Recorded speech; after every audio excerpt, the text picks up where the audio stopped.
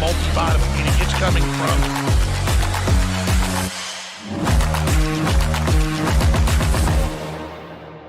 As we're so focused on making Bitcoin the native currency for the internet. So it's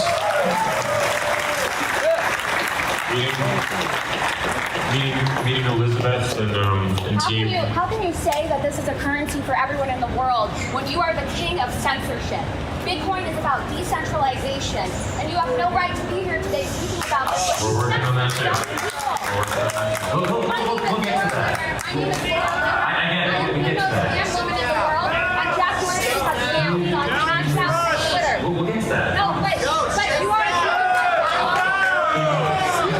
violation. Censorship is a human rights violation. Censorship is a human rights violation, and you are censoring people. You are interfering in elections like my own. Well, why don't we just go right to that? I was going to talk about it later. We hear a lot about censorship, right?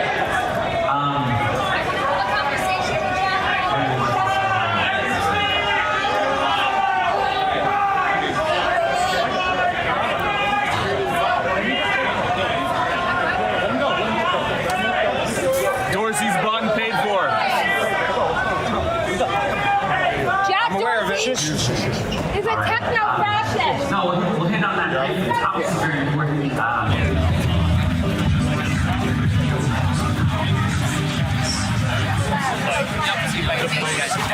I will get him and hear about it. I promise. I'm a reporter with Bitcoin Magazine. Can I ask her some questions? No, he's actually has to exit right now. You can ask her outside the venue. No, come with me. You can ask her outside the venue. Right this way. Thank you. Why do you support fascism? Jack Dorsey is a techno-fascist. How can you come to a cryptocurrency conference about Bitcoin? Bitcoin is about decentralization, freedom. He is the king of censorship. He's on stage with a human rights activist right now. Jack Dorsey is committing millions of human rights violations by interfering in elections and censoring and silencing millions of people. You believe in voter suppression, don't you? He is committing voter suppression. He interfered in my campaign. I was the only deplatformed candidate in the nation. And Jack Dorsey is interfering in my election. And the elections of, the free people of the United States of America and people all around the world by deciding who wins and who loses elections. It's unacceptable. You can't say that you're for decentralization and a currency that promotes freedom and then censor millions of people online.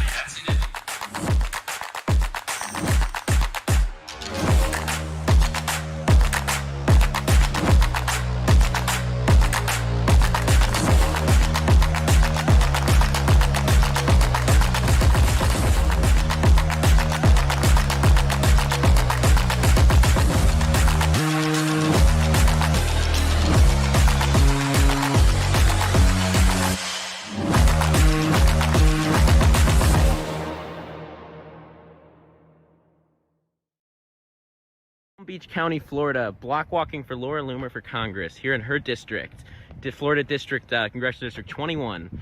And here we are. This is the house I ran into. So there we have the Black Lives Matter, then some Joe Biden signs. Then right up here, we have an Antifa flag flying right up here. Antifa, the group that Joe Biden says is just an idea. We have someone hanging his signs in President Donald J. Trump's district. This is where he and his family lives. They're flying their organization's flag in his district, and Joe Biden stands here and says it's just an idea. It's just an idea. This is why I'm out here supporting Laura Loomer for Congress. We need people who are unafraid to call out left-wing domestic terrorism for what it is, and that is Laura Loomer. A fighter is running for Congress, and her name is Laura Loomer. She spent her career taking on the political establishment as an investigative journalist. Laura Loomer stands independent and will serve Florida, not the political parties or special interests. She won't just stand by your side. Laura Loomer will fight for you and your family. On November 3rd, send a woman to Washington who fights for you, not political parties. I'm Laura Loomer, and I approve this message. 45 million senior citizens rely on Social Security and Medicare.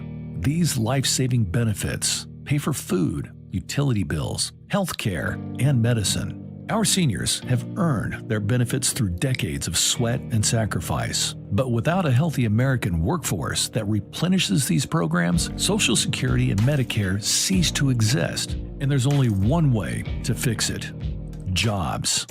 Who do you trust to rebuild America's economy? This is a serious question. If you relied on those benefits, if your life literally depended on it, who would you trust? Nancy Pelosi's Democrat Party is still fighting to keep our businesses closed. Laura Loomer is running for Congress, and she will fight to get Florida's economy back on track. Laura Loomer will work to protect America's seniors and the life-saving benefits they receive. On November 3rd, vote to save our jobs and our seniors. Vote for Laura Loomer for Congress. I'm Laura Loomer, and I approve this message. While American communities were ravaged by riots and looting, our nation needed leadership from Congress. Instead, Democrats introduced a bill that's nothing more than a backdoor move to defund our police. And where did Congresswoman Lois Frankel stand on the bill? She co-sponsored it. Republican congressional candidate Laura Loomer stands with our police and will fight any move to take them off the street. On November 3rd, vote to stand with our police. Vote for Laura Loomer for Congress. Lois Frankel isn't a happy ruler. You see, Lois thinks of herself as the queen of Palm Beach. She votes on the bills, she waves to the people, she kisses the babies, and she eats her cupcakes. But behind the scenes, Lois Frankel clings to power, knowing that for the past 8 years in Congress, she hasn't done squat for Floridians. And now Frankel is furious that a young Jewish woman is making her work to keep her throne of lies. Frankel is so angry about being challenged in Congress that she's working to ban campaign ads, just like this. Frankel is so arrogant in her position of power, she won't even say the name of the feisty woman running against her. But that woman, her name is Laura Loomer. Laura isn't sitting back eating cupcakes. She's storming the gates. Laura Loomer is fighting to give Floridians their voice and vote back after 8 years of being ignored by lazy Lois Frankel. On November 3rd, force Frankel to say her name. Vote for Laura Loomer. I'm Laura Loomer, and I approve this message. Hi, my name is Laura Loomer, and I'm running for Congress as a Republican in Florida's 21st Congressional District, which is home to President and Mrs. Trump. I have a big hill to climb to succeed, and I hope that the Hindu community will help me get to Congress. Hinduism is already the 4th largest religion in America, and in many ways, American Hindus are the model for successful immigration. The Hindu community in America is a tolerant, forward-thinking, law-abiding, and highly educated minority. America has welcomed Hindus with open arms, and you have become exemplary American citizens with incredible track records in education and incredible success in business. But with those increasing numbers and with your newfound wealth come responsibilities. And it's time to make your voices heard politically to ensure that America stays and remains the land of promise and opportunity that you and your families know and love. I have been a strident critic of radical Islamism and the barbarism of this vicious ideology ever since I entered public life. In Congress, I will fight hard against Islamic terrorism, the evil that has committed so many atrocities against Hindus in Kashmir, Bangladesh, Pakistan, and many other parts of India. I will take on the Squad head-on and the Democrat Party, who panders to Islam instead of confronting it head-on. And I will always work to ensure that America's prosperity and freedom are protected for generations to come. I hope that you will help me on that journey. If you would like to donate to my campaign or sign up to volunteer, please visit lauraloomerforcongress.com today. God bless you, and God bless the United States of America.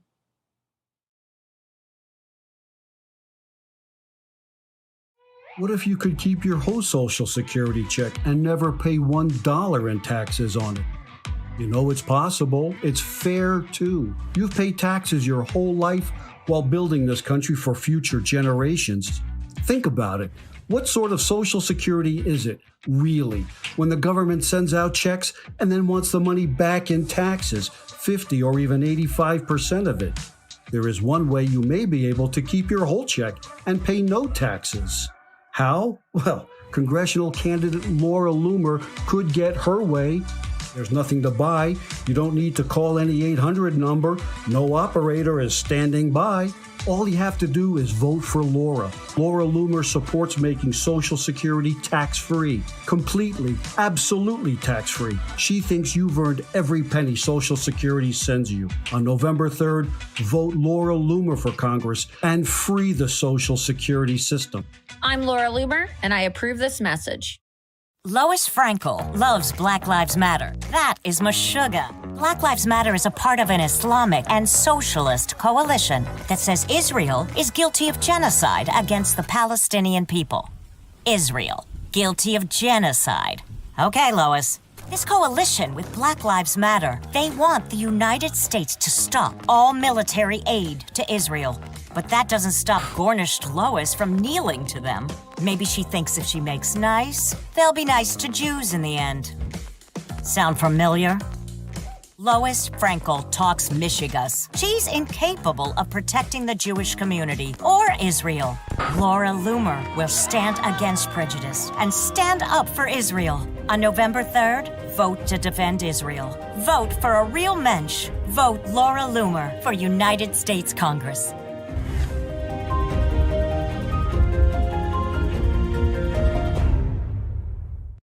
Are you a racist? Do you have ties to the Ku Klux Klan and believe in crazy conspiracy theories? Of course not. But that's what Lois Frankel's Washington friends are saying about congressional candidate Laura Loomer.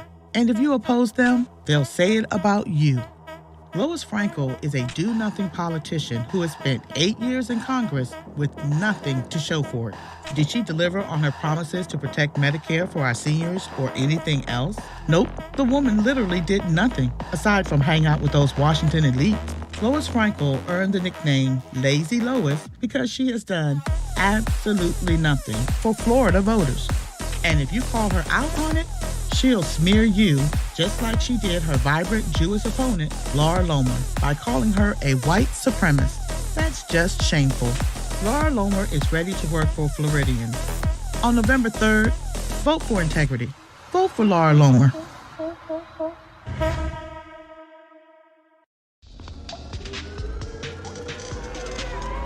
Congressional candidate Laura Loomer is headed to Congress. This terrifies the establishment politicians in Washington, and now they're working hand in hand with the media to slander her with lies. This week, the ranks of Republican congressional nominees who are bigots and conspiracy theorists grew with the victory in Florida of Laura Loomer. Washington politicians fear Laura Loomer for one simple reason. She's a fighter. Laura Loomer doesn't serve political parties or special interests. As a journalist, she exposed corrupt politicians in Washington. And as a congresswoman, she won't stop. And they won't stop attacking her because they know that this young Jewish woman will expose all of them while serving all Floridians. On November 3rd, send a fighter to Congress. Vote for Laura Loomer.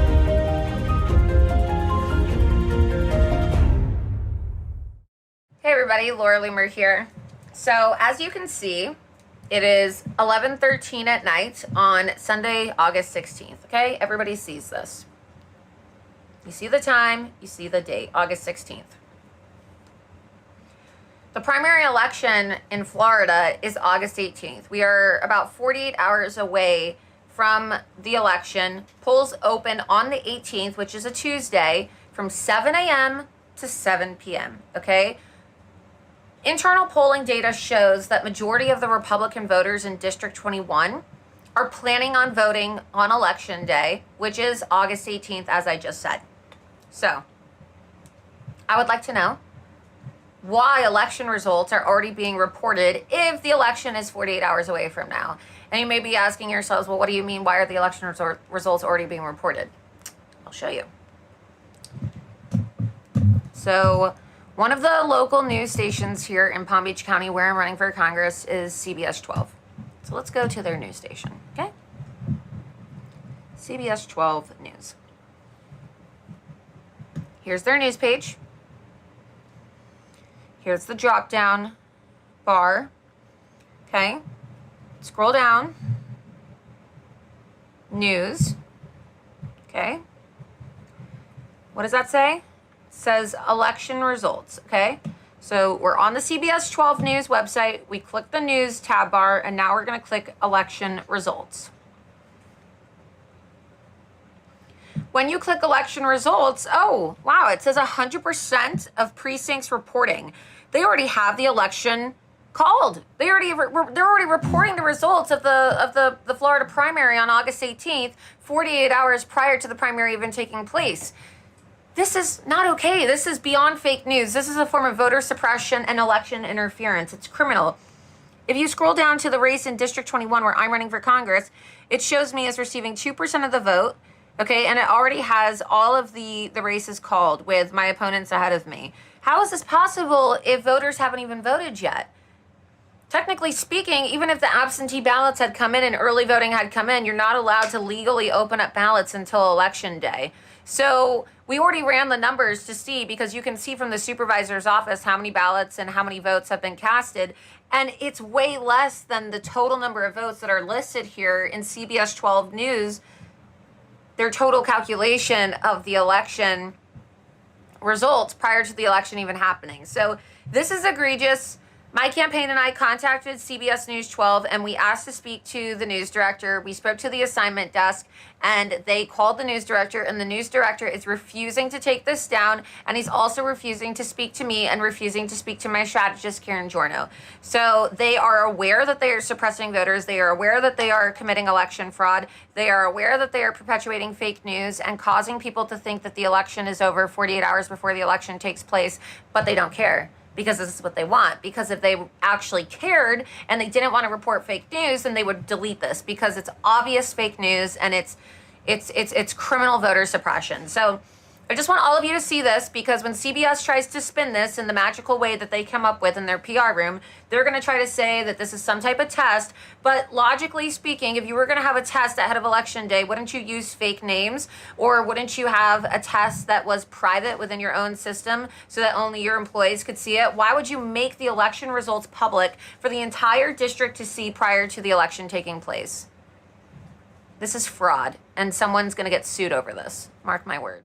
Mientras las comunidades americanas eran asoladas por disturbios y saqueos, nuestra nación necesitaba el liderazgo del Congreso. En su lugar, los demócratas presentaron un proyecto de ley que no es más que un movimiento de puerta trasera para desfinanciar nuestra policía local. ¿Y qué opina la congresista Louis Frankel sobre el proyecto de ley? Ella lo copatrocinó. La candidata republicana al Congreso, Laura Loomer, está de pie con nuestra policía y luchará contra cualquier movimiento para sacarlos de la calle. El 18 de agosto, voten por la ley y el orden. Voten por Laura Loomer en las primarias republicanas. Hey everybody, Laura Loomer here, the Republican frontrunner candidate for Congress in Florida's 21st Congressional District, which is home to President Trump and Mrs. Trump. As many of you know, I am the most banned woman in the world. I am literally banned on every single social media site. Payment processors like PayPal and Venmo and even GoFundMe have banned me. I'm banned on Facebook and Twitter, Instagram, Uber, Lyft, Uber Eats. That's right, I can't even order food. The list goes on and on and on. Even Chase Bank has temporarily shut down my online access to my bank account. And as a candidate for Congress who has raised over $1 million and, like I said, is the front runner, my campaign is still being denied access to Facebook, Twitter, Instagram, and PayPal. We are the only deplatformed campaign in the nation. Up until this point, my campaign has found ways to work around that. But today, a drastic escalation happened, and I'm making this video to document it so that you see that the censorship has moved from the big tech social media companies to the telecommunication companies themselves. We use text campaigns to reach out to people because, like I said, I can't use social media. And today, when I went to go approve my text campaign for today to make sure that there were no typos and that everything was set to go out to my supporters for my fundraising email, this is the message that came through on my phone. So just so that you understand what you're looking at, the message says potential threat direct detected. And this is the link that somebody would receive if they got my text message that said, hey, it's Laura Loomer. Matt Gaetz just endorsed my campaign. Check out what he said here. And then they would click on a landing page that was sent to them in a text message. and it would take them to the page. But the first thing that they see upon getting that is potential threat detected. So if you get something on your phone that says potential threat detected, you're likely not going to want to click on it because you're going to be concerned about what that threat is, right? So you can see. So now I just want to show you all how the telecommunications companies, and this is Xfinity that we're on right now. You click on it, and it's supposed to go, you saw it's supposed to go to my campaign page, and it says, we've blocked access. So Xfinity is now blocking access to my campaign donation pages and my campaign website, and they're calling it dangerous. So again, I'm gonna do this again for you to see right here, okay? You see, I just opened up my text. This is real, this is happening. This is not a hoax, this is not a conspiracy. I'm clicking on the link. Okay? We have blocked access. This site might compromise your device or contain dangerous content. To avoid these risks, close the window and skip this site. So I would love to know, Facebook not only banned me and labeled me a dangerous individual, but now it looks like Xfinity, which is not a social media company, Xfinity Comcast is one of the largest internet providers in the country, okay? And in Palm Beach County, it's one of the only choices that you have. In Palm Beach County, where I'm running for Congress, one of the only choices you have as a cable and internet provider is Xfinity Comcast. And now Xfinity Comcast is blocking my campaign links, my donation pages, and my website to my constituency. So this is an insane escalation. Now conservatives are not only being targeted by the big tech social media companies, but also by the telecommunication firms, which proves that we need serious antitrust legislation in this country right now. This is extreme election interference.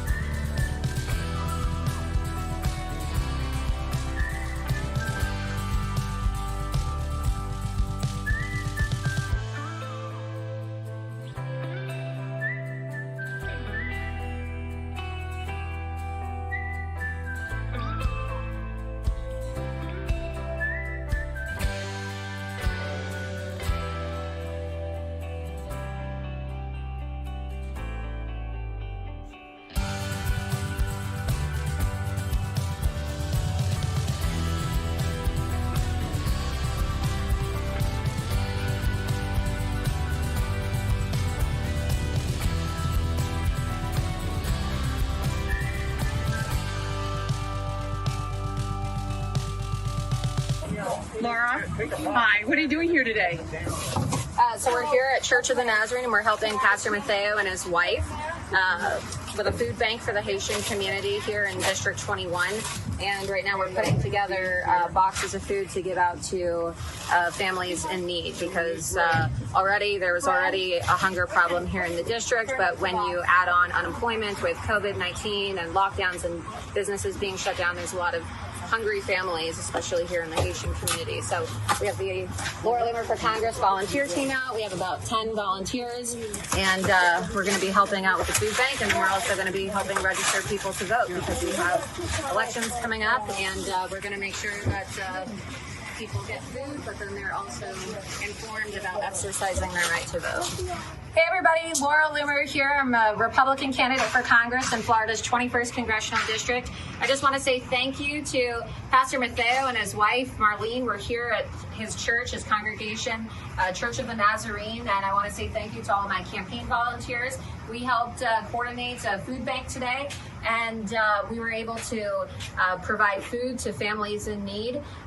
People are having a hard time right now, especially with the COVID-19 pandemic. A lot of people are losing their jobs. A lot of people are going unemployed, and that's added on to people who may have already been hungry prior to the pandemic. And so we're working every day to improve the community here in District 21, and that's what I plan to do when I get elected. And I just wanted to allow the pastor and his wife to talk about how you can also get involved in the community. Thank you, Laura. So we want the community to know that Laura is committed to work with Heka Food Pantry to continue to feed the community. Usually we feed about 7,000 people a month, but we don't have a location where we can store the food, and Laura is committed to help us cut all these trees, and we put a building here. You see all these trees over there, that we're going to cut them and put a building here so where we can store the food and serve the community and feed the community. And thank you guys for coming,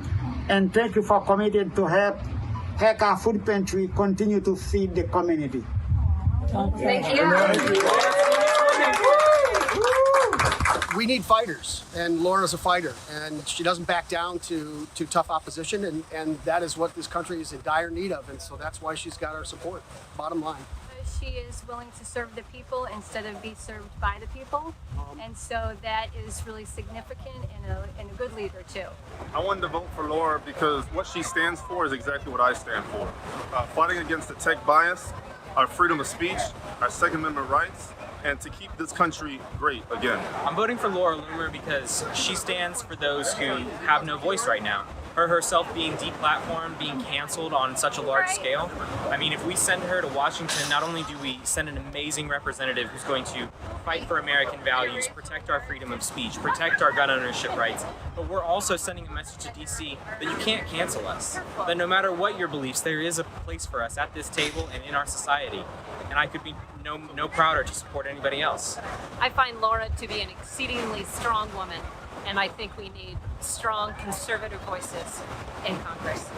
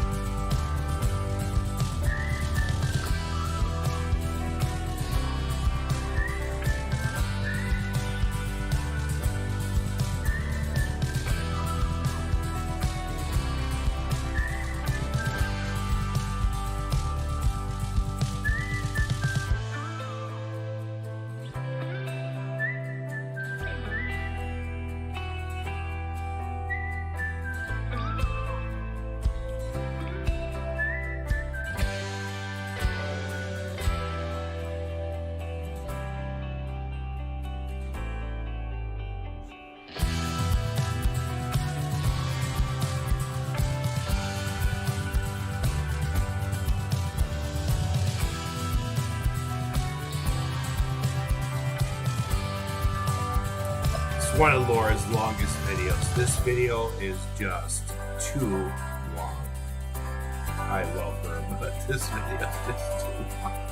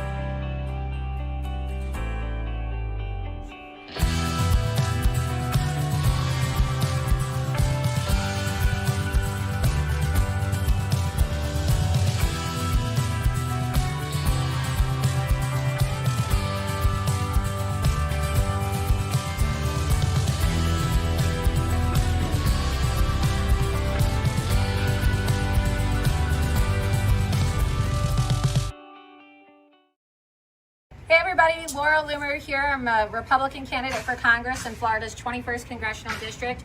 I just want to say thank you to Pastor Mateo and his wife, Marlene. We're here at his church, his congregation, Church of the Nazarene, and I want to say thank you to all my campaign volunteers.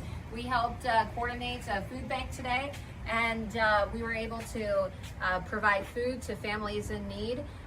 People are having a hard time right now, especially with the COVID-19 pandemic. A lot of people are losing their jobs. A lot of people are going unemployed, and that's added on to people who may have already been hungry prior to the pandemic. And so we're working every day to improve the community here in District 21, and it's what I plan to do when I get elected. And I just wanted to allow the pastor and his wife to talk about how you can also get involved in the community.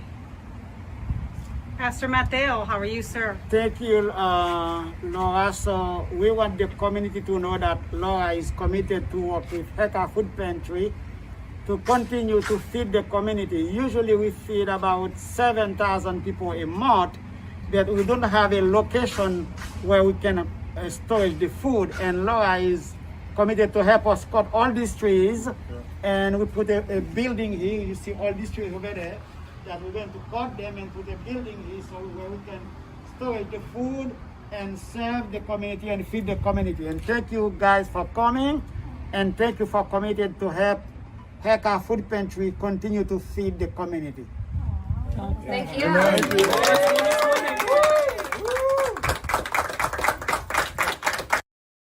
What is the voter virus?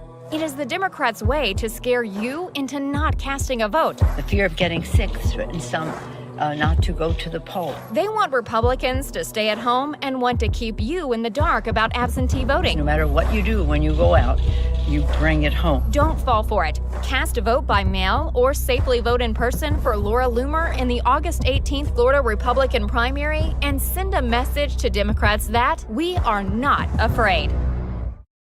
The radical left attacks President Trump and his supporters as Nazis and racists, and they are doing the same to smear Laura Loomer. But here's the truth they don't want you to hear. The black community needs to vote for Laura Loomer because the Democrat Party hasn't done anything. And I am going to try everything in my power as a practicing Muslim to support Laura. On August 18th, send a fighter to Congress. Vote for Laura Loomer in the Florida Republican primary. She's banned on Facebook, Twitter, Instagram, PayPal, Uber, and more. The left has labeled her a conspiracy theorist, an anti-Muslim bigot, and worse. Why do they work so hard to slander her with lies? Why is the radical left so afraid of Laura Loomer? All of them were designated dangerous individuals and banned from Facebook and from its subsidiary Instagram. Conservative journalist by the name of Laura Loomer. She's way braver than me. She has bigger balls than most of the men I know. The left fears Laura Loomer for one simple reason. She's a fighter. Go read the book. Hey, Mr. Kobe, you are a liar, Jack Dorsey. Elon, why did you marry your brother? This isn't just about me. Laura Loomer is running for Congress in Florida's 21st Congressional District, home to President and Mrs. Trump. On August 18th, send a fighter to Congress. Vote for Laura Loomer in the Republican primary.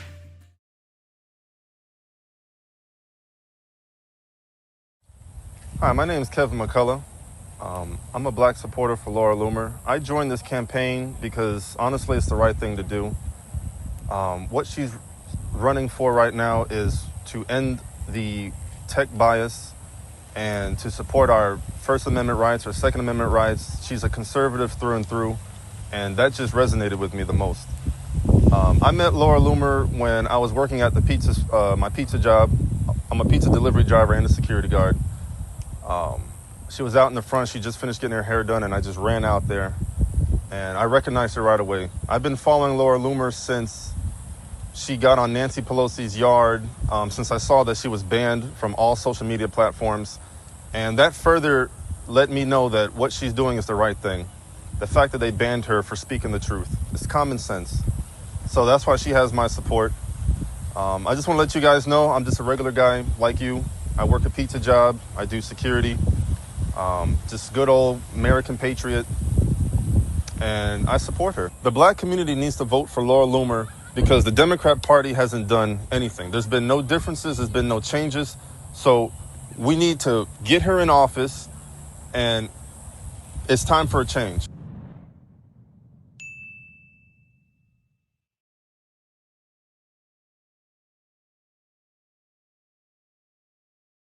Was looking to start off a campaign. We had a meeting, one-on-one. No questions were off limits. And I met her, I spoke to her, I listened to what she had to say, and I'm very sensitive to like vibes that you get from people. And all throughout the internet, especially Twitter, because I followed her from on Twitter for a long time, I used to get this idea of people hating her because she was an Islamophobe and she was this and she was that. When I spoke to her, every answer that she gave me, because I am a practicing Muslim, okay? Every answer she gave me was an answer that I said, absolutely, you're totally right. What the heck is the question? Why are they questioning anything that you're trying to do? If they are closing and slamming doors in your face, it means they have something to hide. Yes. Anybody that has nothing to hide should be an open book. You should welcome them in. Yes. So if she is being thrown out of any place or anything, they have something to hide. That's right. I want to find out what Twitter has to hide. There you go. There you go. That's right. That's the right question. That's the right question. I want to find out what they had to hide and what they were talking about behind closed doors. In Toronto, was it? That you got closed out? And what they were trying to hide at this mosque that you went to that they wouldn't allow her in? Come on. If you have a question, we have an answer. And if you don't have an answer, you're hiding something. And that's one of the main reasons I'm supporting Laura, is she pushes the envelope, and I'm an envelope pusher too. And she's got the courage that I absolutely love, because my daughter and I are exactly the same. There's nothing that will keep us down. And I am going to try everything in my power as a practicing Muslim to support Laura. Wow.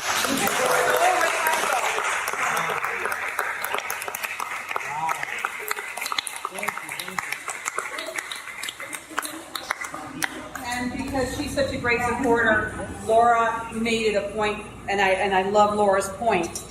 You know what? She supports us. She's a small business owner. We're going to support her supporters. Bravo, Laura.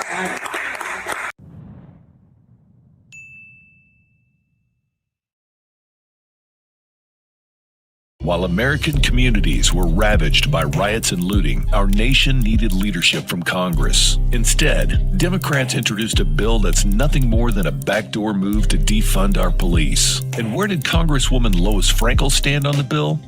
She co-sponsored it. Republican congressional candidate Laura Loomer stands with our police and will fight any move to take them off the street. On August 18th, vote for law and order. Vote for Laura Loomer in the Republican primary.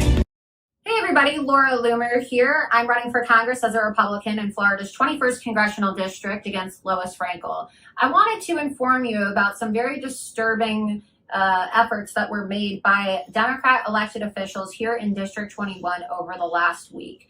As you know, and as you've seen on the news, violent riots have erupted around the nation, even making their way to West Palm Beach over the last week and a half in response to the death of George Floyd. In response to these violent riots here in District 21, Democrat Mayor of West Palm Beach, Keith James, passed a state of emergency. And under his state of emergency, and you may not have heard about this because the media didn't really do such a great job of informing you about this, but he banned the sale of firearms, he banned the sale of ammunition, and he made it a crime for people to carry firearms into a public place, which is a total violation of your Second Amendment right and a total violation of the rights of concealed carry permit holders. Like I said, the media did not do a good job of reporting on this matter. They turned a blind eye to it. They turned a blind eye to this blatant violation of your constitutional rights. And people like Lois Frankel your congresswoman also turned a blind eye. And instead of sticking up for law-abiding citizens in the district and law-abiding gun owners, she took to Twitter instead to thank the violent rioters who destroyed property and shut down traffic on I-95, posting a thank you to the protesters, even after many of them set fire to a Best Buy in Palm Beach County, blocked traffic, and vandalized businesses on Clematis Street. This is the type of representation that you are receiving from these Democrat officials here in District 21. These are the same people who are rallying around progressive leftists who are calling to defund the police. What do you think is going to happen if you defund the police? Who's going to protect you if you have Democrat officials not only defunding your police, but also disarming you and banning the sale of guns, violating your Second Amendment right to protect yourself, your property, and your family during a time of crisis? No one's going to be there to protect you. Lois Frankel isn't going to be there to protect you. And so if you're as outraged over this as I am, well, I encourage you to support my congressional campaign, because as your congresswoman, I will never infringe upon your Second Amendment right, and you will never see me taking to the internet to praise violent Antifa terrorists and Black Lives Matter rioters. And if you're interested in supporting my congressional campaign, you can go to LauraLoomerForCongress.com and you can sign up to volunteer or donate.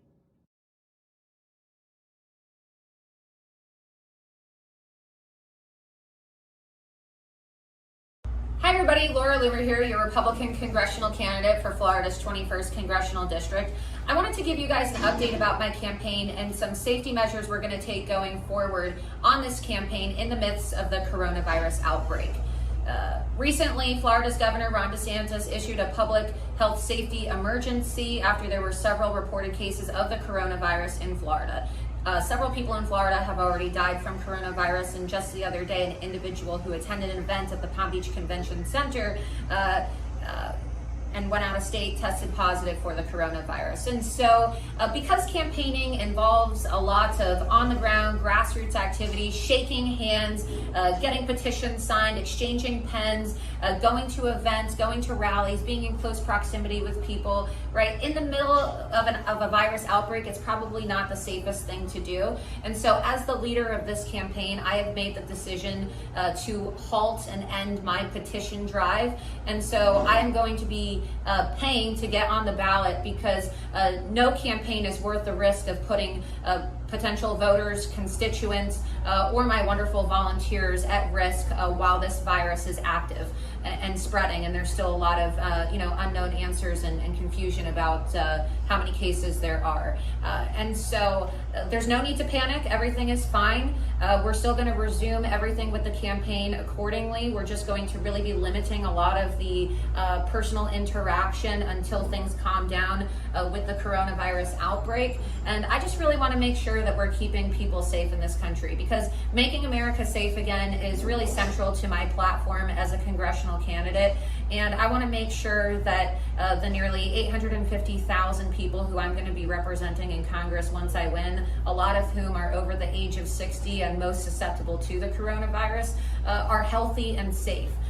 And so we'll be sending out a lot of emails, and we're going to be transitioning to making a lot of phone calls and doing a lot of our day-to-day campaigning online instead. And so I would just really encourage all of you to stay calm, wash your hands, make sure that you're doing things that would, limit the spreading of germs. And I'm sure that this is going to pass very soon. And we all need to be happy and healthy and safe if we're going to have a wonderful election victory in the primary on August 18th. And also in the general election in November. And so I'm really looking forward to seeing and talking to you and answering all of your questions. If you have any concerns, and if you want more information or you want to get in touch, just go to LauraLoomerForCongress.com. And don't forget to vote for me on the August 18th Republican primary. Thanks.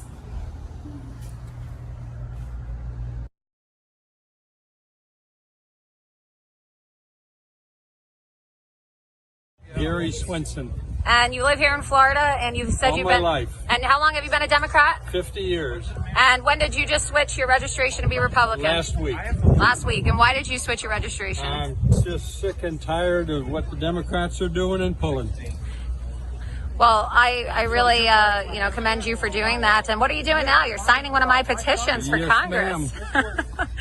Well, this is very exciting. It's very exciting to have people walking away from the Democrat Party. It's good to have good people running for offices. We need more of you. Thank you. Thank you so much.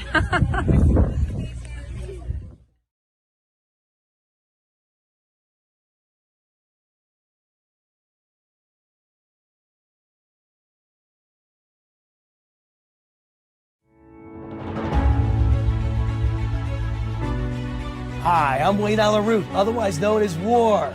I host the Wayne Alaroot Show every night at 8 p.m. Eastern, 5 p.m. Pacific on Newsmax TV. They call me the conservative warrior. I'm a blue-collar SOB, son of a butcher, who fought his way out of the rough, crime-ridden streets of New York. And as a successful businessman, I started with nothing. So I also had to fight my way to success. I know a fighter when I see one. And Laura Loomer is the fighter we need in Congress. She is the cure for the squad. And I personally can't wait for the day that Laura is sworn in so we can watch the leftists and socialists and globalists literally scramble for a place to hide as Laura Loomer walks through the hallways of Congress. Think about this. Dream with me. Just imagine the moment Nancy Pelosi, Maxine Waters, Alexandria Ocasio-Cortez, and especially Ilhan Omar and Rashida Tlaib see Laura Loomer walk towards them and realize they have to fight her every day for the next session of Congress. We have to make that dream come true. That won't happen without your support. Donate right now, right below. Give as much as you can up to the legal limit, and let's get Laura Loomer to Washington, D.C.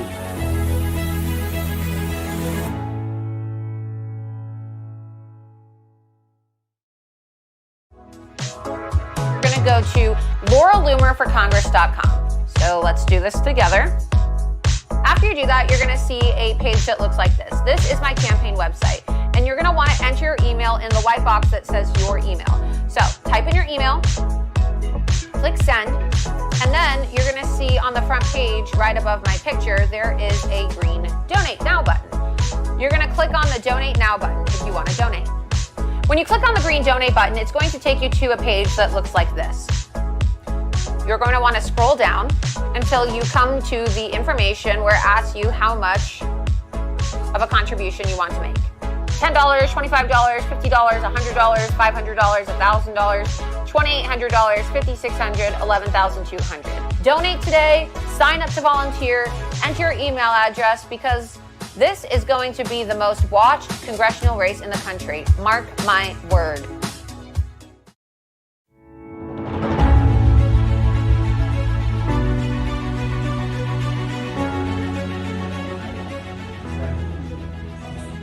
We must go to Congress to make America greater than it is.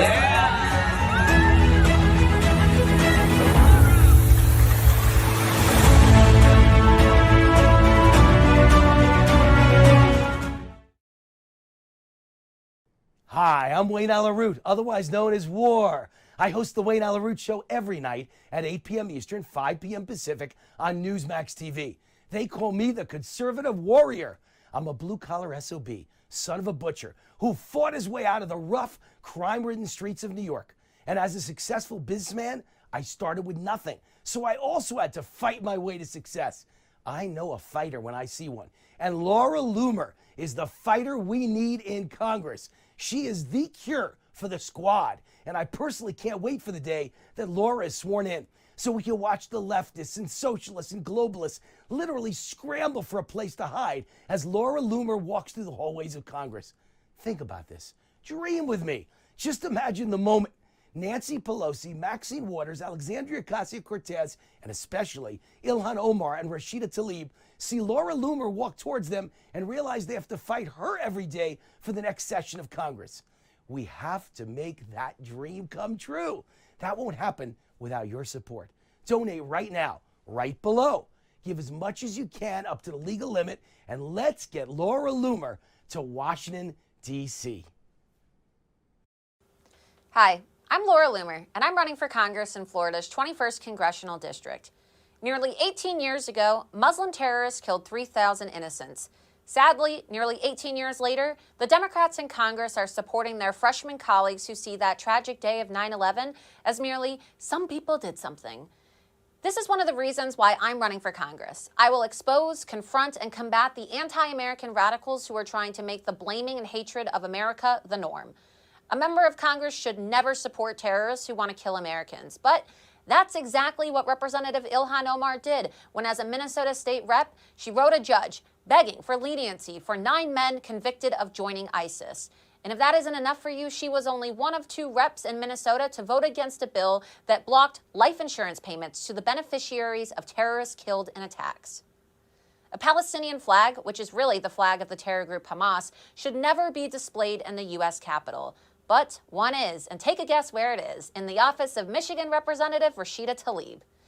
Those things are unacceptable coming from members of the United States Congress. Yet it happens daily, and congressional Democrats remain silent. It's time to make America safe and Congress sane again.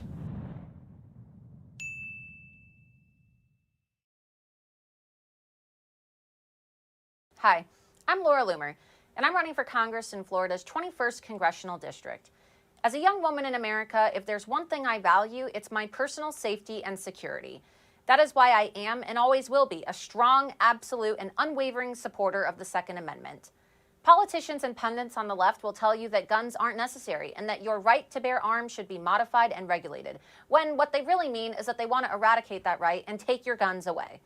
I will vigorously defend the American people's right to defend themselves and their property. You have a God-given right to own and carry a firearm, and if necessary, to use that firearm to protect your life. When in Congress, I will never give an inch of ground to the far-left gun grabbers.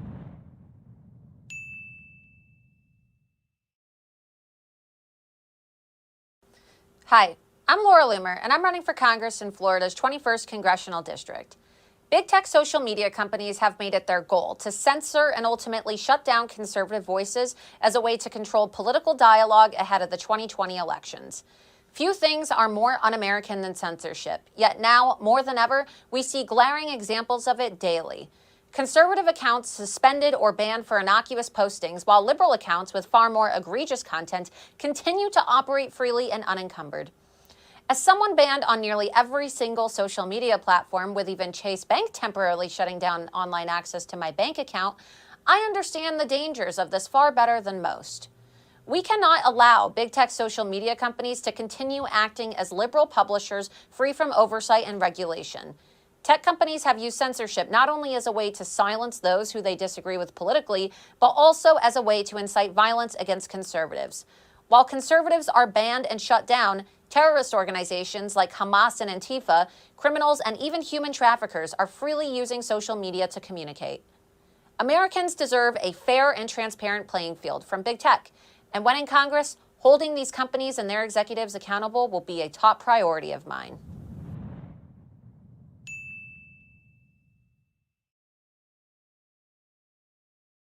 Hi, I'm Laura Loomer, and I'm running for Congress in Florida's 21st Congressional District. Wouldn't it be horrible if we lived in a nation where journalists were silenced just because they confronted the political and media elite? You might think that could never happen in America, but it did. And to me.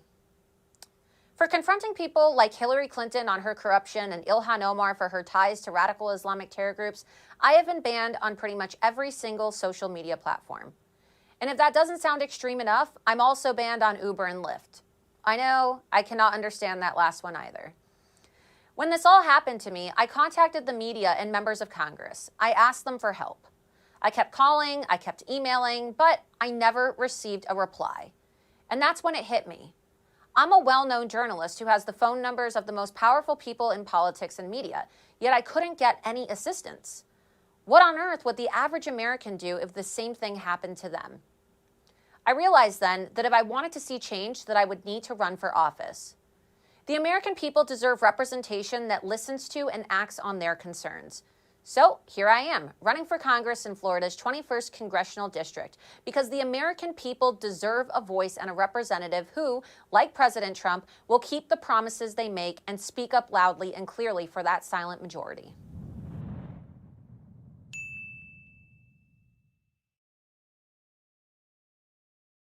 Hi, I'm Laura Loomer, and I'm running for Congress in Florida's 21st Congressional District. I was born in Tucson, Arizona, but I have always considered South Florida my home. That's why I chose to attend college in Miami, where I studied broadcast journalism and political science and graduated at the top of my class. From there, I joined Project Veritas as an investigative journalist working undercover in the Hillary Clinton campaign, where I exposed voter fraud and corruption nationwide. When I left Project Veritas, I created my own media company as an independent journalist, and I traveled the world, confronting politicians, holding elected officials accountable, exposing corruption, and breaking news. My viral videos and in-your-face style of journalism quickly brought me international notoriety, and I generated an online following of millions of people on multiple social media platforms. In fact, my style became its own verb. Politicians and public figures confronted by journalists are now said to be loomered. My journalism success and notoriety came without the backing of mainstream media and/or the political elite.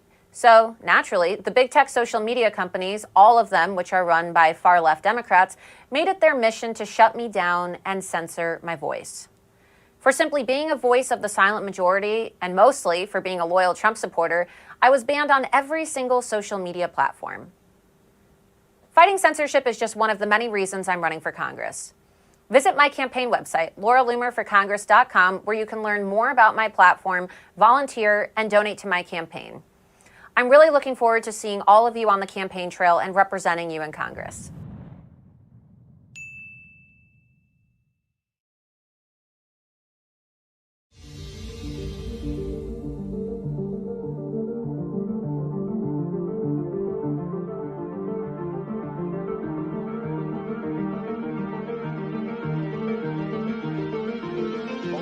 Shakespeare in the Park continued their production of Julius Caesar, which depicts the killing of a Trump look-alike every single night. Now, the show did close last night as planned, but my next guest felt she had to do something about the depiction of violence against our president. So during Friday evening's performance, Laura Loomer stormed the stage, interrupting the performance, denouncing the depiction of violence against the right. And following the interruption, Loomer was in fact arrested by the NYPD. She joins us now. Why was this then so important to you?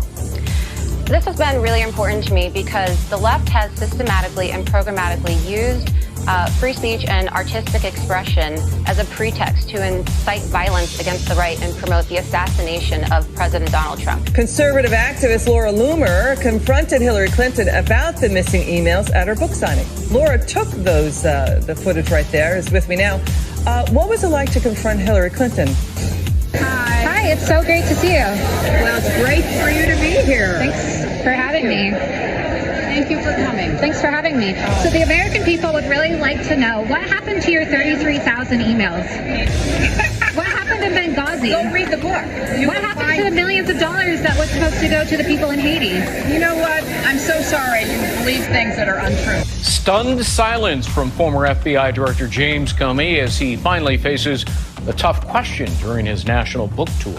Hey, Mr. Comey. Hey, how is it ethical to brief the President of the United States on an unverifiable and salacious dossier? And how is it ethical leadership to not tell him that his political opposition, Hillary Clinton, paid for that?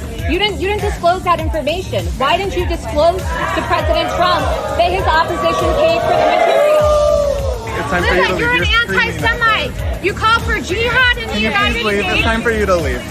Saying there's nothing creepier than Zionists. When you criticize Zionists, you're criticizing Jews, Linda. Actress and Me Too darling Alyssa Milano was confronted by freelance journalist Laura Loomer about her support for controversial Women's March leader and Palestinian activist Linda Sarsour. I want to ask you right now to disavow Linda Sarsour because she is a supporter of Sharia law. I would like to ask my question. My question is, will you please disavow her because she is advocating for Sharia law with her. There is a young female journalist, conservative journalist by the name of Laura Loomer. She caught up with Maxine Waters and had a little chat with her. Where are conservatives allowed to go? Are there separate? Do we sit at the back of the bus? Supposed to sit at the back of the bus? Are we supposed to sit at the back of the bus? This is an assault allegation. You cannot be the Attorney General of Minnesota if you abuse women, Mr. Ellison. Independent investigative journalists Laura Loomer and Mike Turber walked right into the hotel service elevator unchallenged. Mandalay Bay and MGM Resorts haven't taken any efforts to really improve their security measures, despite the fact that the worst mass shooting in U.S. history took place on one of their properties. You want to run for president in 2020? You think that Brett Kavanaugh is a date rapist? No, he's not my president. When are you going to, for the safety of your own son, divorce Anthony Weiner, who is a pedophile? Does anybody here think that it is right for Sheriff Israel to have signed off on Nicholas Cruz to have been able to register to vote, despite the fact that he murdered 17 people? There are numerous pictures of you featured with Debbie Wasserman Schultz, Hillary Clinton. This interview is done. David Hogg, were you having fun, making money off of dead victims, Stephen? I see you're campaigning with Stacey Abrams. My name's Laura Loomer. I'm a Jewish voter, and I would just wanted your comments on yesterday's attack at the synagogue. So you keep dodging my question, but I really want to know. Will you Excuse me, real quick. We ain't doing that right now. We ain't doing that right now. I actually like Are you like her?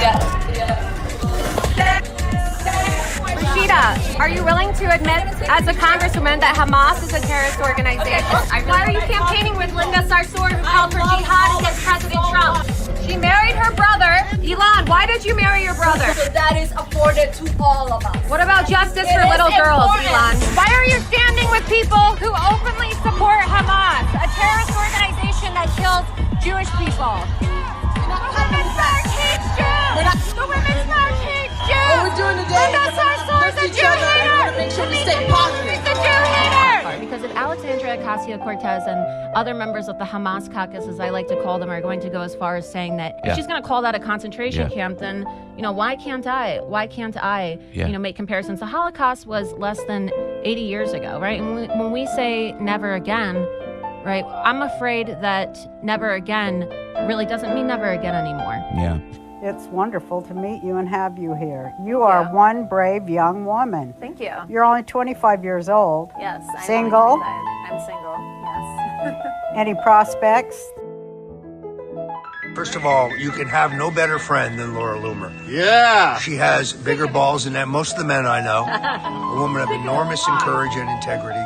And I appreciate those who are helping me in this fight. I want to thank you and Stop the Violence Act. Such an outspoken critic against social media violence. I started last summer when I got 0 followers with something like 25 million impressions, and I started calling them out on it. The second I called them out, that stopped for me. The problem is it's not stopping for little accounts that don't have my soapbox.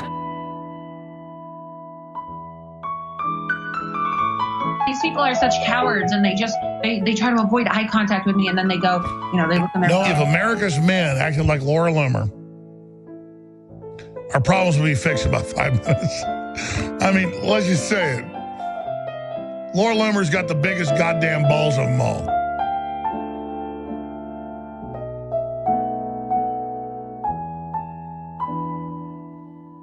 Please help us, Mr. President, before it is too late, because Jack Dorsey is trying to influence the election, to sway the election so that the Democrats can steal the election. That is why he is censoring and shadow banning conservatives. You are a liar, Jack Dorsey. You are a liar, Jack Dorsey. You unverified me on November 15th, 2017. I am here to say, this isn't just about me. This isn't just about me. Jack Dorsey banned me, and yes, a lot of people know who I am because I had 265,000 followers, but this isn't just about me. This is about the millions of people around the world, millions of conservatives who are being censored by social media companies every single day. That girl got kicked off Twitter. She kicked off Twitter. Chained herself to Twitter. She chained herself to Twitter, yes. Far-right activist Laura Loomer handcuffed herself in Twitter's New York City building. Police removed her.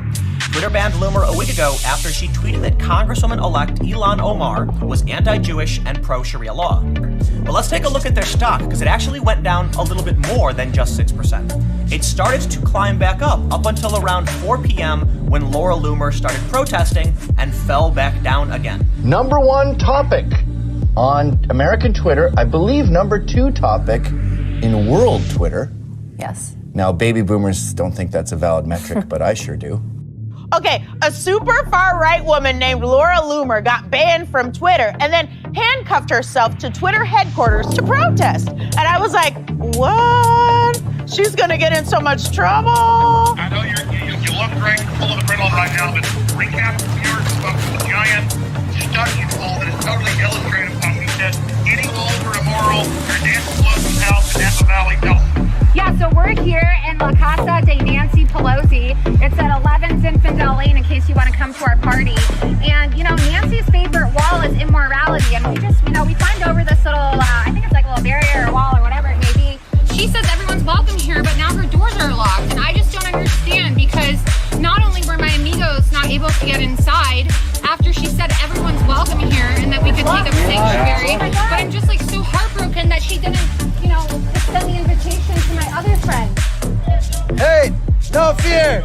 Criminals are welcome here. Oh, careful, careful. You're under arrest for trespassing. Okay. You guys, Gavin Newsom is arresting me. Jack Dorsey committed perjury when he testified to Congress of Biden. Joseph Watson, Laura Loomer, all of them were designated dangerous individuals and banned from Facebook and from its subsidiary Instagram. When you have executives at social media companies labeling conservative individuals as dangerous. I felt that it was really important to project the names of individuals who have been silenced and censored by Jack Dorsey onto his door. Drove to Facebook headquarters and we're heading over to Facebook to talk to them about why they decided to ban me.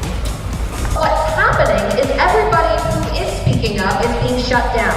They're being censored. They're being threatened. They're being silenced, right? There's a girl in America named Laura Loomer and she got banned from Twitter for saying, which is kind of ironic because now everyone is saying it, that Ilhan Omar works with CARE, a terrorist organization. I know now everyone's saying it, and she called Ilhan Omar anti-Semitic and said that Ilhan Omar married her brother, and this is all national. It's all national news. The group that you're working for, CARE, is a terrorist organization. Thank you for stopping by. Okay, well, Don't this is a terrorist organization. Ilhan Omar, don't get me done. Ilhan Omar he is a vile Jew here, and these people are supporting Islamic terrorism in America.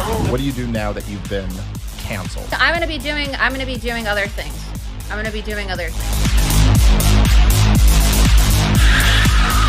And I know that a lot of people, you know, dislike me on the left and the right, and a lot of people don't agree with my tactics and they think I go too far, but it's absolutely necessary because what has happened to me, right? I'm banned on Uber, Lyft, Uber Eats, Twitter, PayPal, GoFundMe, Venmo, Medium, PayPal. The list goes on and on.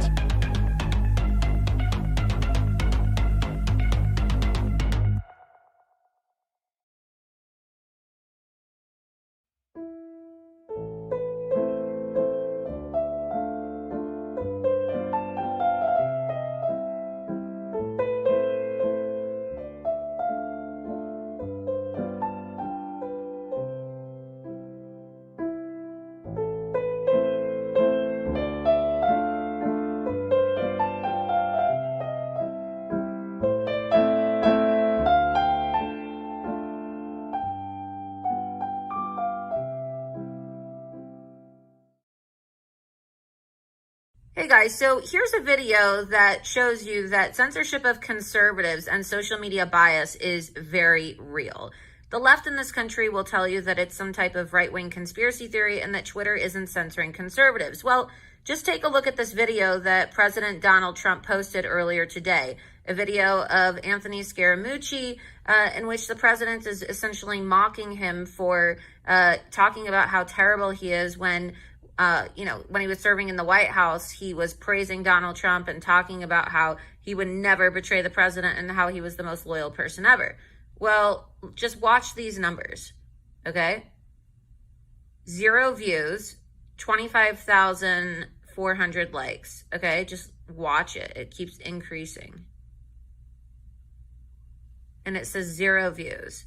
So you mean to tell me that a video from the President of the United States keeps getting retweets and comments and likes, and they have 0 views? Really? I mean, look, this isn't Photoshop. This is a real-time video. 9,720. 9,729 comments. The likes and the comments and the retweets keep going up, but the views say 0 views, you guys. 0 views. But, you know, Jack Dorsey, when he testified in front of Congress, said there's no such thing as censorship of conservatives and that they don't censor anybody. But you can see in real time they're censoring President Trump, the President of the United States of America. Look at that. The numbers keep increasing, you guys. They keep increasing, but 0 views. I think you get the point. All right? I think you get the point. Well, I hope something's done about this because we're going into a 2020 presidential election year, and the Democrats are clearly colluding with big tech companies to silence conservatives, including the president.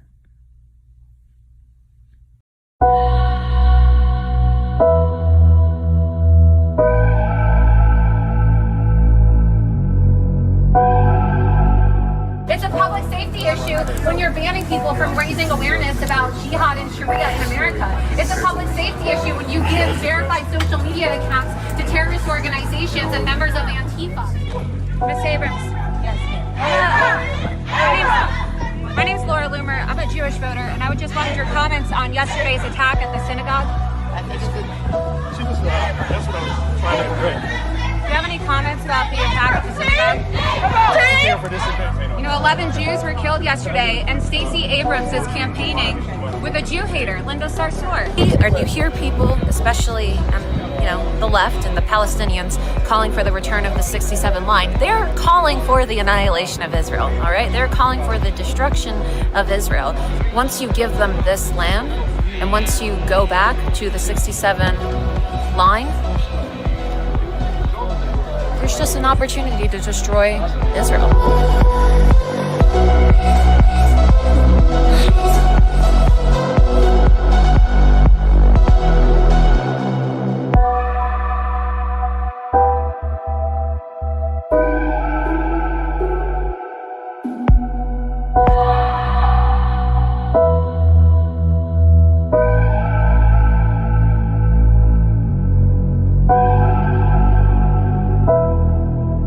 You know, what I want people to take from this video, more than anything, especially the Jewish people living in America, most of whom vote for the Democrats, is that another war is coming, right? It didn't just end with the Holocaust. It didn't just end with the killing and the murder of 6 million Jews. What we are witnessing around the world in places like Europe and now the United States is something that the people of Israel are well accustomed to and are preparing for and live every single day. Right.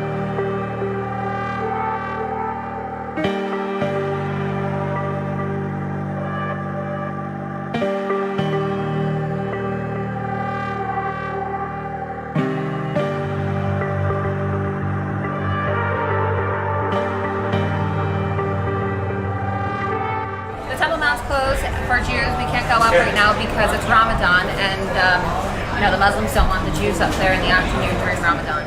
I find it to be extremely disturbing that, you know, most Jews in America vote for the Democrat Party. They stand with a party that aligns themselves with Islam. Exactly. And so when Jews align themselves with the Democrats, they align themselves with people who seek, you know, their downfall. And so if you could, you know, give a message to the American Jews, you are a United States citizen, what would that be? My message to American Jewry is simple. Be proud Jews. Hey guys, Laura Loomer here. I am currently in southern Israel on the Gaza border. And here in Israel, they take their border security very seriously. It's a lesson that we as Americans living in the United States should really take and learn from the Israelis. He is not trying to implement. I don't care what the Quran says. You should. There were studies, a few studies showed that majority of Muslims in this country would rather live under Sharia law than the United States Constitution. That's their choice. No, it's not, because if you're living in America, I uphold the United States Constitution, not Sharia law. So as you know, CARE is a designated Islamic terrorist organization. Ilhan Omar spews vile Jew hatred. We have a lot of protesters across the street with some Holocaust imagery, never again, American flags, Israeli flags. A lot of people are angry that a terrorist convention is taking place here in their community. So we're going to go talk to some of these protesters. Listen,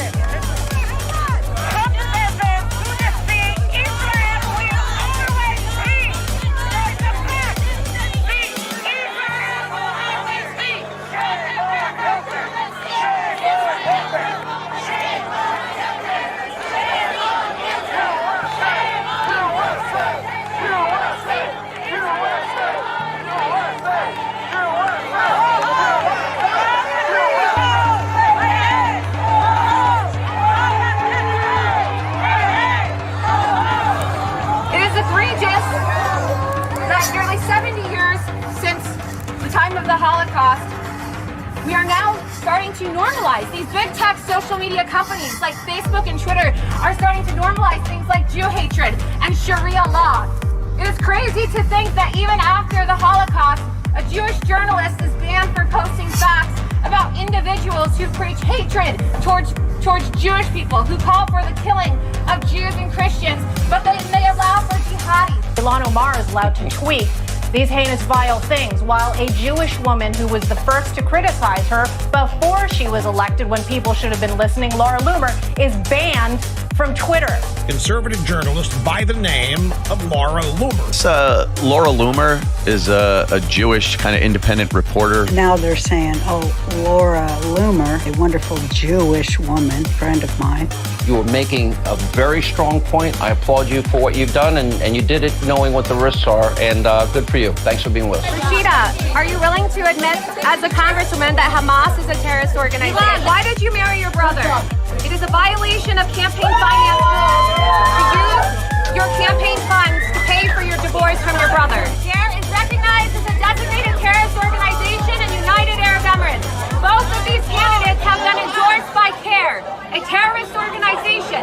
The federal government found during the Holy Land Foundation trial that CARE had ties to terrorism. They were funding Hamas, which Rashida, candidate for Congress, supports.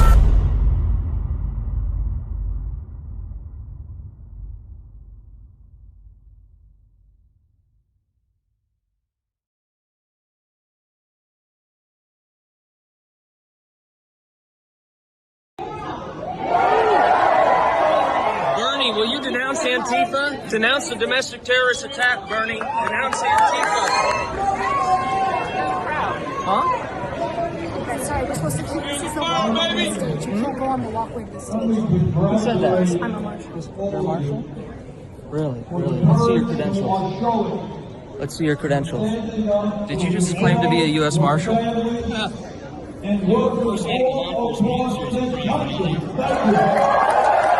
Bernie, why won't you denounce Antifa, the firebombing attack? Bernie, why won't you denounce Antifa? Bernie, can you denounce the domestic terrorist organization known as Antifa? Bernie, don't touch me. Don't touch me. You get off me right now. You get off me right now. You just grabbed me. You're assaulting a gay man. Stop it. You're assaulting a gay man. Stop it. Stop it. Why won't you condemn Antifa? Why won't you condemn Antifa? Why won't you condemn Antifa? Domestic It's a free country and anybody can be a moron. Anybody can be a moron? So what do you call Antifa? Firebombing a government facility. Firebombing a government facility, Bernie. Why do you support that, Senator? That's not the call right here. Condemn domestic terrorism, Bernie. Condemn domestic terrorism. Did you enjoy this video? Want to see more videos like this? Subscribe today at lauraloomer.us. Support independent journalism at loomer.rev.co. Thanks. Hey guys, Laura Loomer here. So yesterday, Yair Netanyahu, who is the son of Bibi Netanyahu, the Prime Minister of Israel, took to Twitter to show his support of me and my lawsuits against the big tech social media companies and the Council on American Islamic Relations, which is essentially Hamas. As you know, I am the most banned woman in the world. I've been banned on every single social media platform and accused of being a dangerous individual and some type of digital domestic Jewish terrorist because I exposed Ilhan Omar. I was permanently banned on Twitter for saying that Ilhan Omar was anti-Jewish. So of course, Yair Netanyahu, who's a friend of mine, is going to take to social media to show his support of me. Well, this didn't sit too well with individuals who claim to be advocates for Israel and the Jewish people, one of which includes a guy by the name of Harry Reese, who says that he was the former special assistant to the CEO of the ADL, Jonathan Greenblatt, another self-hating Jew who worked for Barack Hussein Obama. You might recall that Obama took pictures with Louis Farrakhan and actually had meetings with him, which he tried to hide throughout the duration of his presidency. And we're talking about Louis Farrakhan, a guy who has called Jewish people termites and said that Hitler was a very good man. Yes, this is the guy who Harry Reese wanted to work for, right? Jonathan Greenblatt, who worked for Obama, hasn't condemned Obama, but now he's accusing me of being some type of neo-Nazi and accusing Yair Netanyahu of being some type of alt-right Nazi.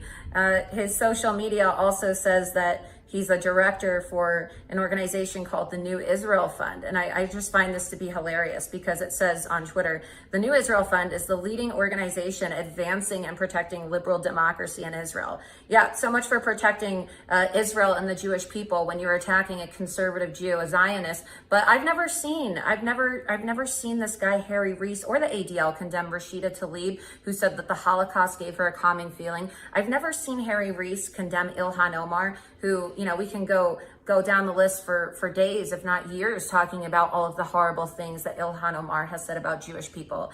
No, Harry Reese would rather attack me and the Prime Minister of Israel's son.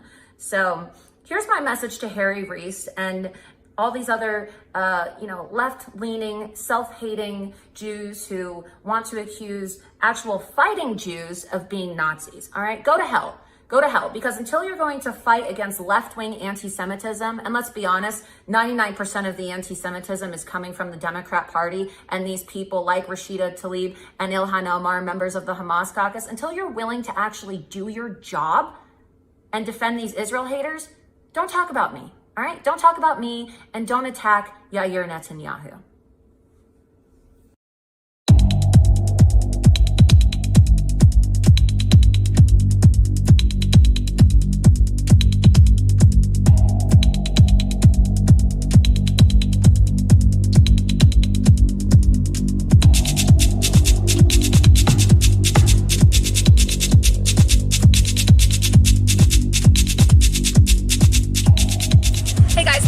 I am currently in southern Israel on the Gaza border. And here in Israel, they take their border security very seriously. It's a lesson that we as Americans living in the United States should really take and learn from the Israelis. Behind me, you can see is the border wall bordering Israel and Gaza, of course, right? So this is southern Israel. We're on the Gaza border, and the construction of this border wall itself has significantly reduced terrorist infiltration, terrorist attacks, as well as illegal immigration, or like I said, infiltration into Israel. And similarly, President Donald Trump has been working hard to build a border wall to secure our border in the United States to protect United States citizens from illegal immigrants, as well as a terrorist threat, some of which the mainstream media doesn't really like to talk about. The fact that many Islamic terrorist organizations, including members of Hamas and Hezbollah, are working with members of the Mexican cartels to build tunnels and infiltrate the U.S. border.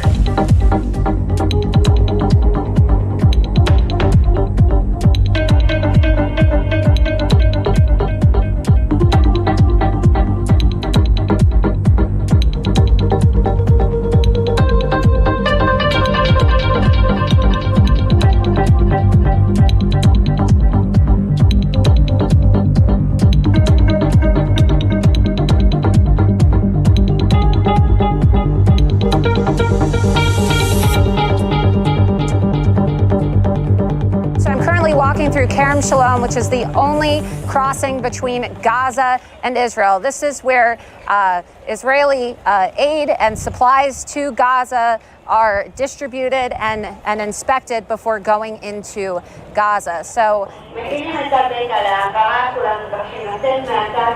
not many people, really nobody is allowed to, from my understanding, right? Nobody is allowed to. We are very fortunate to be here today, to some personal connections and knowing that the group is very important to Israel.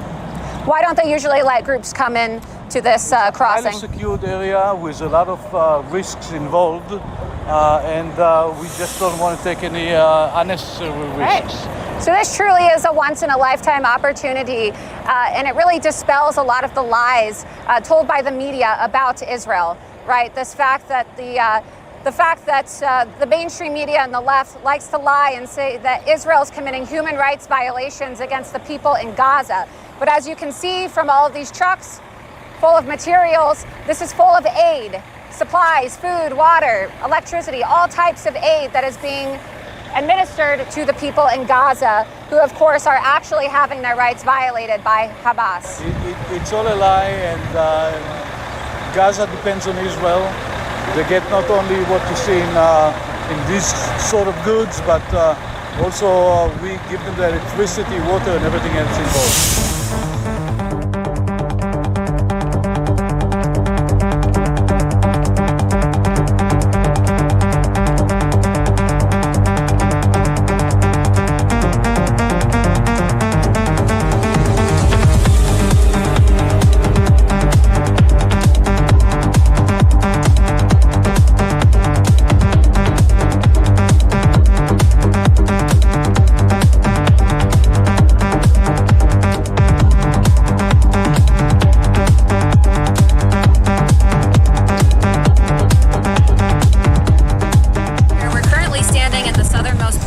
Israel, the border between Israel and Egypt.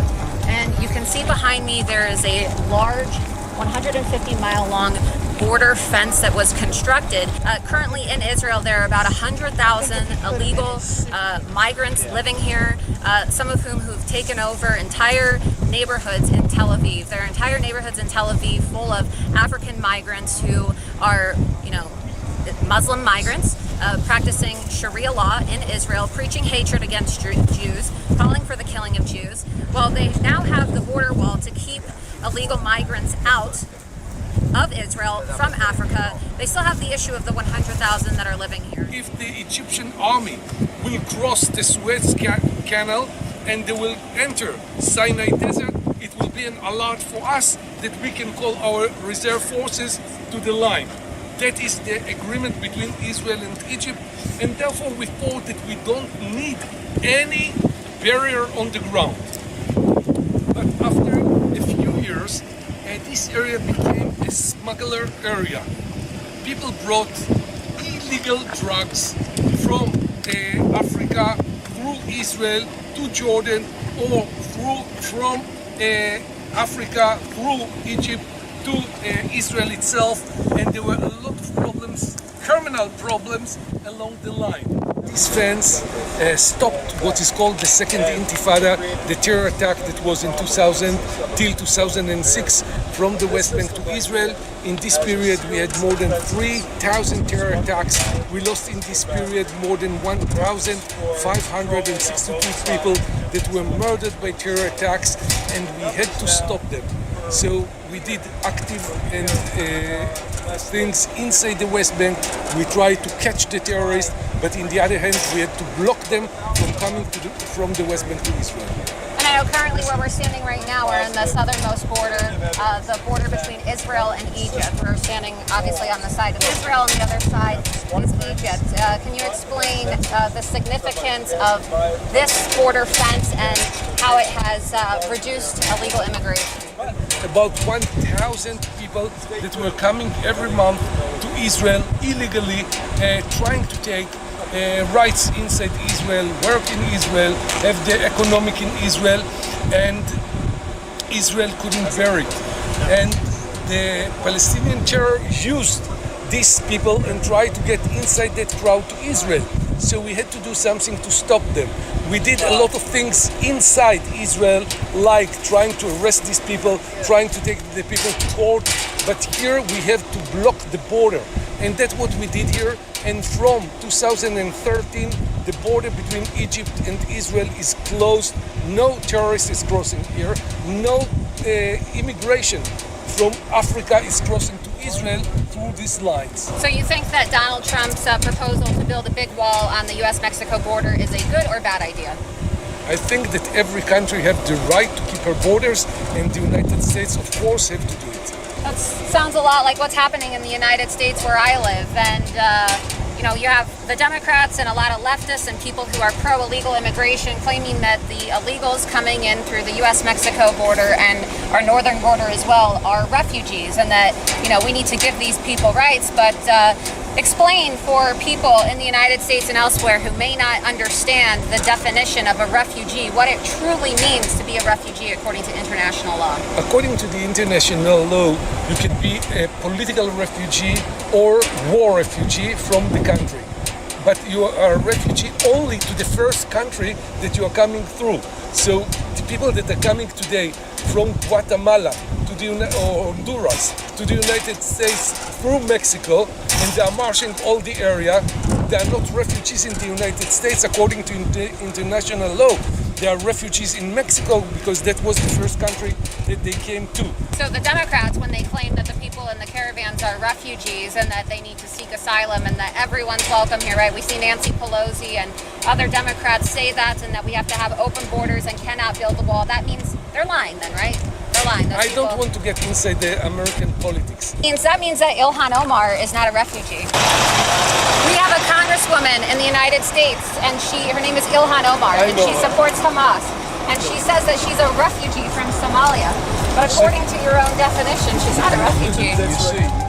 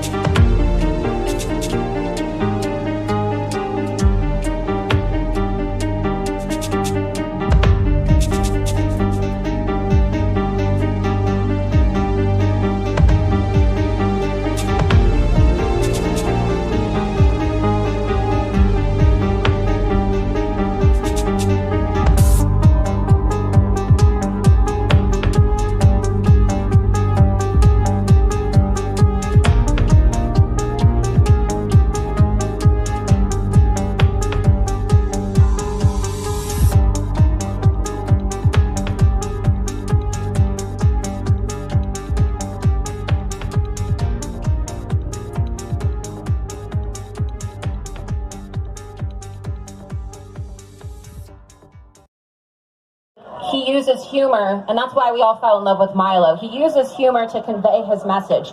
And while it's very funny, you know, his impersonation and his jokes have all made us laugh today, this is far from a joke, right? But humor is the way that a lot of us now deal with this, because some of us have had everything taken from us. And the media will tell you that this is just about people who feel like they're being censored on Facebook and Twitter, people who feel like there's discrimination on social media. But I'm here today as a living example, and Milo as well, to tell you that it has gone much further, and the situation at hand is much graver than just a social media ban or social media bias. We are currently living in a country where not only can we as conservative Americans not depend on the GOP establishment to fight back for us, but we are fighting a Democrat Party that has aligned itself with full-blown communists and jihadists who are conducting their very own jihad in the back there to annihilate our free speech rights, to make sure that, quite frankly, we are all sent to what I like to call a digital gulag. And it may seem extreme to you, right? But this is just the first initiative, right? The social media bans, banning people on Facebook, banning people on Instagram, banning people on Twitter, censoring them, sending them to Facebook jail for a few hours to see how far this can go. What American politicians on both sides of the aisle need to wake up and realize, and what President Donald Trump needs to wake up and realize, is that if he doesn't make tech censorship and social media bias the #1 campaign issue in this country, quite frankly, I truly do believe that we will lose our country. You have banking institutions in America that are currently having advisory board meetings deciding whether or not left-wing organizations can come in and tell them whether conservatives can have access to bank accounts.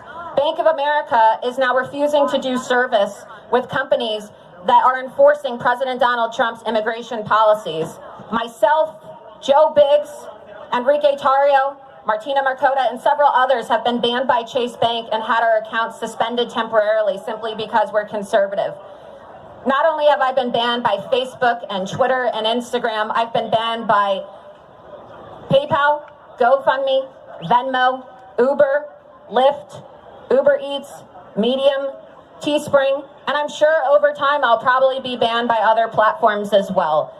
And a lot of you are probably sitting there thinking to yourself, well, how do you get banned from Uber? How do you get banned from Lyft? How do you get banned from Uber Eats? Just by being and existing as a conservative in this country, right? And so while we're here today to demand free speech, I am here to tell you that this is not just about free speech. This is about civil rights. Not only is our free speech under attack, this is a civil rights violation that is taking place against most of the country, right? Because most of the country voted for Donald Trump. Despite what the left wants you to think, most of America supports Donald Trump. I know the left is depending on the illegal alien vote to pull them through this election, but the silent majority, us, all of us who are here today, is who put President Trump in office, and he has a duty to stand up and fight for us, because his biggest offenders, the people who put him in the White House, the people who got him elected, people like myself, people like Milo Yiannopoulos, Roger Stone, Gavin McInnes, right? Alex Jones. We have all been silenced. We have all been silenced and deplatformed. And currently, before everyone's eyes, even though the media has turned a blind eye and has chosen not to report on this and to act as if we are some sort of neo-Nazi, white supremacist, alt-right fringe group, they don't care to report on the nature of this, which is, it's not just a free speech issue, it's a civil rights issue.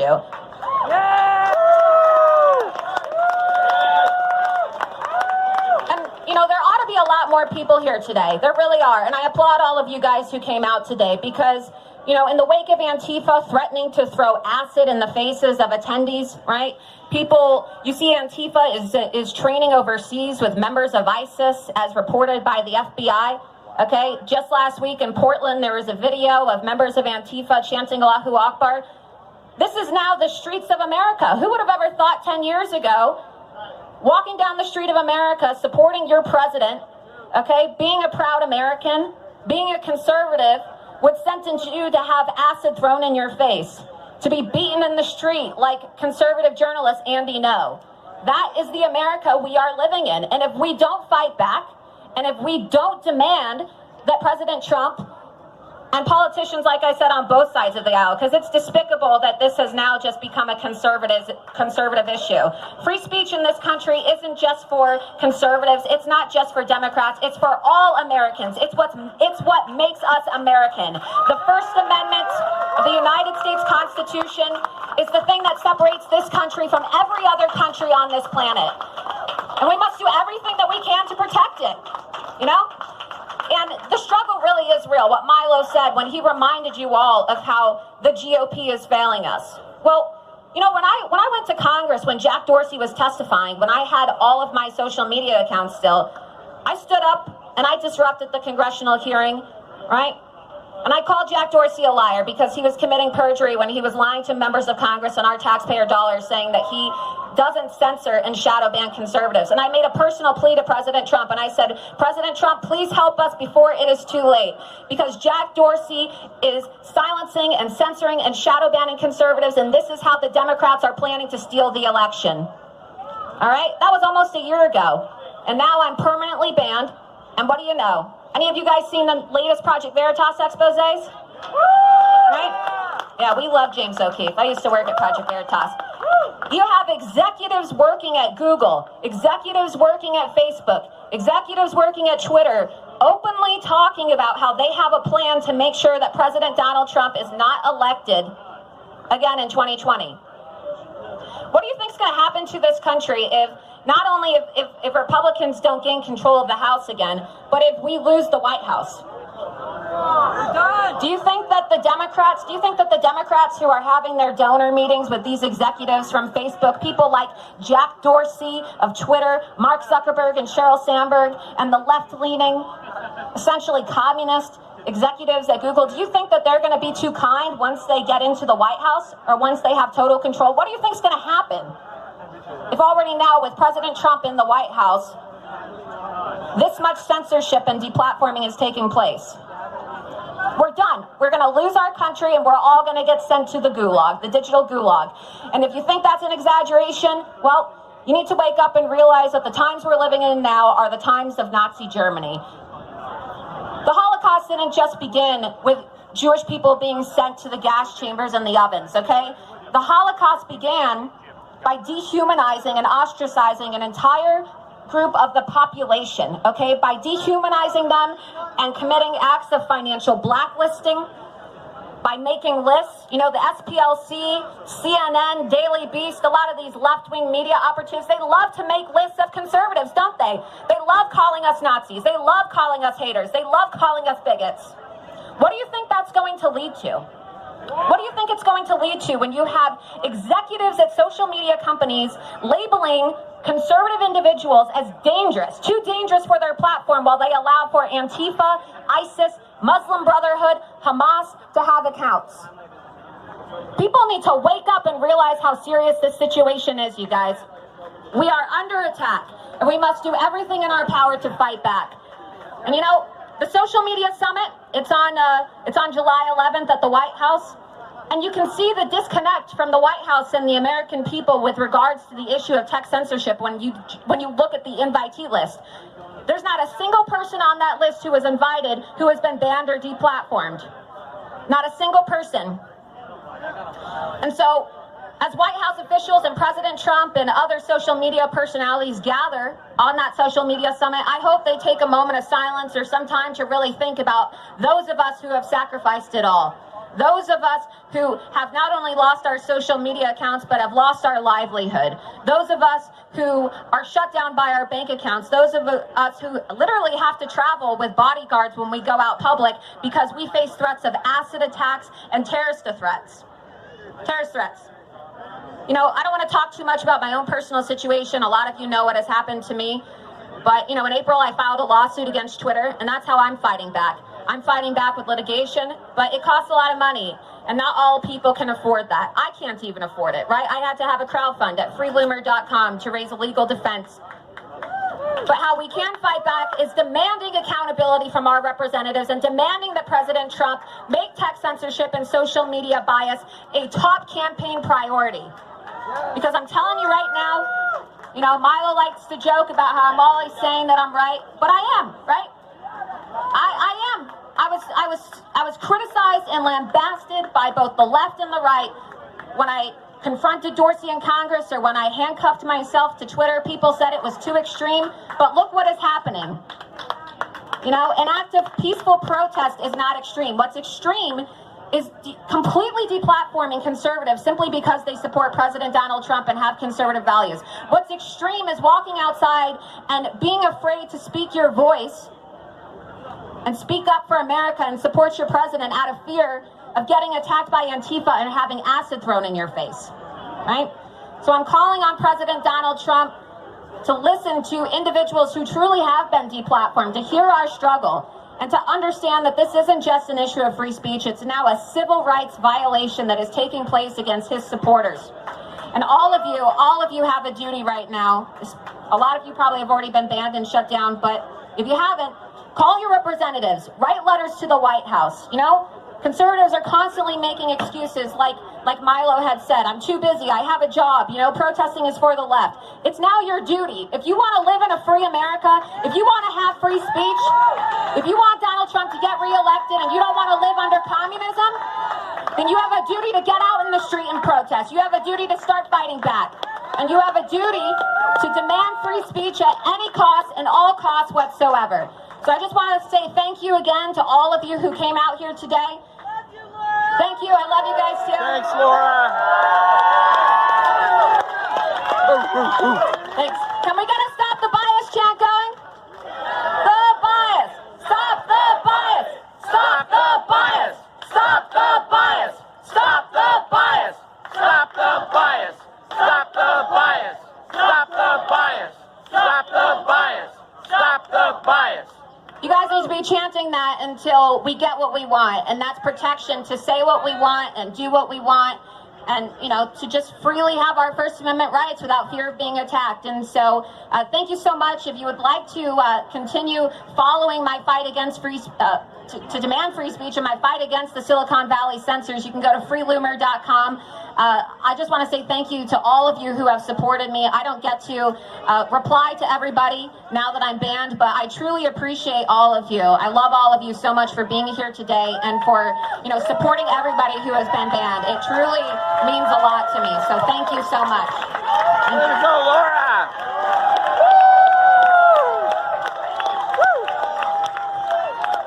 USA! USA! USA! USA! USA! USA! USA! USA! USA! USA! USA! USA! USA! USA! USA! Y'all are beautiful!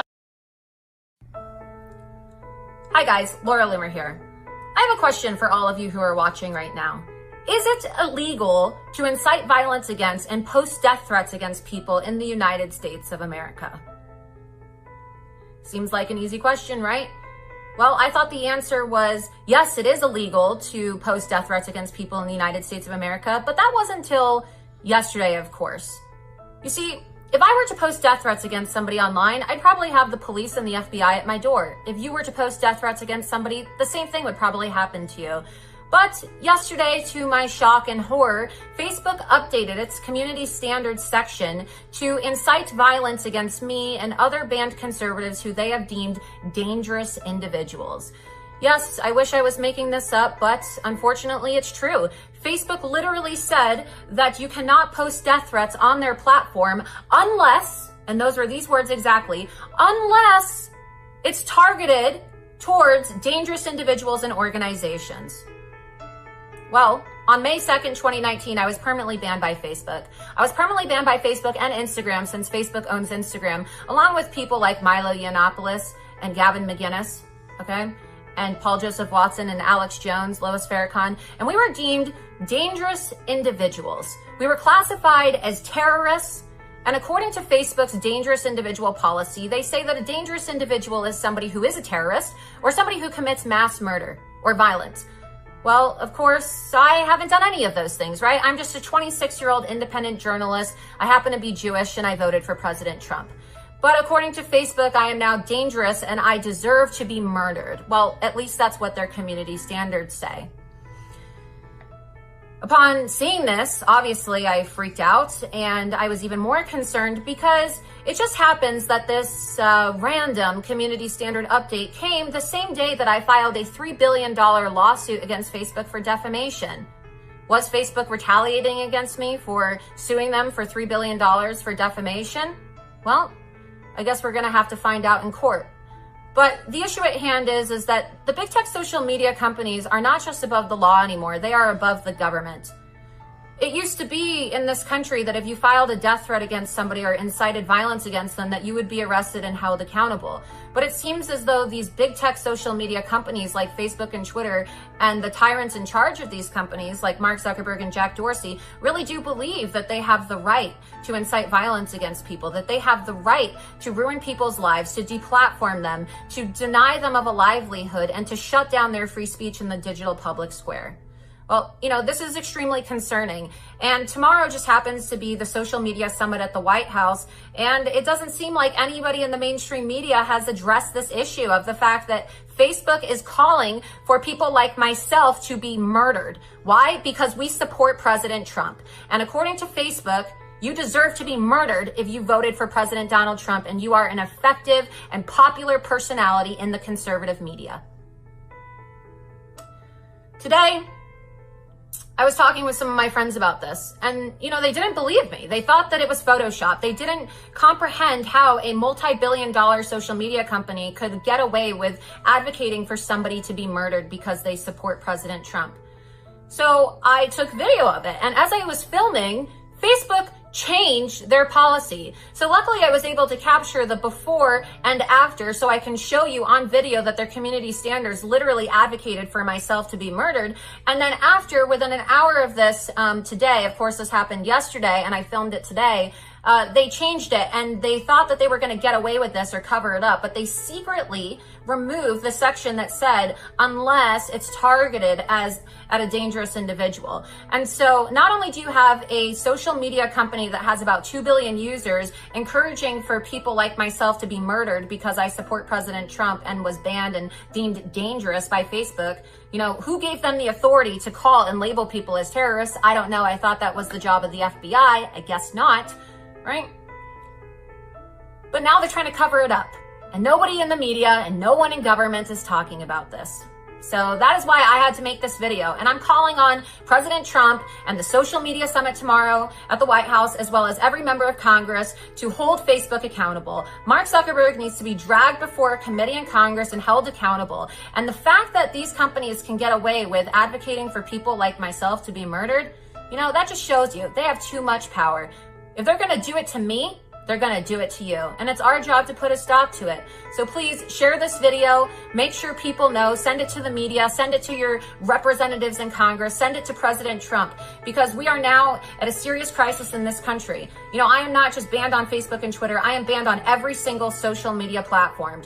I am currently the most banned woman in the world, and my civil rights are being violated. And what has happened to me will happen to you.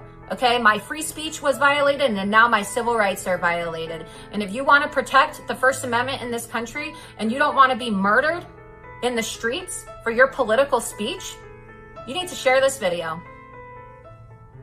Because quite frankly, your life might depend on it, just like my life now depends on it.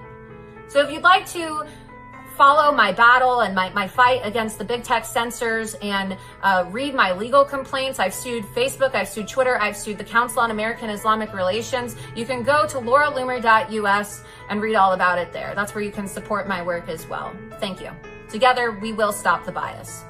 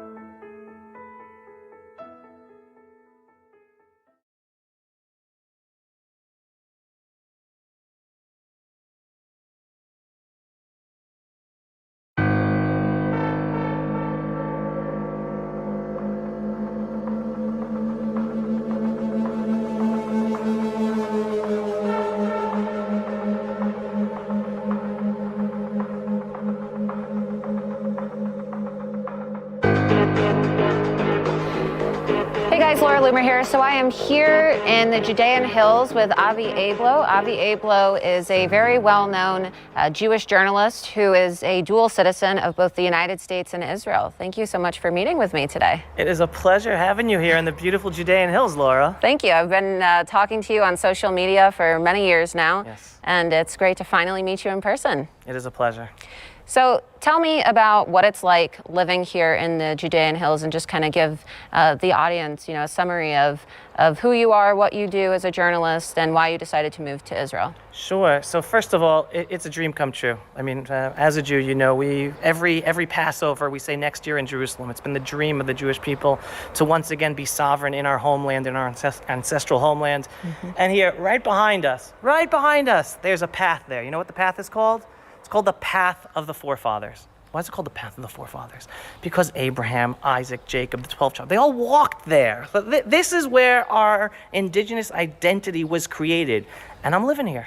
And it's amazing. I'm living here. My children are growing up here like a Jew in our ancestral homeland. So there's nothing better. What do I do? Like you, I'm about telling the truth out there. There's so much lies. It's a world of lies. It's a fake news world. Mm-hmm. And I'm out there for the Jewish people, for the land of Israel, standing up and telling the truth.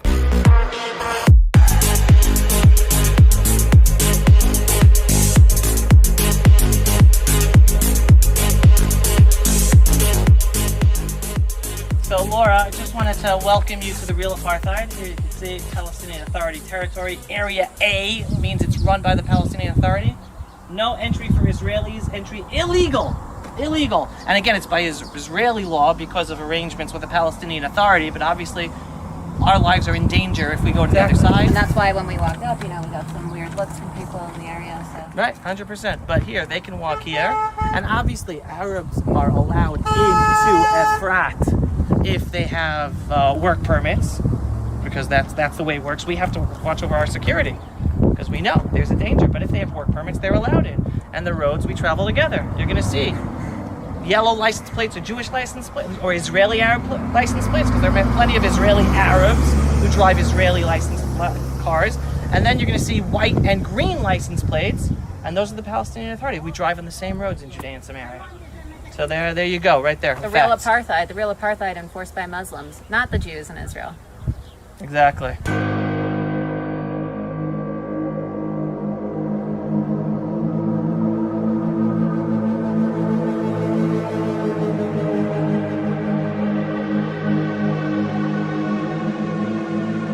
Here in Judea, Samaria, right, we just saw this apartheid wall that has an opening, so it really isn't even a wall, because just like the U.S.-Mexico border in the area by Otay Mesa, where I showed you guys the video when I went to Nancy Pelosi's house and we brought the illegal aliens to her yard, there really isn't a wall, there really isn't a fence if you have an opening, right? The whole purpose of a fence or a wall is to keep people out. And so when you have a big opening that, people can see this wall and then all they have to do is walk another 500 feet or 100 feet to the opening and cross right over, well, that's not really a wall, right? Because the whole purpose is border security, protection, keeping people out. And if you can get in, well, what's the point?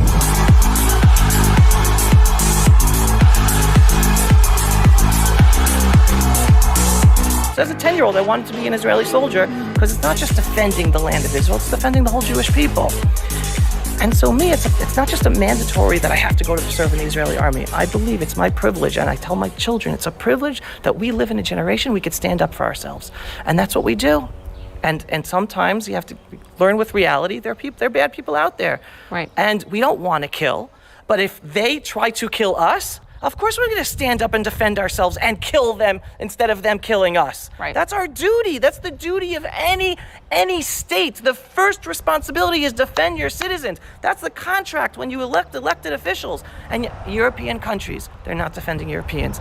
America is still not defending Americans from this onslaught. Yeah, we have a Democrat Party that wants to disarm Americans. I find it to be extremely disturbing that, most Jews in America vote for the Democrat Party. They stand with a party that aligns themselves with Islam. Exactly. And so when Jews align themselves with the Democrats, they align themselves with people who seek, their downfall. And so if you could, give a message to the American Jews, you are a United States citizen, what would that be? My message to American Jewry is simple. Be proud Jews. Educate yourselves about your heritage, about your identity, about Israel, about Jewish history, about Israeli history. Own your identity. Don't run away from it. Don't be embarrassed by it. Don't let the Western world steal your identity from you and tell you you're something you're not. You're a Jew. We're not white, we're not black, we're not brown, we're not yellow. We are all colors. We've lived all over the world because we've been in exile, but we're Jews because we come from here, Judea. And the best way to protect yourself or ourselves from anti-Semitism, from the growing onslaught from the Muslim world as well, stand up and be proud. As all Jews and any American who seriously wants to make sure that America is a safe, free place for their children and grandchildren, because the Democratic Party is bringing America to ruin and to the rise of Islam in America, which is going to ruin America just like it's ruining Europe. Just look at Europe! Yeah. Just look at Europe! Look at France! Look at England! Look what's going on! How can Americans be blind and not realize that what's happening in Europe is going to be in America another 5-10 years if they do not stand up against the growing rise of a strength of CARE and the Muslim Brotherhood in America? It's just clear. And who I'm suing, by the way. Who you're suing. So who I'm suing. So thank you. I hope that people watching this video learn a lot about Israel and the situation here in Judea and Samaria. But, we're almost running out of time this afternoon, so we got to rush over to the Temple Mount. Let's go. All right, let's go. Let's do it.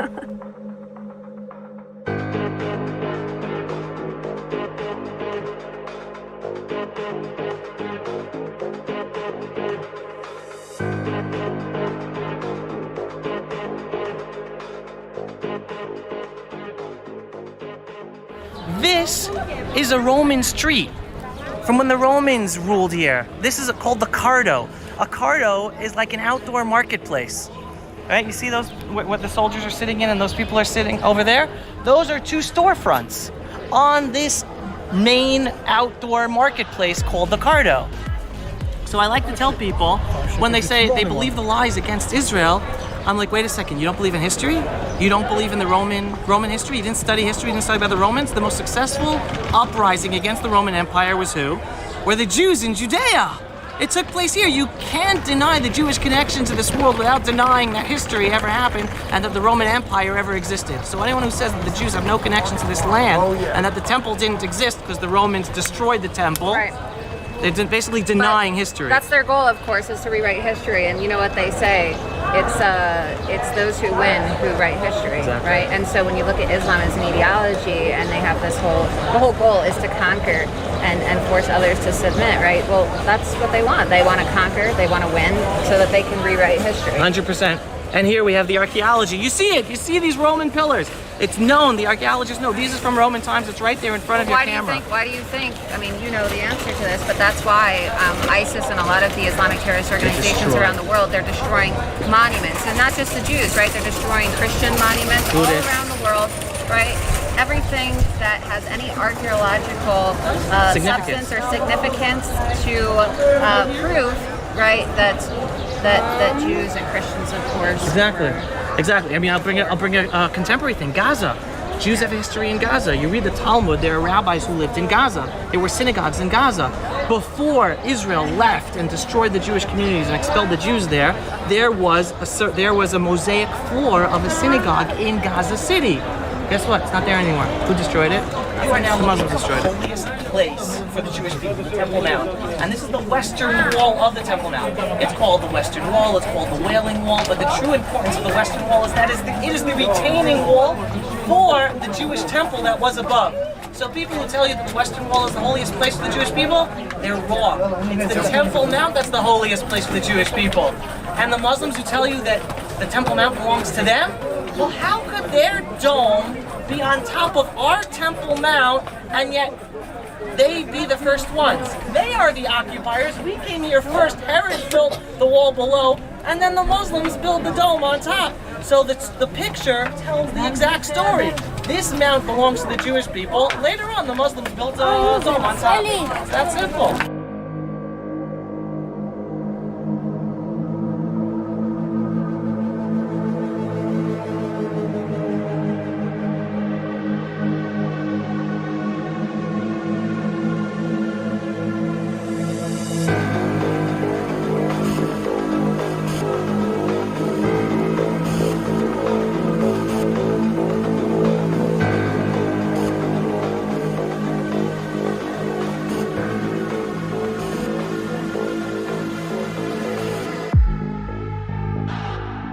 The Temple Mount's closed for Jews. We can't go up right now because it's Ramadan, and the Muslims don't want the Jews up there in the afternoon during Ramadan.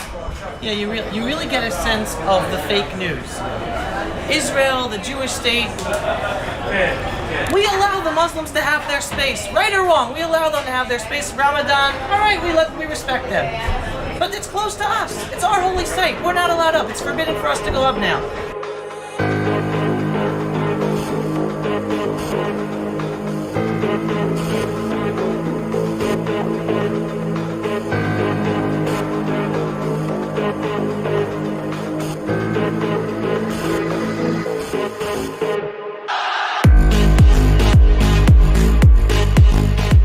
You know, what I want people to take from this video, more than anything, especially the Jewish people living in America, most of whom vote for the Democrats, is that another war is coming, right? It didn't just end with the Holocaust. It didn't just end with the killing and the murder of 6 million Jews. What we are witnessing around the world in places like Europe and now the United States is something that the people of Israel are well accustomed to and are preparing for and live every single day. Right.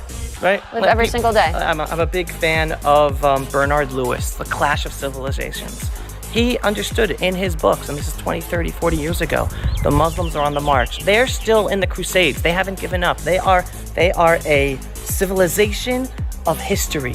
Right. And the fight of the Crusades did not end. It's the Christians that are now asleep, and they don't understand that it's still the same war from thousands of years ago. And again, I say this all the time, it's not every Muslim, but the Sharia, jihadi Islam, they're on the march. Right. And here in Israel, we know who our enemy is most of the time, and we have an army that defends us. But the Europeans, they have no clue. The Americans, they have no clue. And I like to say, we here are a light into the nations, the Jewish people in Israel, for the world to wake up. We're here, we're on the front line for all of Western civilization.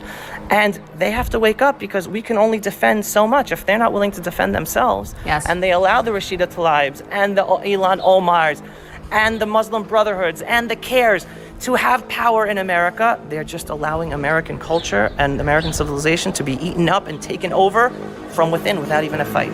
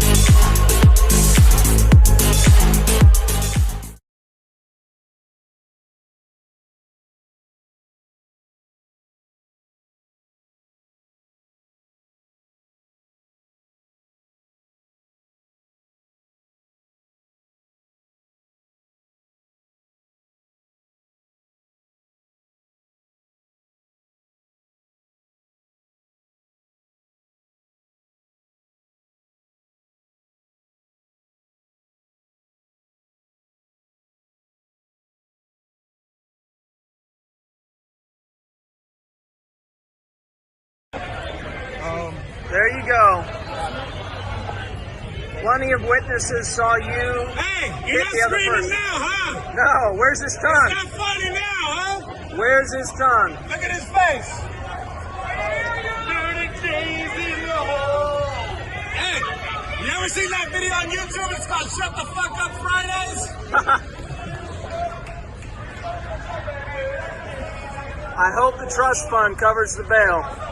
Hey, don't worry, Soros will take care of it. Raise your checks. No weapons? Not even a needle or something? It looks like he might have a needle. Last time they got that thing in cop too. Yep.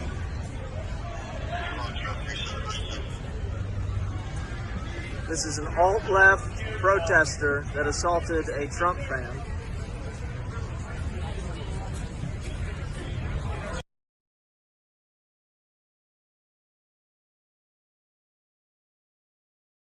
All I keep hearing her saying is anti-Judas, Muslim terrorist, Islamic terrorist.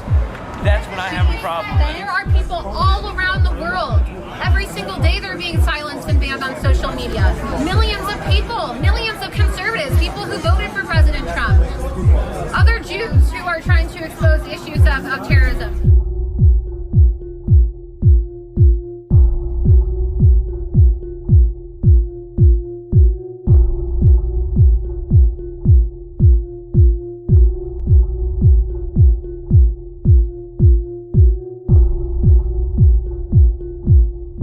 Many Many of you, through my journalism, have become familiar with the term Silicon Valley Sharia, which is what I refer to Silicon Valley's attempts to make their terms of service and make their platforms more Muslim-friendly, or essentially Sharia compliant. How come on Facebook and Twitter, Hamas, which is a designated, you're a Palestinian, are you here? Will you say that Hamas is a terrorist organization? No, I won't. No, you won't, because you support Hamas. Just like Ilhan Omar supports Hamas and refused to disavow Hamas when I asked her. So this is the problem here. We have people like this individual who's in front of me right now, who are just like these representatives, Ilhan Omar, Rashida Tlaib, who have refused to condemn Islamic terrorism. You have people like Linda Sarsour and Louis Farrakhan who advocate for jihad and the death of Jews, and they call for Sharia, and they are allowed to use social media, but I am not. If you haven't already noticed, actual terrorist organizations are allowed on Facebook and Twitter. So this is just Facebook's excuse, of course, to ban conservatives while they allow for actual dangerous individuals like members of ISIS, Hamas, and the Muslim Brotherhood to have active accounts on which they are recruiting for terrorist organizations and promoting their terrorist activities.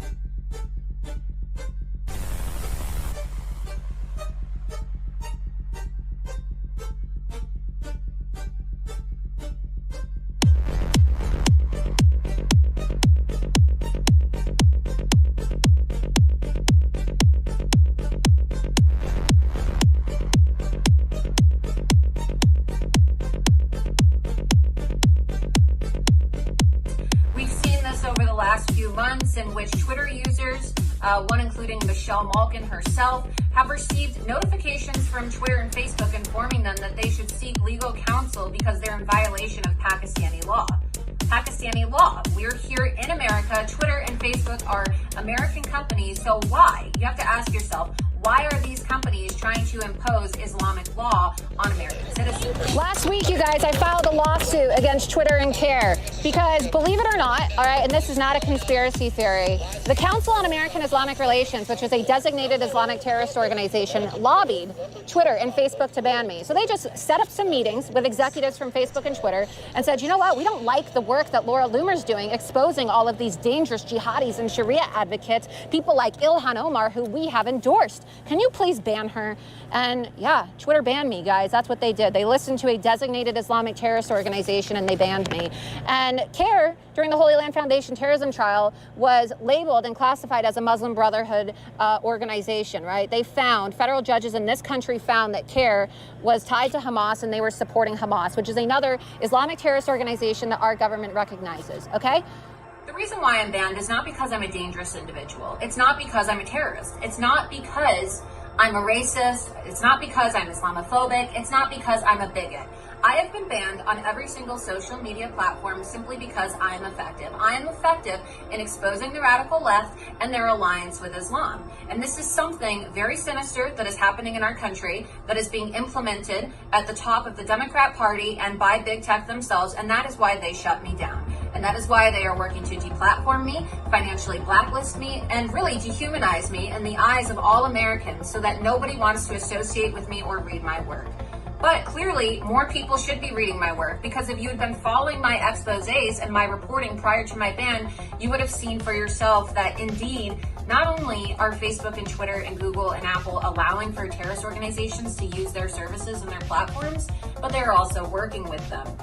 In January of this year, the Wall Street Journal reported that CARE, a designated Islamic terrorist organization, otherwise known as the Council on American Islamic Relations, lobbied Facebook and Twitter to ban me. Yes, they literally secured meetings with executives from Facebook and Twitter and asked them to ban me. And, well, Jack Dorsey and Mark Zuckerberg obliged, obviously, because now I'm permanently banned, you see.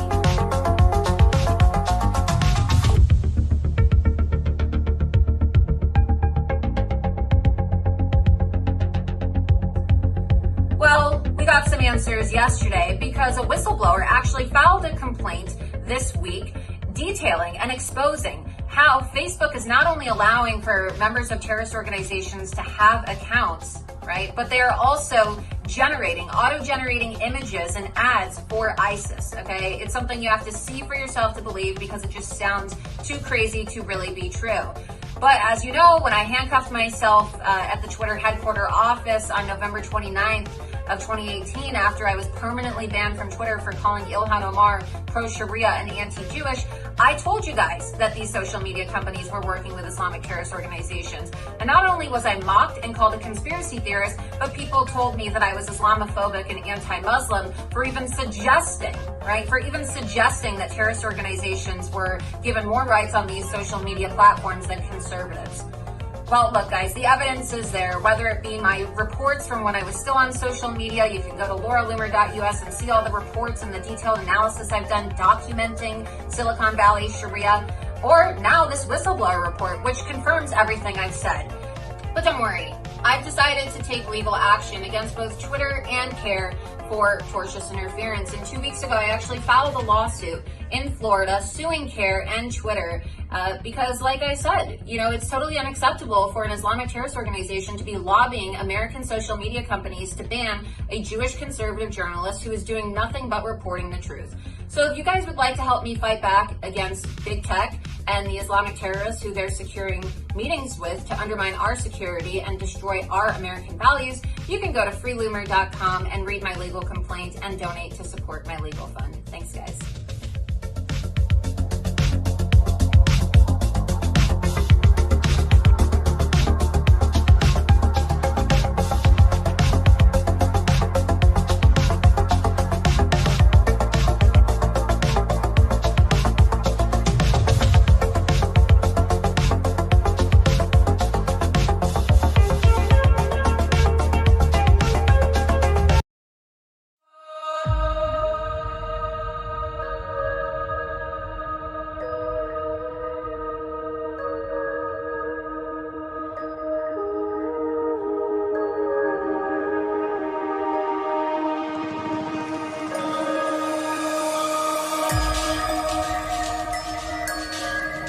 Tweet this. We are here at Jack Dorsey's house.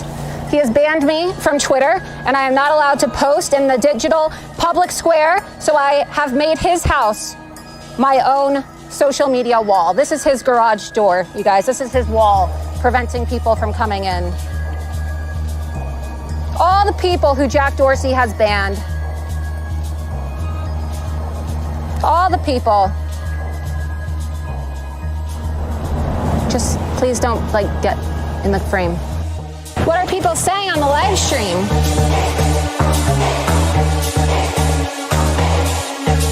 If Dorsey didn't have the wall, you can guarantee that I probably would already be at his front door, just like I did when I went to Casa de Nancy and Casa de Gavin. You guys know I put illegal aliens on Nancy Pelosi's lawn. And even while being banned, even while I was banned from Twitter, I still managed to trend #1 twice, okay? Do you guys think Jack Dorsey is watching this live stream?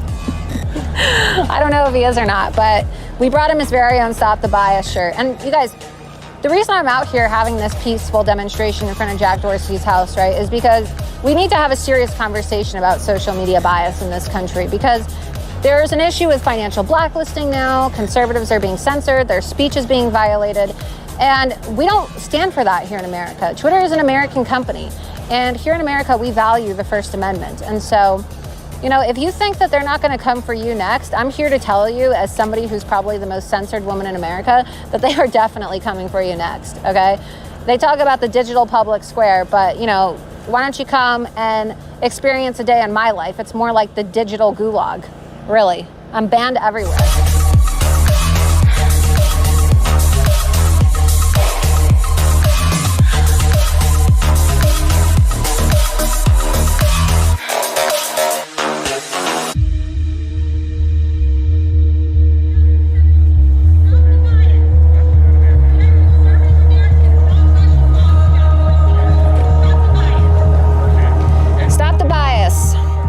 Remember this when I confronted Jack Dorsey in front of Congress and people mocked me and called me crazy and said I was a conspiracy theorist for saying there was social media bias?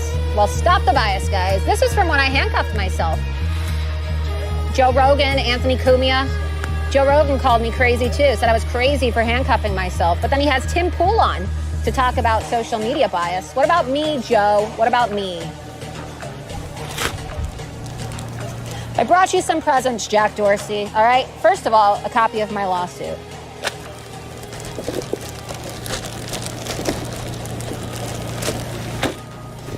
I also bought you your very own freeloomer.com t-shirt because you said when you were speaking to Rolling Stone magazine, when they asked you, so what do you think about Laura Loomer handcuffing herself to Twitter? You said, well, I respect Laura Loomer because I love protests. It's so punk rock. It's so cool.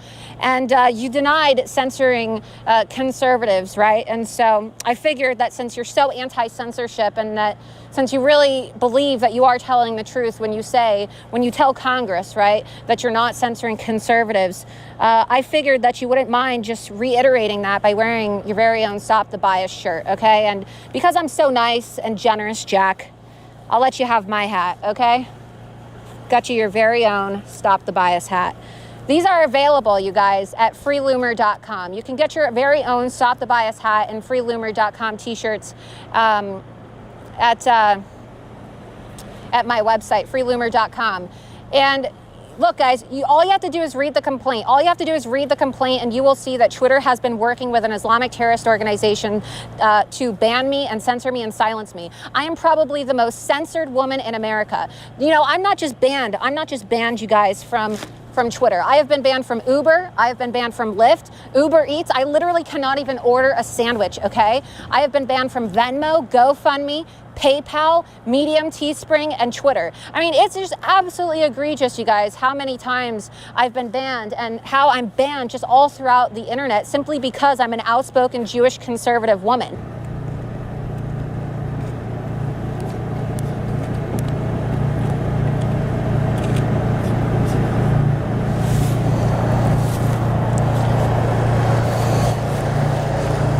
I'm just gonna play it on loop all night.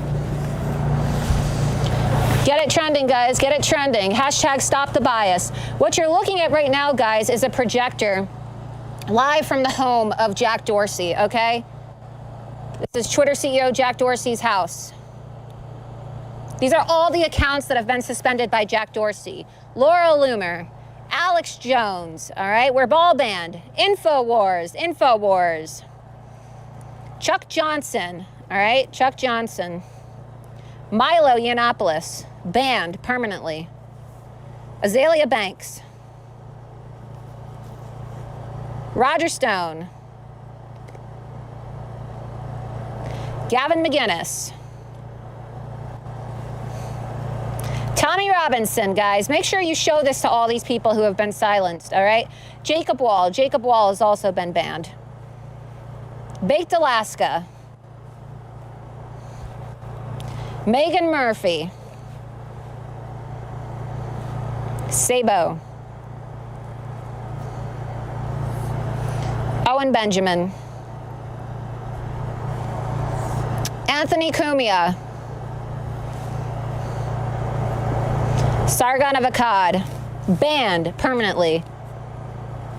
Thomas Wichter. Robert Stacey McCain. Isn't it funny, you guys, how Jack Dorsey has a wall, you know?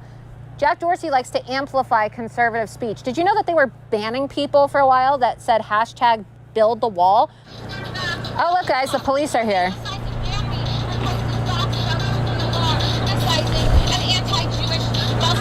Hi, officer, how's it going? Is this your house? No, it's not. This is Jack Dorsey's house. He's the CEO of Twitter. Off their driveway? Yeah, sure. It's just light, though. We could put this on the public street. Nice to meet you. I'm Laura Loomer. Nice to meet you. Okay, so a couple things here, right? Can't be blocking the sidewalk, right? Or driveway. We could take it off. We could take it off the sidewalk. Where can we put it instead, since it's public street? Well, you can't be blocking the sidewalk, right? Right. Because people gotta walk by. Okay. Plus, it can't be in the street. So kind of weird. Yeah. I mean, there's no harm here. I understand the sidewalk. It's kind of late, you know. Right. Well, there's no noise. We could turn the noise off if you'd like. It's the projection.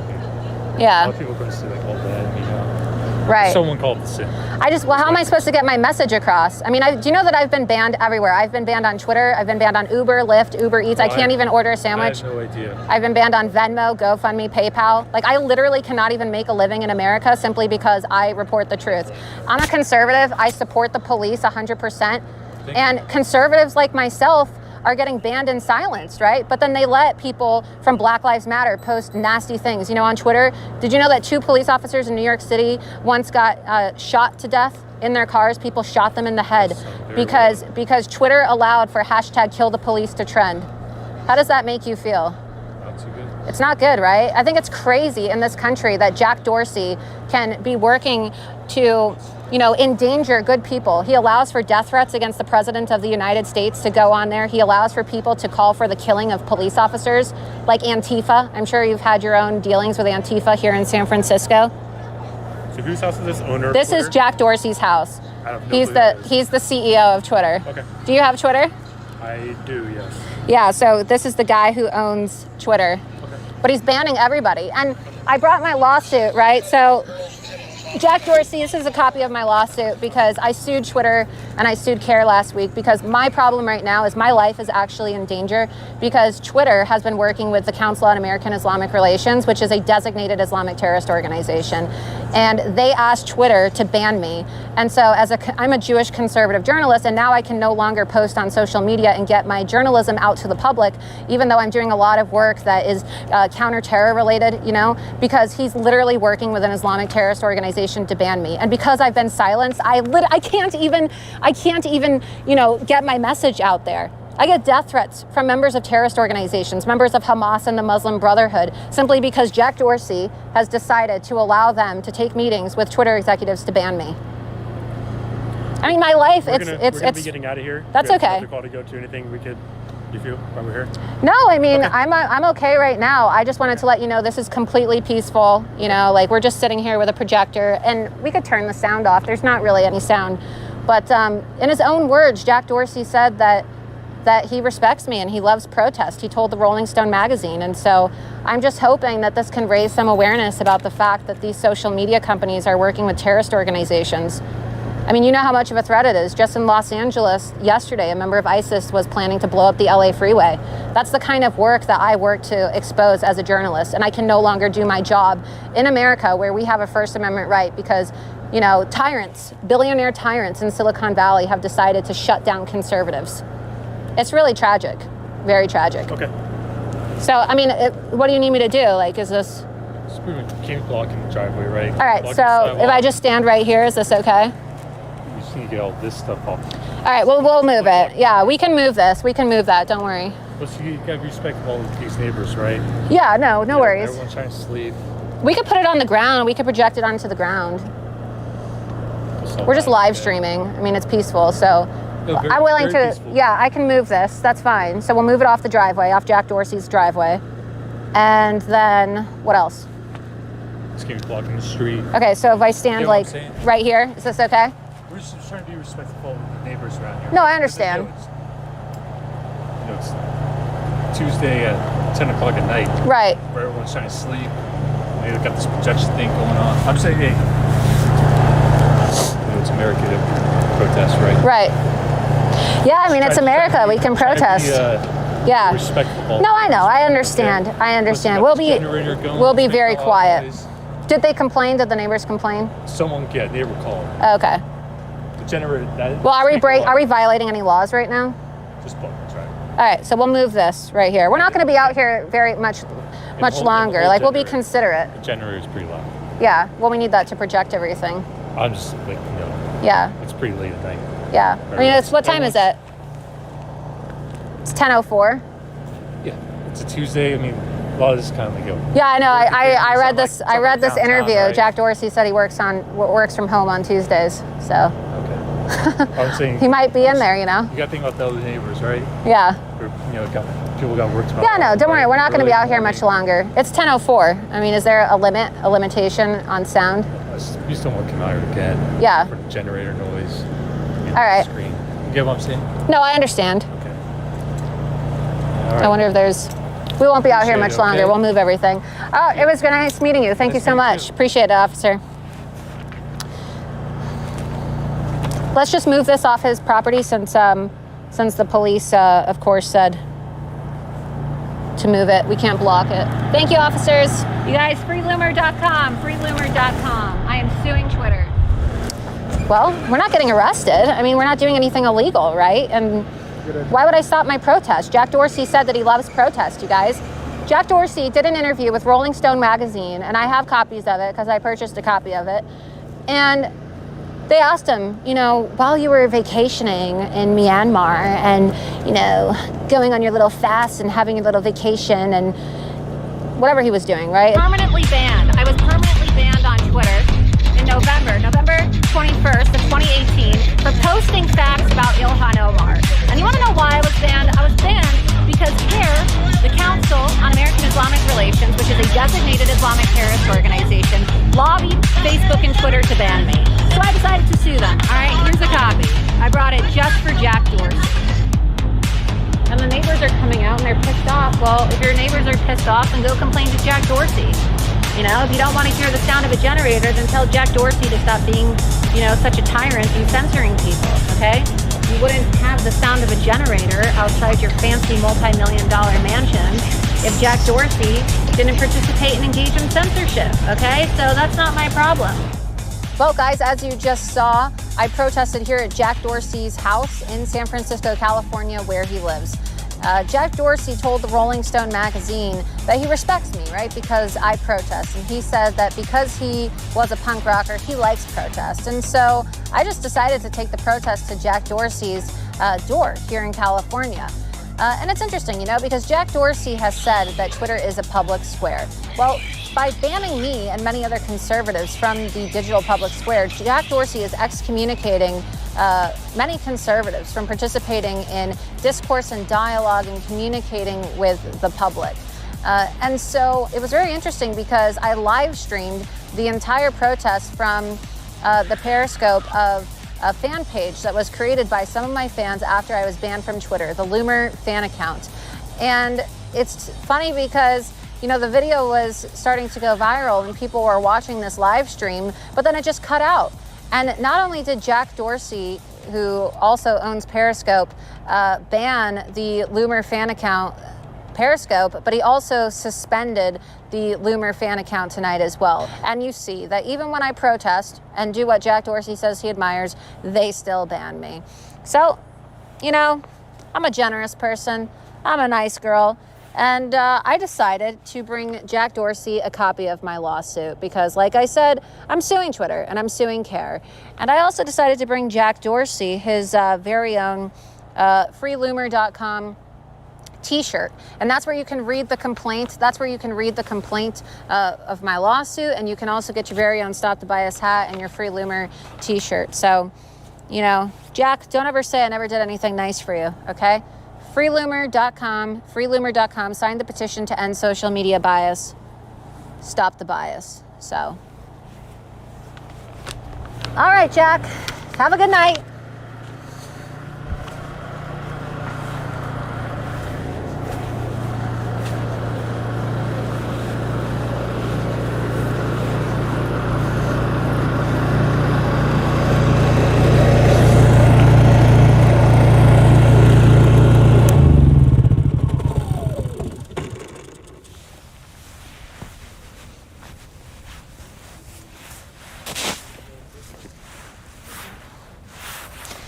All right, guys, that's a wrap. Let's get the hell out of here.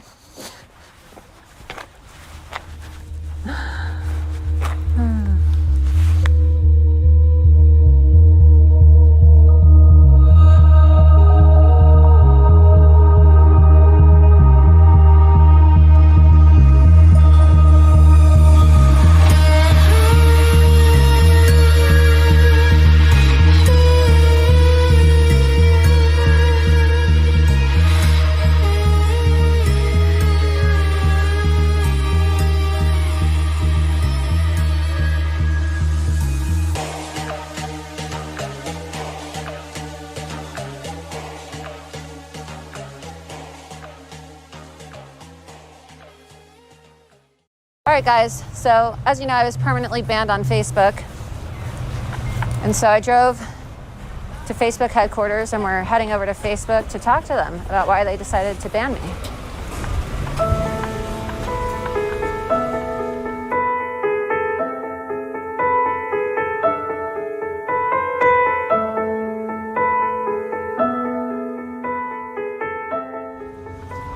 We're almost there, guys. We're going to Facebook because Facebook decided that they just want to infringe on everybody's rights, right? They want to infringe on every conservative's rights on the internet, and they don't think that conservatives should be allowed to be on the internet. And what Facebook did yesterday, right, is they branded me as a terrorist, essentially, saying that I'm a dangerous person because, well, I expose the left and I post facts about Islam, and, well, I'm a conservative. I'm a conservative Jew. So I guess that makes me such a dangerous person.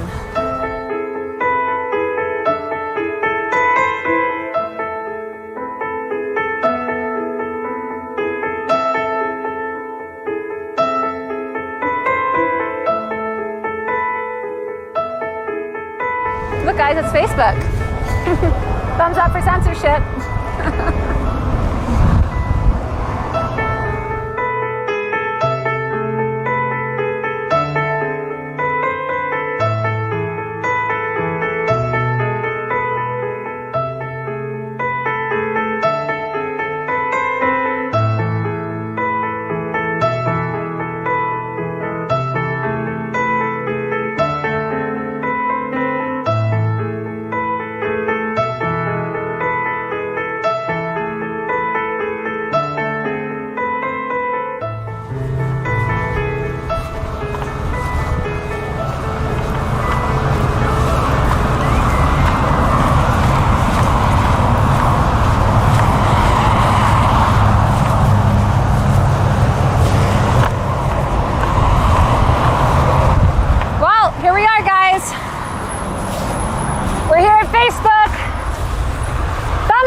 Censorship, right, Zuckerberg? Yesterday, I was permanently banned from Facebook and Instagram, and I was labeled as a dangerous individual, a dangerous person, simply because I'm a conservative. Simply because I'm a conservative, I've been banned from every single social media platform in this country and labeled as a terrorist. But meanwhile, actual terrorist organizations like Hamas and the Muslim Brotherhood are still on Facebook, right? So I guess Zuckerberg has some explaining to do. Hi. Global Security. Hi. By any chance, are you guys with the media or news? Yeah, I'm a journalist. My name's Laura Loomer. I'm all over the news today. You probably know I'm a pretty prominent conservative journalist who Mark Zuckerberg decided to ban yesterday. Okay. So unfortunately, you're not allowed to record on campus. Oh, that's too You're bad. You're more than welcome to relocate across the way. So I'm not allowed to have a First Amendment right in this country, even though I'm a journalist. I'm branded as a terrorist by Mark Zuckerberg. That's too bad. I think I'm going to go inside and pay Zuckerberg a visit. That's too bad. It's too bad. Too bad. Too bad.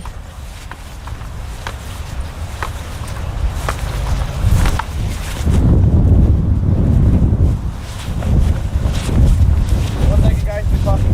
Hold up. Cars are coming. Whoa.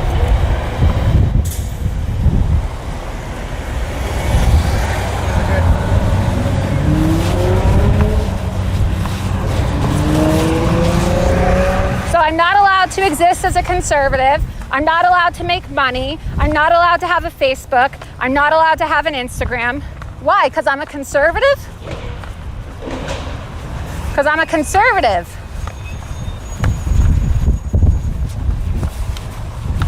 Because I'm a conservative.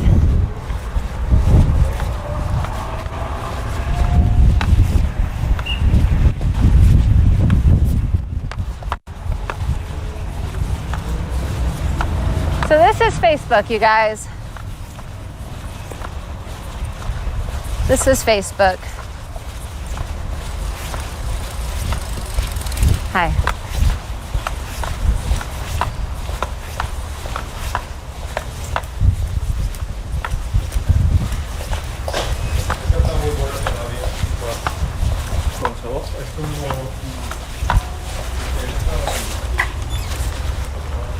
This is Facebook. Hi, how's it going? No, it's too bad. You're just gonna have to deal with it. So my name is Laura Loomer. I'm a conservative journalist. Yesterday, Mark Zuckerberg banned me on Facebook and Instagram, and I was wondering if there was somebody I could speak to here about why they banned me and then designated me as a terrorist yesterday. You guys have actual terrorist organizations on your platform, and yet you labeled me, you defamed me, you called me a dangerous individual. That's too bad. That's too bad. I don't consent to having my First Amendment rights violated. How do you think I feel? I don't consent to not being able to make an income here in America. How do you think I feel? Ma'am, you have entered the reception area. And then why don't you call someone who I can speak with? Why don't you call someone who I can speak with? Because I want to know why I'm banned on Facebook and Instagram. I want to know why Hamas and the Muslim Brotherhood are still have access to your platform, but then Mark Zuckerberg, he has to brand me as a terrorist. I'm a terrorist? Do I look like a terrorist to you? I'm a conservative. I'm a conservative journalist, and I have a right to my free speech. So why don't you call someone, since you're the receptionist here, and have someone come downstairs and talk to me about why I'm banned on Facebook and Instagram. And I'm not going to be able to help you as long as you're speaking to me in that manner. If you'd like to place a complaint, there's a form on the tablet there that you're more than welcome to fill out. No matter how loud you get, no matter how rude you are, no matter how aggressive you are, that's not going to change the process. So this is where I fill out a complaint? That is correct. Don't you guys have somebody here who's in charge of, public relations or like a media specialist? I can give the information to you that I just gave you if you didn't understand. But that's how you file a complaint. That's the process. Right. So that's how I file a complaint, right? But where do I need to, my issues right now are greater than filling out a form on some piece of, equipment, right? I need to speak to someone as to why they are designating me as a dangerous individual. They say I'm a dangerous individual. Yeah, because they are threatening my life. They're designating me as a terrorist, and they're saying that I'm a dangerous person simply because I'm a conservative. Yet you guys have actual terrorist organizations on your platform. You have actual terrorists on your platform. You have actual terrorists on your platform.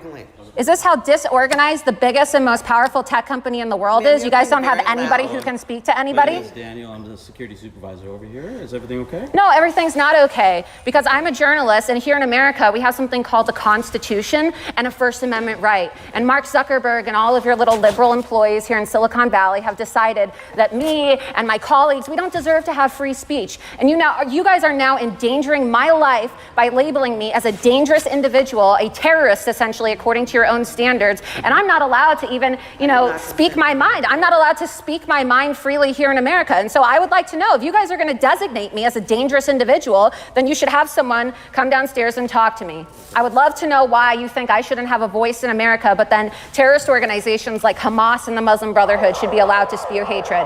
Why is that? Why is that?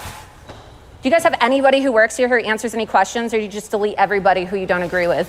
Okay, so I understand your frustration. Unfortunately, it's a closed campus. We don't allow media on site without prior authorization. Well, that's too bad. Like I said, we have a First Amendment right in this country. We have freedom of the press, and it seems like Facebook doesn't want to answer any questions. You guys don't have a hotline I can call. You don't even give me an answer as to why I'm banned. You designate me as a terrorist. You guys sent out a notice to the left-wing media prior to banning me. They knew I was banned before I was banned. Does anybody have any answers, or is every single conservative going to be banned on social media prior to the 2020 election? Okay. So we do. How do you not know about this? It's on every single news channel right now. It was the #1 trending story yesterday on social media. Okay. I'm sure you guys know about this, and you can't say that media are not allowed here at Facebook. Options. Well, it is private property. At this point, you're trespassing. So I can give you, and that's just what it is. So I can give you two options. If it's an account issue, we do have a support team. They don't get back to me. They don't get back to me. You filled out a customer support form? They ban me. They're not going to get back to me. They said that it's an indefinite ban. So I'm not going to go through your little process of filling out forms anymore. I'm not going to let you guys continue to endanger my life by calling me essentially a terrorist. Let me show you something. Let me show you what they did. Let me show you what they did. Let me show you so that you know how serious this situation is. Do you know that I am currently banned on every single social media platform? Every single social media platform, and I'm a journalist here in America. Okay, so Do you know what Facebook did yesterday? Facebook decided that they were going to make me, Milo Yiannopoulos, Paul Joseph Watson, Alex Jones, dangerous individuals. Let's see what their description for dangerous individuals and organizations is. Policy rationale. In an effort to prevent and disrupt real-world harm, we do not allow any organizations or individuals that proclaim a violent mission or are engaged in violence from having a presence on Facebook. This includes organizations or individuals involved in the following: terrorist activity, organized hate, mass or serial murder, human trafficking, organized violence, or criminal activity. We also remove content that expresses support or praise for groups, leaders, or individuals involved in these activities. Do I look like a terrorist to you?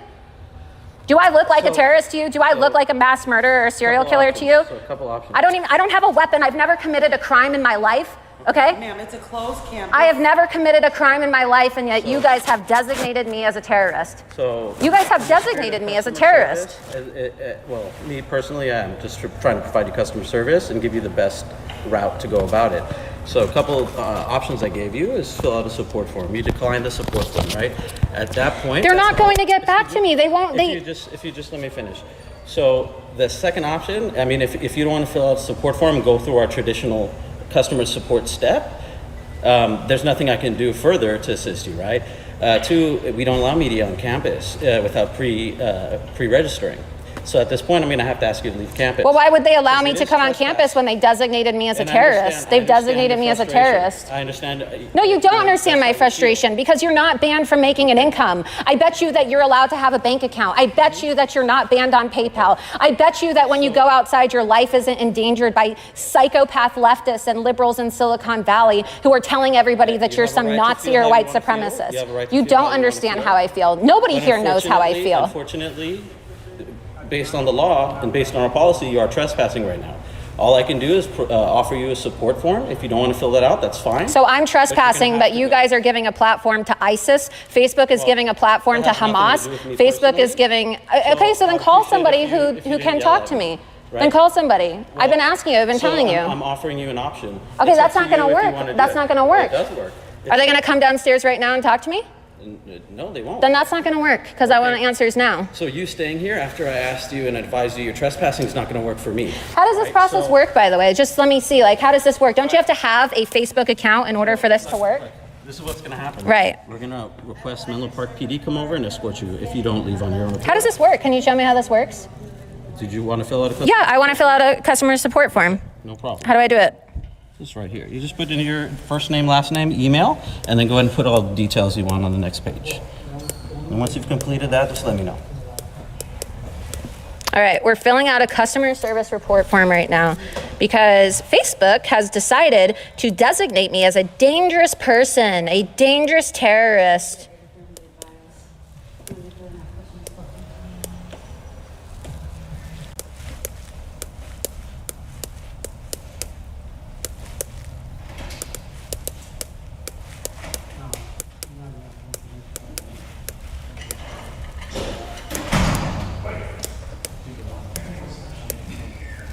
Such an inefficient system. I mean, honestly, the most powerful tech company in the world doesn't even have a fucking customer service department. Well, I'm having to fill out this ridiculous form right here that doesn't even work. And basically, Facebook has totally violated my rights and endangered my life by calling me a dangerous individual, which, according to their standards, is a violent terrorist. And so I'd like to speak with someone about that. I'd like to speak with someone.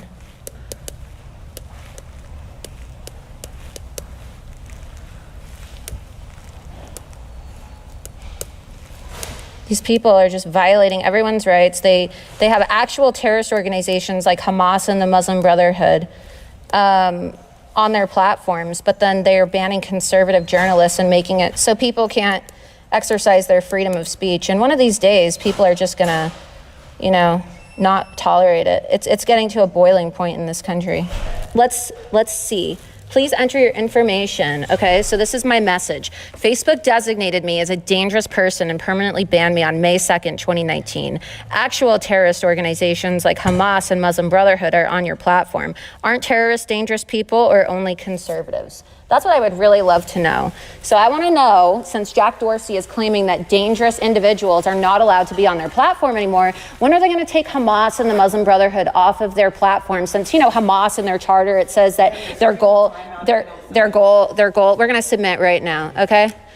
Their goal is to kill Jewish people and eradicate the state of Israel. Those people are allowed to have Facebook accounts, but if you're a conservative Jew like myself, you get banned. And not only do you get banned, but you get banned on Holocaust Remembrance Day. So yesterday, Mark Zuckerberg not only banned me, but he accused me of being a dangerous person next to that vile Jew hater, Louis Farrakhan, who was also banned, and he did it on Holocaust Remembrance Day. And why did he do that? Because Mark Zuckerberg is a self-hating Jew. And these people here in Silicon Valley, these people who work at Facebook and places like Twitter are actual Nazis. Their tactics are fascist. And they accuse conservatives and Trump supporters of being fascists and Nazis simply because we support President Trump and we support free speech. But if you go against their left-wing agenda, if you post facts, if you're against terrorism, or if you're a proud conservative Jewish woman like myself, you'll get banned. You'll get banned and sentenced to the digital gulag because you're not allowed to have free speech. There's no freedom of speech allowed at Facebook. There's no freedom of speech allowed at Twitter. There's no freedom of speech allowed here in America. And nothing, this is only going to get worse, okay, you guys? This situation is only going to further escalate, and more conservatives and more people in this country are continue to have their rights violated by these Nazis in Silicon Valley if President Trump doesn't do something about this. If President Trump doesn't start to do something about this and actually fight back against this, we are going to lose everything in this country. Can I get you to leave, please? No. You're not going to leave? No, I'm not going to leave. I'm going to fight for my First Amendment rights. I'm going to fight for my First Amendment right. What's your name? My name's Andrew. And what do you do here at Facebook? Or Fascist Book, as I like to call it. I mean, do you think that that's okay? Let me ask you a question. You want me to leave? I'm not a violent person. You don't have anything to worry about. I want to know, do you think it's okay?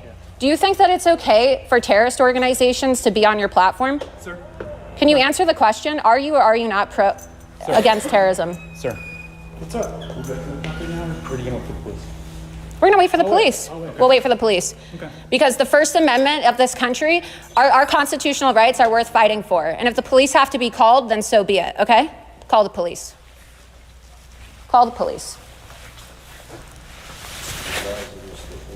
I don't want to live in a world where I have to fill out a form in a digital gulag to find out whether or not I'm going to be able to speak again or voice an opinion, okay? I don't want to have to come to Silicon Valley, which is controlled by left-wing fascist billionaires like Mark Zuckerberg and Jack Dorsey and have to fill out their stupid little forms to debate whether or not me existing as a Jewish conservative in America is allowed on social media. Meanwhile, they have groups like Antifa, which have been designated as a domestic terrorist organization by the Department of State. They have Hamas, a terrorist organization that's killing Jews. They have the Muslim Brotherhood, a terrorist organization which calls for an Islamic caliphate and the eradication of all non-Muslims. Okay, those people are not dangerous individuals, but me, right, a conservative Jewish woman who voted for President Donald Trump, I'm dangerous. I'm dangerous. I'm not allowed to have a Twitter. I'm not allowed to have a Facebook. I'm not allowed to have an Uber Eats. I'm banned on Lyft. I'm banned on Venmo, GoFundMe, Medium,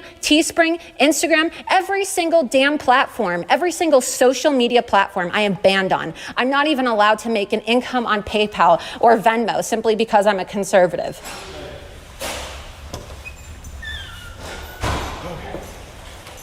As you know, police are on their way. Okay, great. You just want to wait for them? I'm just going to wait. I mean, you're not answering my question. You guys are actual fascists here at Facebook. You say that I'm a dangerous person. Do you understand that you're putting my life in danger? When you say that I'm a dangerous individual, you are putting my life in danger. Okay, so do you want to talk to me or do you? Who are you? You haven't even told me who you are. My name is Andrew with security. Okay, but I want to speak to someone here at Facebook who. Property. Great. You're not allowed to be here right now. You know that. Would you like to leave? No, I'm going to wait. I'm going to wait and talk to the police because I would like to actually file a criminal complaint against Facebook because not only are you guys denying me my First Amendment right, but you're endangering my life by designating me as a dangerous individual and a terrorist. And I don't think you understand how grave of a situation that is. When I can't make a living in America because I'm banned, okay, how am I supposed to have security?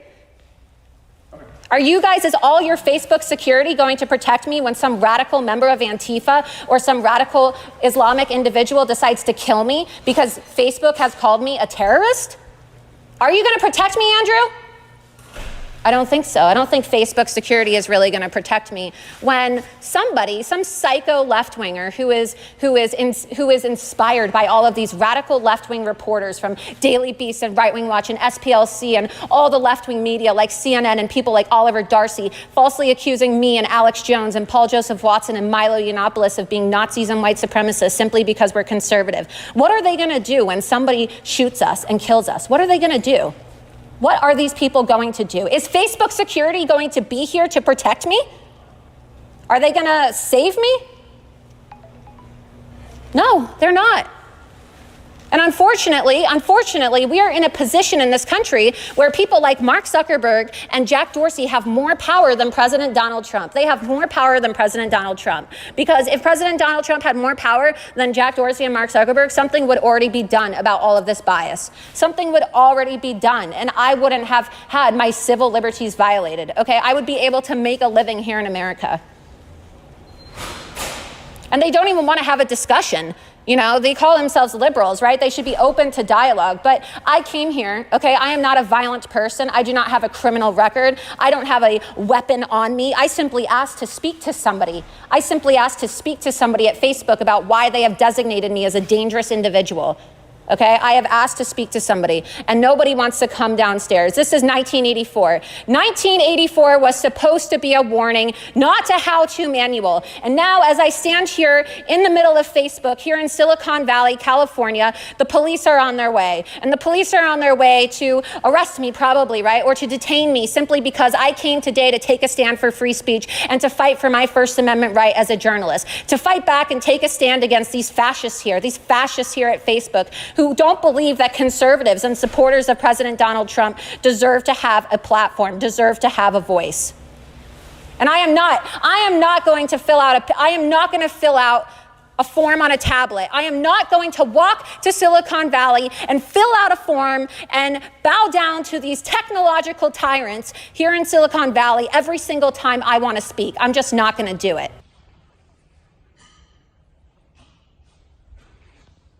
You want to watch some Facebook TV? Look at their signs too. Like if their signs here at Facebook aren't even a sign that of the fact that they are totally in bed with the leftists and the Democrats, then I don't know what is. Look at this. Take care of Muslim, Black, women, femme, queer, Latino, Native, immigrant, POC, trans, disabled, incarcerated, LGBTQ. What about white people? What about Jews? What about Christians? Okay? Like, these people don't care about conservatives. They don't care about white people. They don't care about Jewish people. They don't care about conservatives. They just care about what the left endorses, okay? And what the left represents in this country right now is an anti-American, anti-white, anti-Jewish, anti-Christian, pro-Sharia agenda, okay? And their signs are clearly representative of this. Look at this. No white people, no Jews, no Christians. No wonder why they're taking their orders from Islamic terrorist organizations and banning Jews.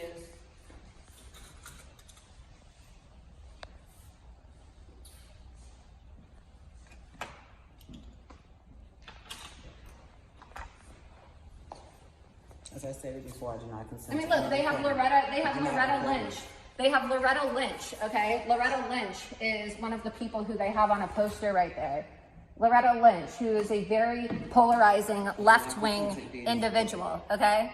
Where's a poster of Donald Trump? Where is a poster of any conservative? I only see leftists and communist propaganda and anti-white and anti-Jewish and anti-Christian messages. And then people want to know why conservatives say that there's a anti-conservative bias at Facebook. Well, they won't let us take a meeting with anybody, but all you have to do is walk in the lobby and see for yourself. All you have to do. I mean, the bias in this country is out of control. I want to know when members of Congress are going to do something about it.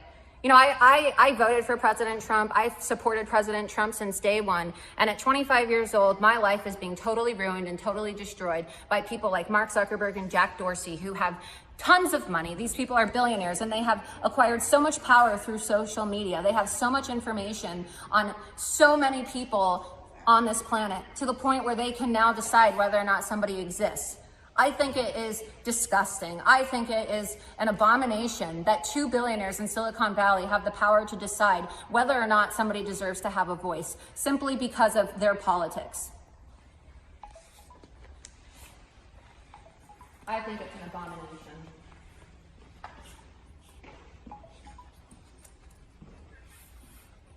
It really is. It's really an abomination. Can't even come downstairs and talk to me. It's not like I even did anything wrong. I never violated the Facebook terms of service. You know that? I never once violated the Facebook terms of service ever. I never once did anything violent. I never advocated for violence against anybody. And yet Mark Zuckerberg has the audacity to defame me on a massive level in front of the entire world by issuing a statement and saying that Laura Loomer, Milo Yiannopoulos, Alex Jones, Paul Joseph Watson are dangerous individuals. What exactly about us is dangerous, Mark? I would like to know. Is it the fact that I expose the left? Is it the fact that I warn people about the horrors and the truth of Sharia law? What exactly is it that's so dangerous about me? You know what, Mark? I'll agree with you. I guess I am a dangerous individual because my reporting and my existence is dangerous to your left-wing agenda, okay? It's dangerous to these lying liberals who want to do everything in their power to undermine President Trump and his presidency and our constitutional republic. So I guess you're right. I guess you're right, Mark. Facts are pretty dangerous, aren't they? Facts are pretty dangerous. Maybe you should just take a seat and wait for him, huh? Yeah, maybe I should.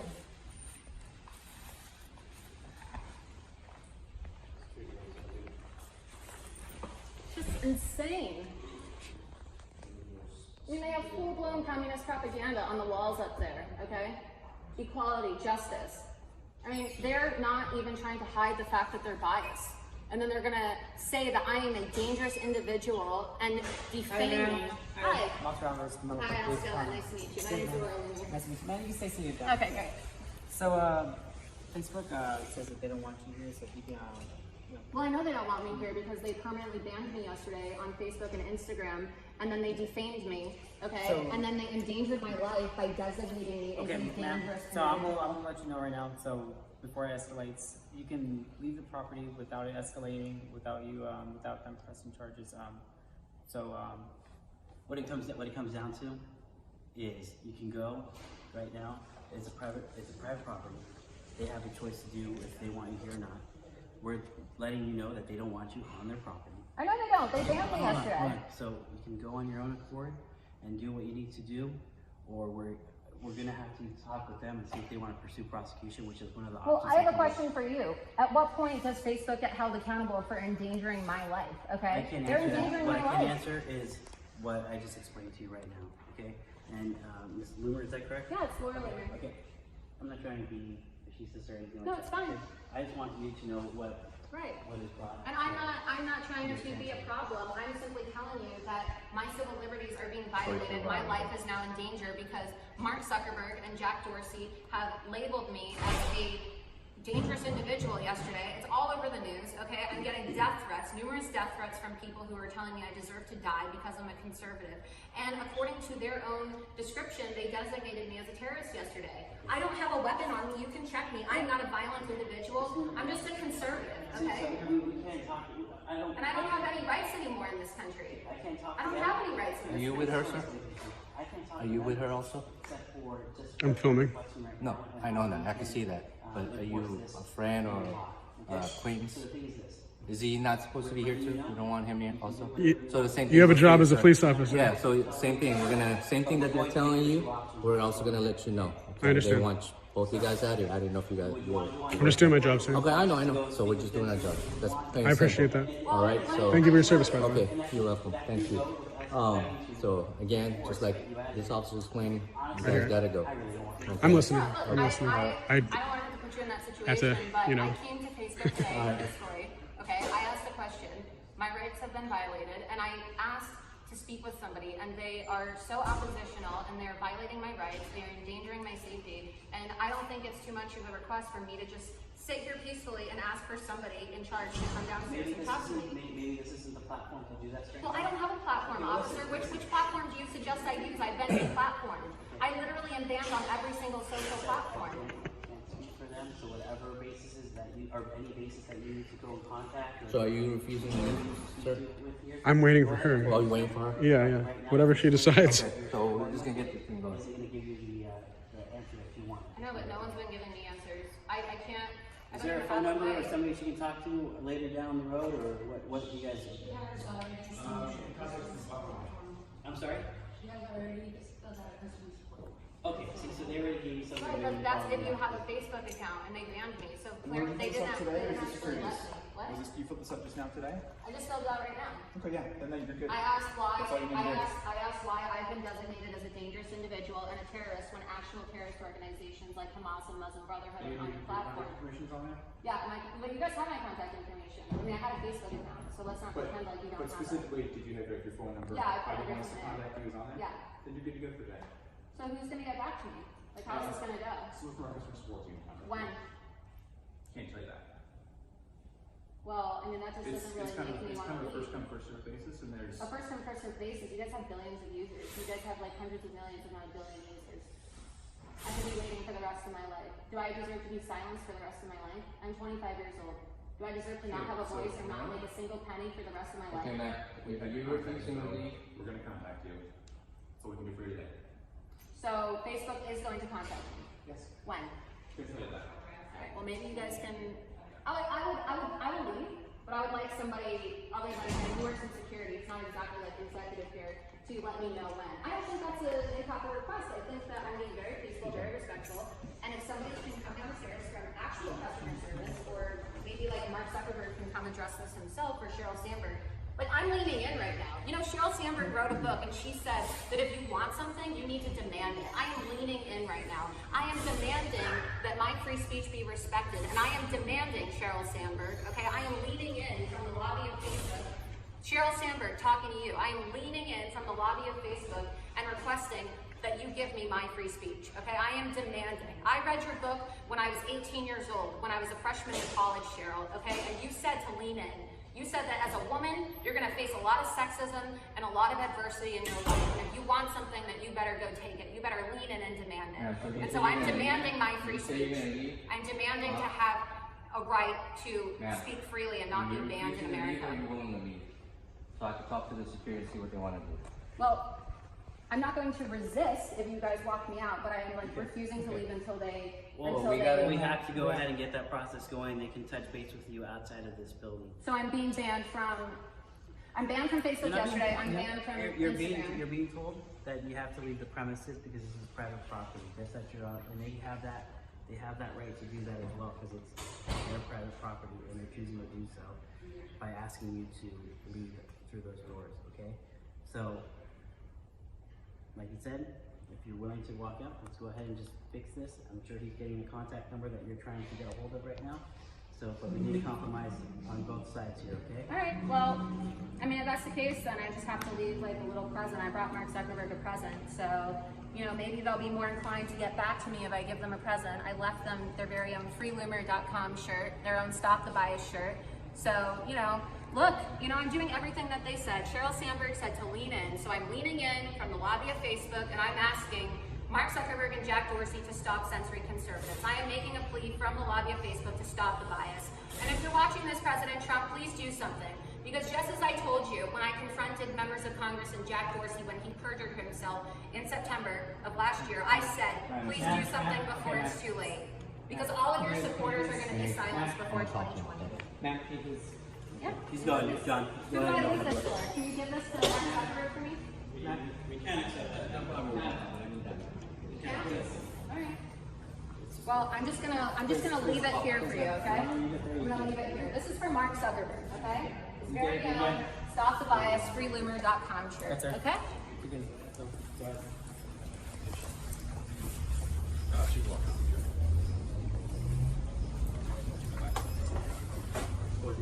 I mean, mean, it's egregious. It's absolutely egregious that these billionaires, people like Mark Zuckerberg and Jack Dorsey, have this much power. It is absolutely egregious. I cannot believe it. I cannot believe that these executives have become more powerful than the President of the United States himself, that they are just censoring and silencing conservatives at the click of a button. With a click of a button, your entire life can be over, okay? Your entire existence can be eradicated from the internet if you are deemed a dangerous person, okay? You know, when George Orwell wrote 1984, it was supposed to be a warning. It was supposed to be a warning to let us know what it was like if Big Brother ever got so much control that they could control people's lives. But here we are in 2019, okay? And 1984 is no longer just a warning, okay? It has become a how-to manual for these fascists in Silicon Valley like Jack Dorsey and Mark Zuckerberg to silence and ban conservatives, to disenfranchise conservatives like myself and supporters of President Donald Trump so that we can no longer voice our support, our opinions, or our conservative values. So it's a really sad day in America. It's a sad day in America when your entire livelihood and your entire ability to function in society and to be heard now revolves around social media because these companies have so much power. It's a really sad day in America when you contact representatives on Capitol Hill, when you reach out to the President of the United States and your voice just goes, your requests just go completely unanswered, you know? Look at all this police, look at all this security, you guys. This is the reaction, this is what it is. You know, I'm not a dangerous person, okay? I'm a thought criminal is what I am. I'm a thought criminal because I dare to have an original opinion, because I dare to be a conservative in America, because I dare to have a voice and to voice my opinions and to go against the liberal agenda in America. And as a result, I am now the most banned woman in America. The most banned woman in America, literally banned on every single social media platform. And if I ask to be heard, if I simply ask to be heard, I am greeted with a barrage of police officers who threaten to escort me off the property and arrest me if I just ask to be heard. Okay, ma'am. You need to be escorted. You need to be out of the property, ma'am.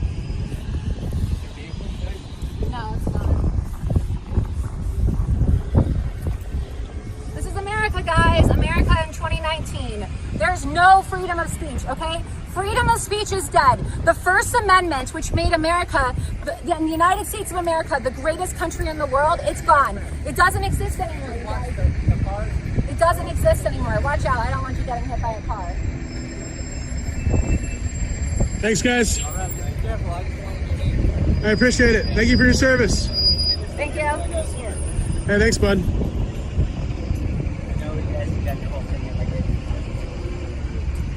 We're all on the same page. They don't want to come back. Yeah, well, no one's going to answer me. They're liars here. They don't know what it's like. I just want to make sure that everyone here is all in the same page. So Facebook, so Mark Zuckerberg doesn't want me coming back to Facebook.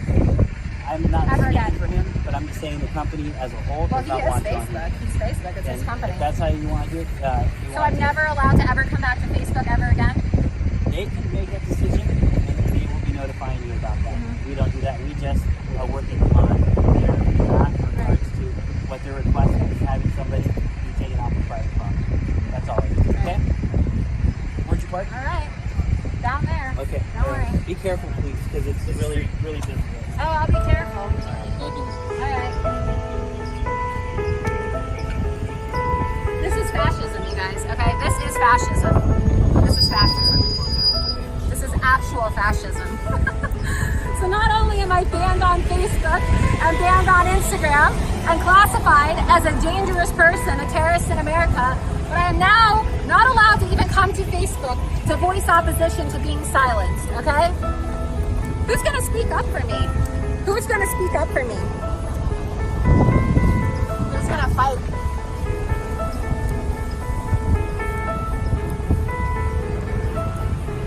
Doesn't look like anybody wants to. No free speech in America.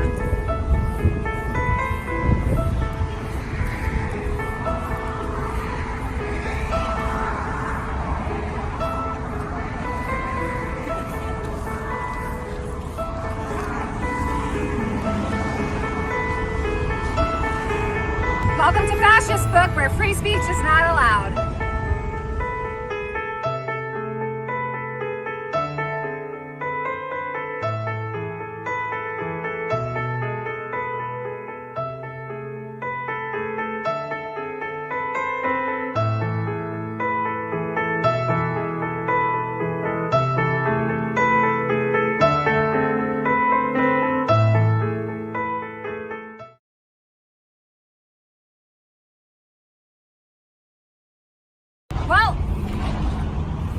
Welcome to Fascist Book, where free speech is not allowed.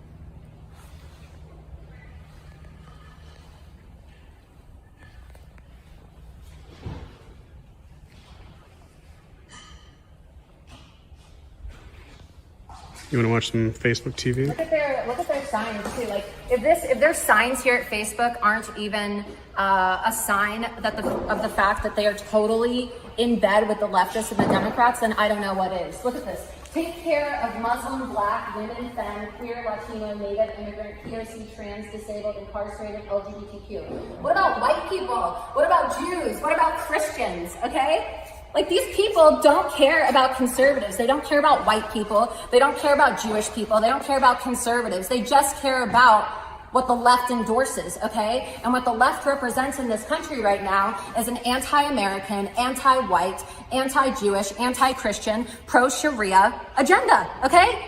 And their signs are clearly representative of this. Look at this. No white people, no Jews, no Christians. No wonder why they're taking their orders from Islamic terrorist organizations and banning Jews.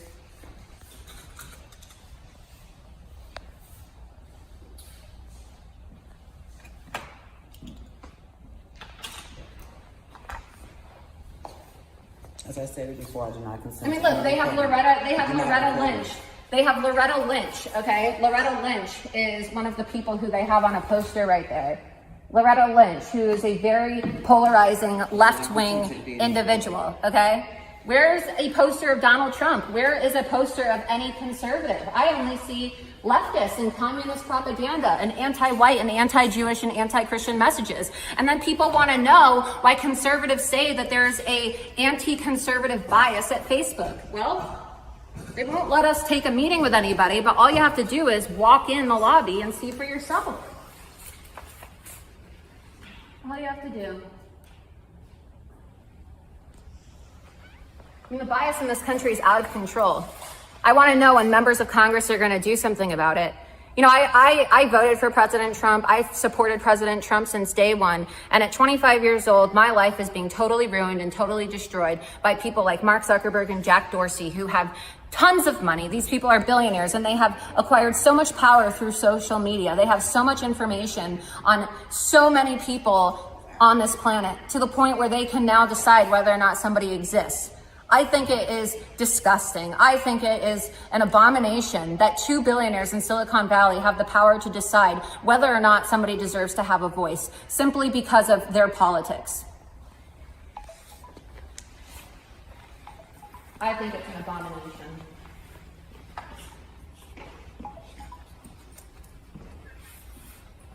It really is.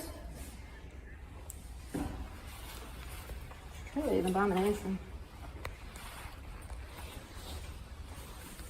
Can't even come downstairs and talk to me.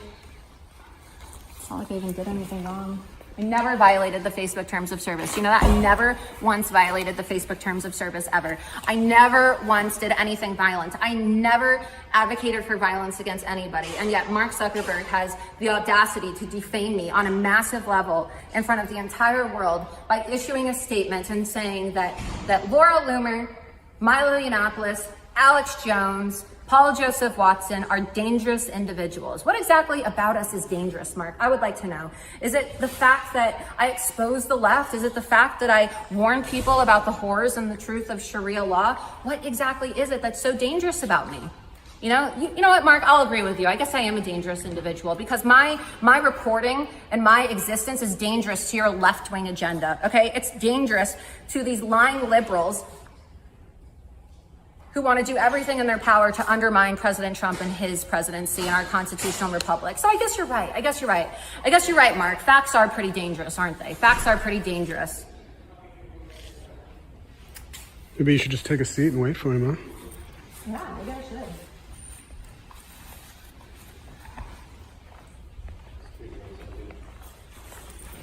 should. Just insane.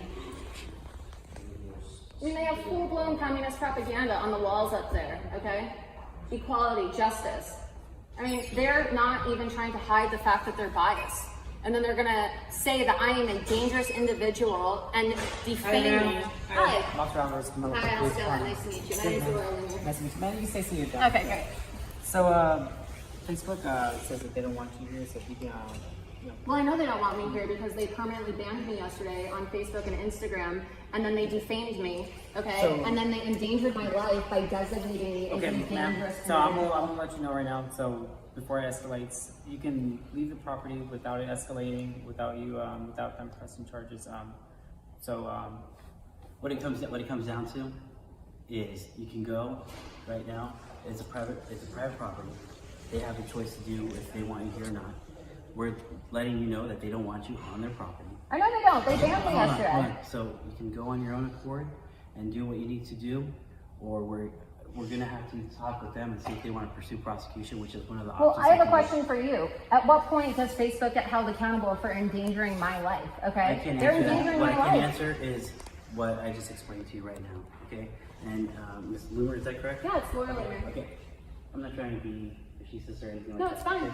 I just want you to know what is brought. And I'm not trying to be a problem. I'm simply telling you that my civil liberties are being violated. My life is now in danger because Mark Zuckerberg and Jack Dorsey have labeled me as a dangerous individual yesterday. It's all over the news, okay? I'm getting death threats, numerous death threats from people who are telling me I deserve to die because I'm a conservative. And according to their own description, they designated me as a terrorist yesterday. I don't have a weapon on me. You can check me. I'm not a violent individual. I'm just a conservative, okay? We can't talk. And I don't have any rights anymore in this country. I can't talk. I don't have any rights in this Are you country. with her, sir? I can't talk. Are you with her also? Except for just I'm filming. No, I know that. I can see that. But are you a friend or acquaintance? Is he not supposed to be here too? You don't want him here also? So the same thing. You have a job as a police officer. Yeah, so same thing. Same thing that they're telling you, we're also gonna let you know. Okay? I understand. They want both you guys out here. I didn't know if you guys were. I'm just doing my job, sir. Okay, I know. So we're just doing our job. That's plain I appreciate simple. that. All right. So Thank you for your service, by the way. Okay, you're welcome. Thank you. So again, just like this officer was claiming, you guys gotta go. Okay. I'm listening. I'm listening. I don't want to put you in that situation, Have to, but you know. I came to Facebook today with this story. Okay, I asked a question. My rights have been violated, and I asked to speak with somebody, and they are so oppositional, and they're violating my rights. They are endangering my safety, and I don't think it's too much of a request for me to just sit here peacefully and ask for somebody in charge to come downstairs and talk to me. Maybe this isn't the platform to do that. Well, I don't have a platform, officer. Which platform do you suggest I use? I've been deplatformed. I literally am banned on every single social platform. Can't speak for them, so whatever basis that you, or any basis that you need to go in contact. So are you refusing to leave, sir? I'm waiting for her. Oh, you waiting for her? Yeah. Whatever she decides. Okay, so we're just gonna get this thing going. Is it going to give you the answer that you want? I know, but no one's been giving me answers. I can't. I Is don't there a even phone have number or way. somebody she can talk to later down the road, or what do you guys do? I'm sorry? Okay, see, so they already gave you something. Right, but that's if you have a Facebook account and they banned me. So clearly they didn't actually let me. What? You filled this up just now today? I just filled it out right now. Okay, yeah, then no, you're good. I asked why. That's all you need to do. I asked why I've been designated as a dangerous individual and a terrorist when actual terrorist organizations like Hamas and Muslim Brotherhood are on your platform. Permissions on there? Yeah, but you guys have my contact information. I mean, I had a Facebook account, so let's not pretend like you don't But have it. specifically, did you have your phone number? Yeah, I put Everyone wants to everything in. contact you is on there? Yeah. Then you're good to go for that. So who's gonna get back to me? Like, how's this gonna go? So what's the records for 14 contact? When? Can't tell you that. Well, I mean, that just doesn't really make me It's want kind to of a leave. first come, first served basis, and there's... A first come, first served basis. You guys have billions of users. You guys have like hundreds of millions, if not a billion users. I could be waiting for the rest of my life. Do I deserve to be silenced for the rest of my life? I'm 25 years old. Do I deserve to not have a voice or not make a single penny for the rest of my life? Okay, Matt, are you refusing to leave? We're going to contact you, so we can be free today. So Facebook is going to contact me. Yes. When? Good to get that. Alright, well maybe you guys can, I would leave, but I would like somebody other than somebody who works in security, it's not exactly like executive here, to let me know when. I don't think that's an improper request. I think that I'm being very peaceful, very respectful, and if somebody can come downstairs from actual customer service, or maybe like Mark Zuckerberg can come address this himself, or Sheryl Sandberg. Like, I'm leaning in right now. You know, Sheryl Sandberg wrote a book, and she said that if you want something, you need to demand it. I am leaning in right now. I am demanding that my free speech be respected, and I am demanding, Sheryl Sandberg, okay, I am leaning in from the lobby of Facebook. Sheryl Sandberg talking to you. I am leaning in from the lobby of Facebook and requesting that you give me my free speech, okay? I am demanding. I read your book when I was 18 years old, when I was a freshman in college, Sheryl, okay? And you said to lean in. You said that as a woman, you're gonna face a lot of sexism and a lot of adversity in your life. And if you want something, then you better go take it. You better lean in and demand it. And so I'm demanding my free speech. I'm demanding to have a right to speak freely and not be banned in America. You're willing to leave. So I have to talk to the security and see what they want to do. Well, I'm not going to resist if you guys walk me out, but I am like refusing to leave until they. Well, we have to go ahead and get that process going. They can touch base with you outside of this building. So I'm being banned from. I'm banned from Facebook yesterday. I'm banned from Instagram. You're being told that you have to leave the premises because this is private property. Just that you're on, and they have that right to do that as well because it's their private property and they're choosing to do so by asking you to leave through those doors. Okay, so. Like you said, if you're willing to walk out, let's go ahead and just fix this. I'm sure he's getting a contact number that you're trying to get a hold of right now. So, but we need a compromise on both sides here, okay? All right, well, I mean, if that's the case, then I just have to leave like a little present. I brought Mark Zuckerberg a present. So, you know, maybe they'll be more inclined to get back to me if I give them a present. I left them their very own freeloomer.com shirt, their own Stop the Bias shirt. So, you know, look, you know, I'm doing everything that they said. Sheryl Sandberg said to lean in, so I'm leaning in from the lobby of Facebook, and I'm asking Mark Zuckerberg and Jack Dorsey to stop censoring conservatives. I am making a plea from the lobby of Facebook to stop the bias. And if you're watching this, President Trump, please do something. Because just as I told you when I confronted members of Congress and Jack Dorsey when he perjured himself in September of last year, I said, please do something before it's too late. Because all of your supporters are going to be silenced before 2020. Matt, can you please? Yeah. He's going, John. Who do I leave this for? Can you give this to Mark Zuckerberg for me? We can't accept that. All right. Well, I'm just gonna leave it here for you, okay? I'm gonna leave it here. This is for Mark Zuckerberg, okay? His very own Stop the Bias freeloomer.com shirt, okay?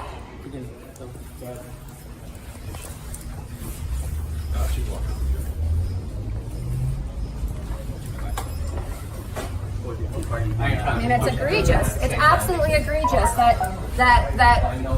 that these billionaires, people like Mark Zuckerberg and Jack Dorsey, have this much power. It is absolutely egregious. I cannot believe it.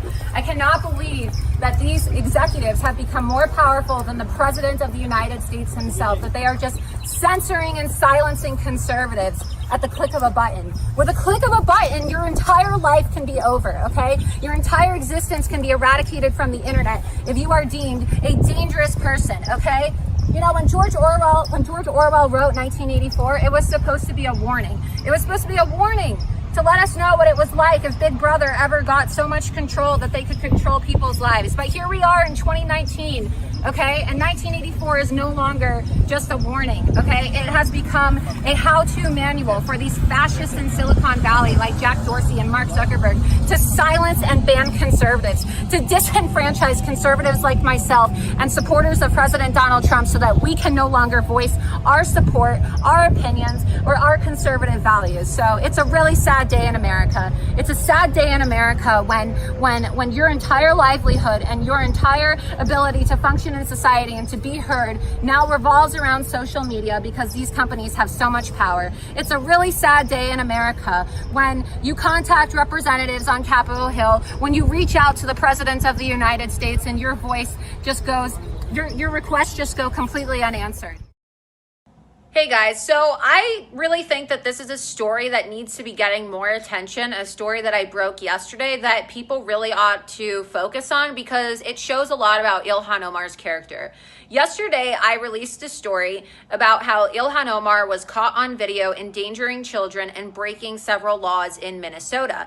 As you know, Ilhan Omar is a United States Congresswoman, and thus she's a lawmaker and has a duty to uphold the law. And if you look at my article, I clearly show the evidence of how she was in the car filming herself while she was driving, okay? And her 6-year-old daughter was in the back seat of the car, not wearing a seatbelt, not in a booster seat. That's a violation of Minnesota law. That's actually 2 violations, a violation of the booster seat safety law and the seatbelt law. And then her son was also seen in the video not wearing a seatbelt. What kind of mother films herself while she's driving, okay, and then doesn't put a seatbelt on her children? First of all, that's endangerment. That's child endangerment. And it just goes to show you like what kind of degenerate people we're electing to Congress. When you have a congresswoman who doesn't even want to uphold basic laws when you're just in a car transporting children, okay? Along with being a Jew hater, Ilhan Omar can now add bad mother to her resume. And this is something that really does need to go viral, okay? Because I personally take offense to that. I take offense to that. I'm not a mother, but I take offense to that, knowing that there are a lot of children who are dead. There's a lot of children who will continue to die in the future because of endangerment from other people, reckless drivers. Every single day, thousands of people die from reckless drivers, people distracted by their cell phone. And Ilhan Omar has the audacity to, 1, transport 2 children in a car, and then on top of that, with them not wearing a seatbelt, she's gonna film herself asking Beyonce to meet with her and her daughter. I mean, talk about priorities, right? She could crash and potentially kill somebody else driving with their kids who actually are in seatbelts. But Ilhan Omar is just so selfish, and she's so concerned about identity politics that she literally wants to endanger children just to get a little message over to Beyonce on Instagram. It's honestly disgraceful, you guys. Absolutely disgraceful. This woman is totally unfit to be serving in our Congress. Hey guys, Laura Loomer here with another crazy story about social media bias and left-wing hypocrisy for you. So Ilhan Omar was in her car filming her daughter on Instagram. And then what she did is she tagged her daughter's Instagram page. And you may be thinking to yourself, okay, who cares?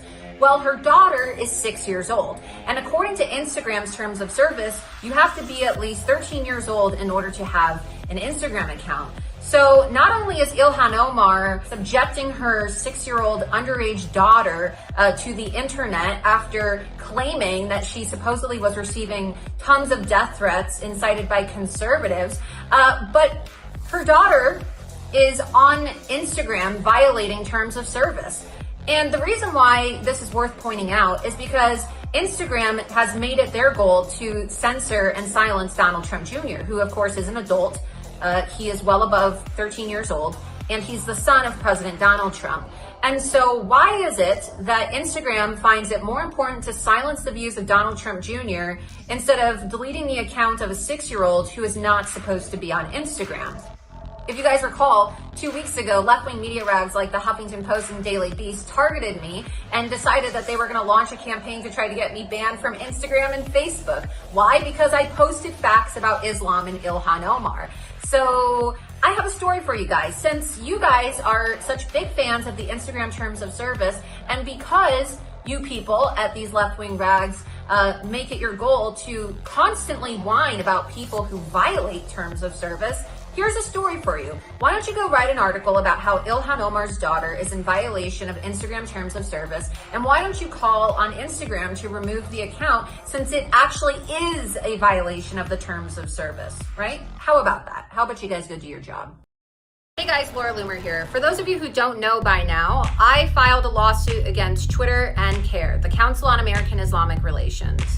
If you recall, back in November of 2018, I was permanently banned on Twitter after I posted a tweet in which I called Congresswoman Ilhan Omar anti-Jewish. I was called a bigot. I was called an Islamophobe. They said that my claims about these people were unfounded, even when I confronted Ilhan Omar at one of her campaign events about why she was doing fundraisers for CARE, a designated Islamic terrorist organization. So I just wanted to play this clip for you guys so that you can hear it out of the mouth of Nihad Awad, who is currently the executive director for CARE. The situation inside Palestine and outside I'm in support of the Hamas movement,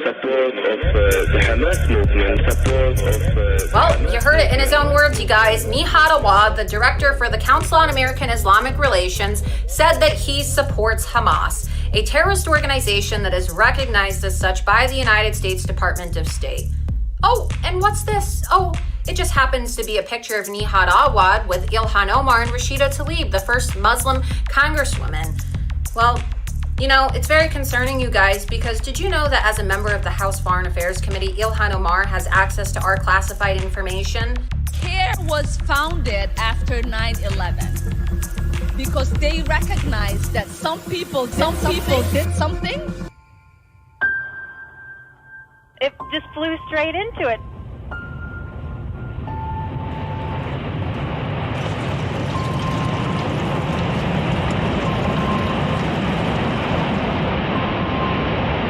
Again, Nihad Awad says he supports Hamas. Ilhan Omar refuses to condemn Hamas. She has access to our classified information. I wonder how far-fetched it is to assume and maybe say that Ilhan Omar is giving our information to Islamic terrorists. If you want to help me fight back against tech censorship so that these tech tyrants like Jack Dorsey and Mark Zuckerberg can't continue to silence and deplatform conservatives like myself, and you want to fight back against the terrorists that care, go to freeloomer.com and support my legal defense fund. Together, we can stop the bias and let Silicon Valley know that it's not okay to take meetings with terrorists.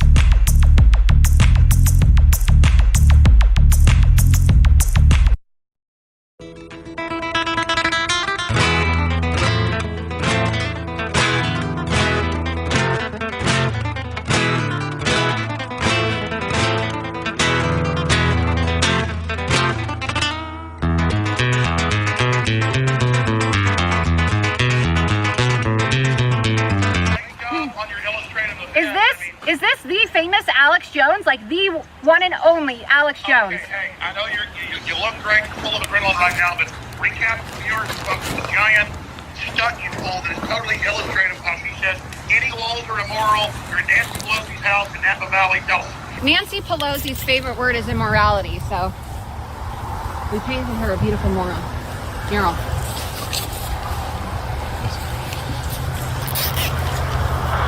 His name is Ronald De Silva. This is Corporal Ronald Singh. This is Kate Steinle. Hey guys, Laura Loomer here. So you may have seen a story in the news today about how the Trump administration was supposedly going to send illegal alien detainees to Nancy Pelosi's district. Well, Nancy Pelosi's district is in California, which is a sanctuary state. And today, when I saw this story, I was laughing my ass off because if you recall, I paid a visit to Casa de Nancy back in January when I brought real illegal aliens from Mexico and Guatemala in Central America. Yeah, I put them on Nancy Pelosi's lawn. And when we set up a sanctuary tent and tried to seek sanctuary, Nancy Pelosi took back her line about how asylum is a human right, and she had us deported. We're being deported, you guys. I find it kind of interesting, the timing of this all, you know? Right as this report gets released, all of the left-wing media companies decide that they want to launch an assault against me to get me banned on Instagram. Gee, is that a coincidence? I think not.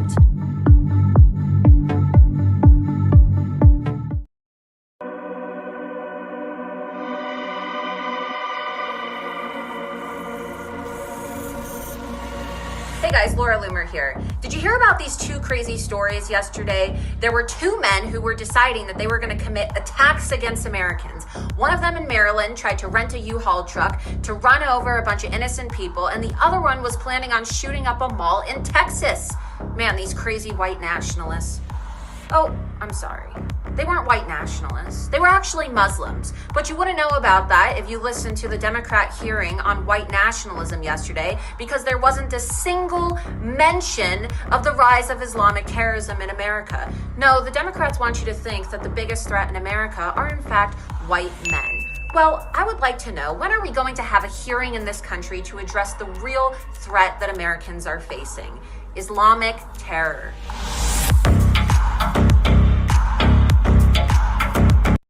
And I hope that when we stand up to those who oppress our communities, that Allah accepts from us that as a form of jihad. Here in these United States of America, where you have fascists and white supremacists and Islamophobes reigning in the White House. Why is it that Ilhan Omar gets a pass at citing violence and calling for the death of the President of the United States through her endorsement and support of Linda Sarsour?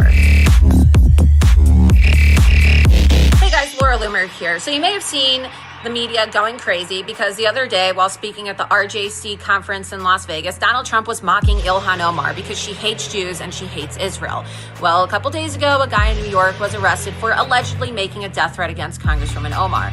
What I want to know is, where's the media outrage over Ilhan Omar campaigning with Linda Sarsour, who called for jihad against President Trump? Maybe the media ought to do their job and report on this egregious double standard.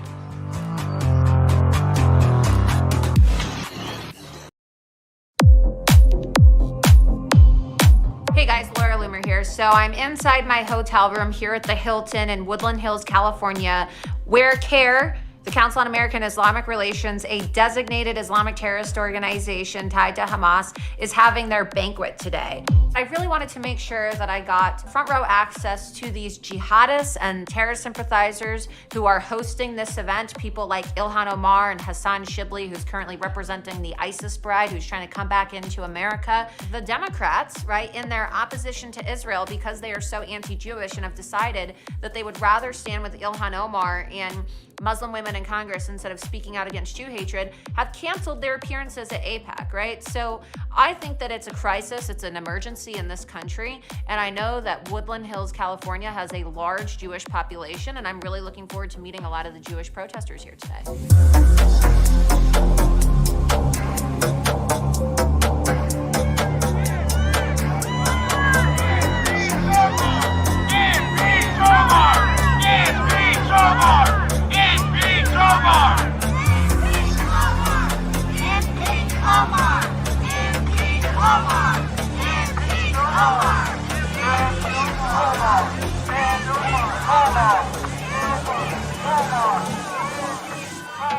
So as you know, CARE is a designated Islamic terrorist organization. Ilhan Omar spews vile Jew hatred.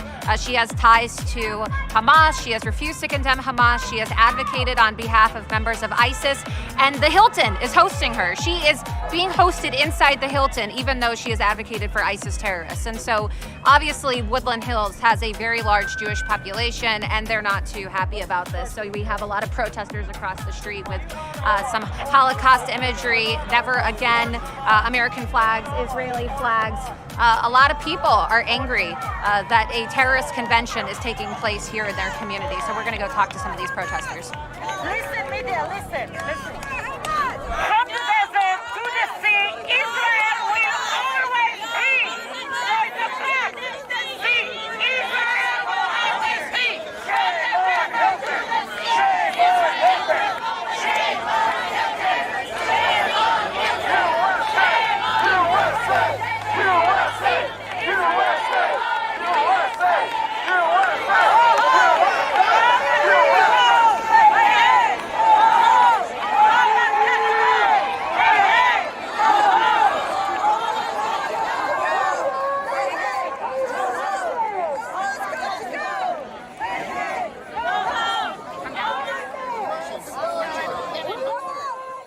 I have read Quran many times, and we need to read Quran so we know how bad that book is, full of hatred. And she Kill. took her oath on it. She took Yep. her oath.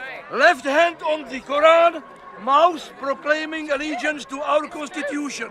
Give me a break. It's incompatible. Sharia law is incompatible with the United States Constitution.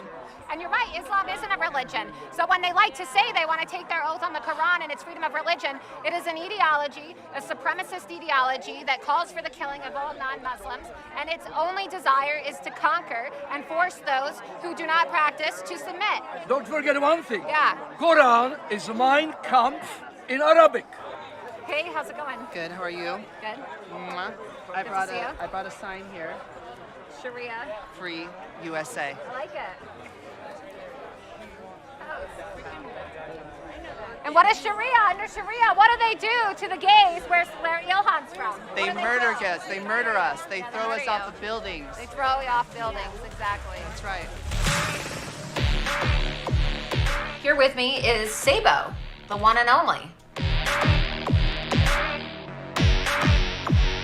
We are causing lots of trouble today. Well, I think we make our mark. Describe the process of these signs and kind of what happened this morning.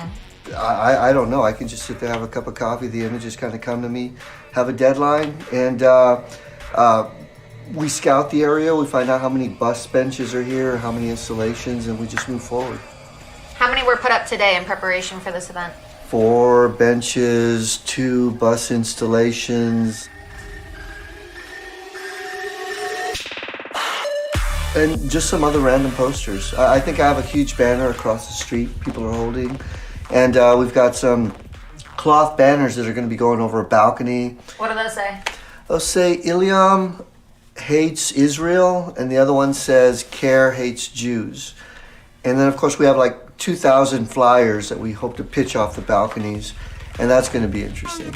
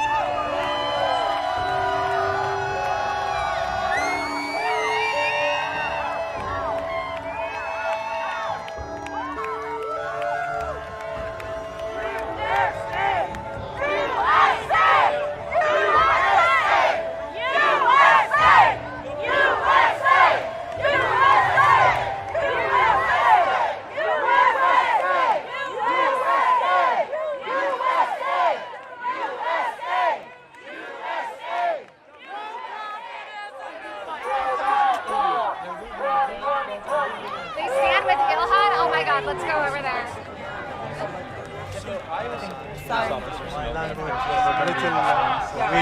You're Jewish and you stand with Ilhan Omar. Of course, yeah. Why do you stand with her? Oh, hi. Hi. I thought that you were on this side. You're on that side?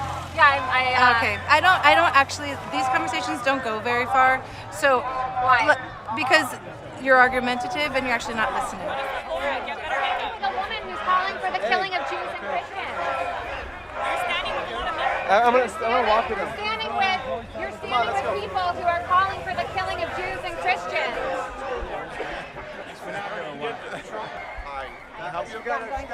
Okay, good.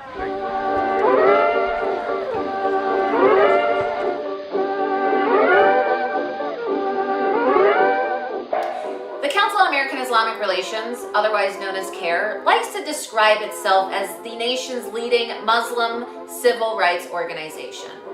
But what they fail to mention is the fact that they're actually a designated Islamic terrorist organization. You know, in the United Arab Emirates, they have been designated as a terrorist organization. And here in the United States of America, during the Holy Land Foundation terrorism trial, which was our country's largest terrorism trial ever in U.S. history, federal judges found that there was ample evidence tying CARE to Hamas. And no, I'm not talking about the dip you eat with pita bread. I'm talking about Hamas, the Islamic terrorist organization that is recognized as such by the United States State Department. Yes, these pesky little facts that people like Congresswoman Ilhan Omar and people like Nihad Awad, the director of CARE, and their associate Hassan Shibli, the executive director of CARE, who is in charge of CARE Florida, which is CARE's largest chapter here in the United States. These are the people who were welcomed to Woodland Hills, California, inside the Hilton. These are the people who Congresswoman Ilhan Omar is associating with. This woman who is speaking at a banquet, at a fundraiser for a terrorist organization that is advocating on behalf of the Muslim Brotherhood and Hamas and members of ISIS overseas, she has access to our classified information. Kind of makes you wonder what she's doing with her information, right? if I get inside the banquet, I'm almost definitely going to be thrown out because this is CARE, right? These are the same people who lobbied Twitter and Facebook to ban me, right? As reported by the Wall Street Journal. These are the same people who are now trying to get Judge Jeanine Pirro and Tucker Carlson fired from Fox News. So of course they're going to throw me out. Who knows if I'll get thrown out of the hotel venue, but I'll definitely probably get thrown out of the banquet. But I'm looking forward to it, you know, because somebody needs to speak truth to power, and these people need to be held accountable and confronted for their associations to terrorist organizations and their blatant Jew hatred, Christian hatred, and anti-American sentiments. Hi, I'm a guest here at the Hilton. Are you guys aware that this is a terrorist fundraiser? This is a terrorist organization? Thumbs up to terrorism? Thumbs up to Hamas? It's a terrorist organization. You guys aware? Does anybody care?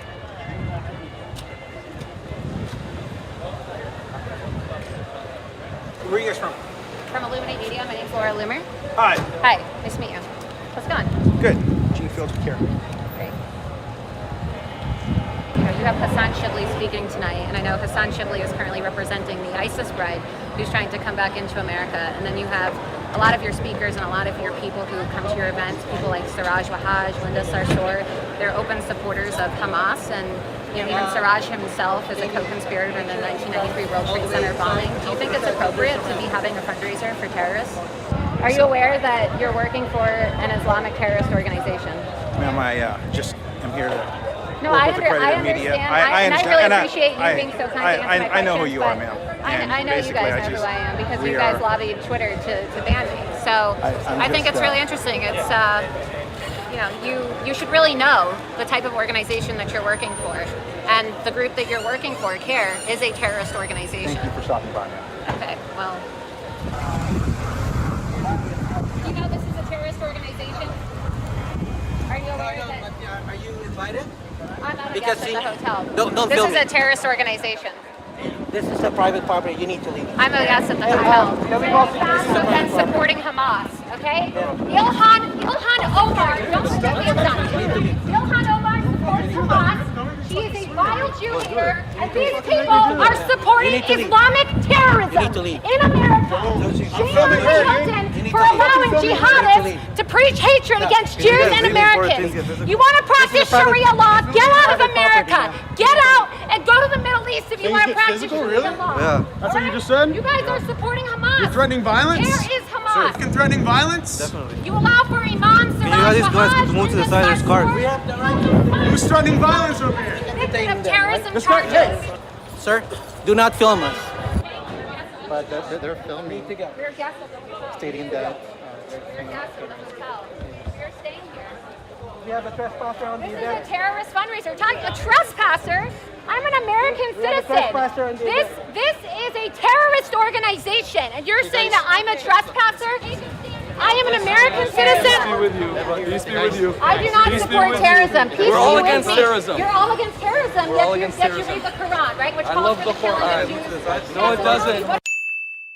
See, Hassan Shibli thinks that he can trick everyday Americans with his taqiyya into thinking that he's just some peaceful, loving, welcoming Muslim. Well, that's not going to work on me, Hassan, because I just know too much about you.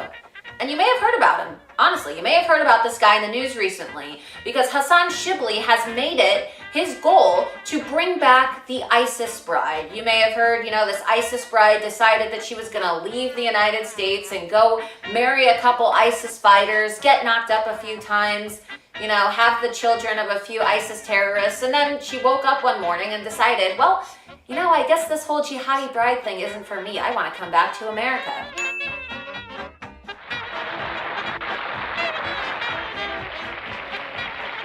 He posted this video in which he was just so outraged over the fact that he had to be questioned and go through security at the airport. Enough is enough. We have to start a revolution. I've been meeting in DC with people about how, unfortunately, half the American Muslim community often gets stopped for random secondary inspection.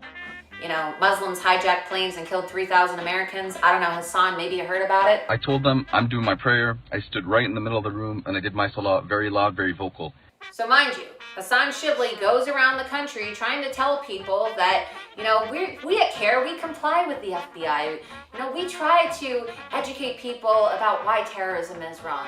But then this same guy is on video talking about how, from the airport, he wants Muslims to have a revolution.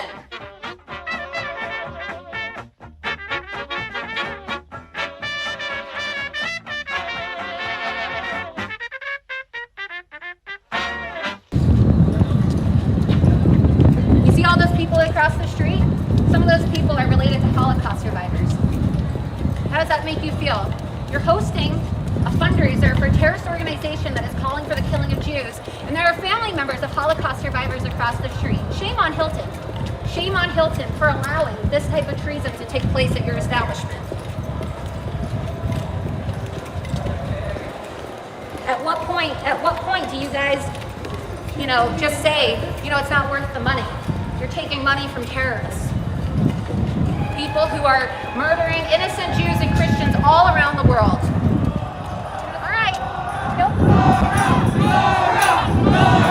Let's just make sure we know it's the Hilton policy that they are going to be fundraising for terrorists. Fundraising for terrorists.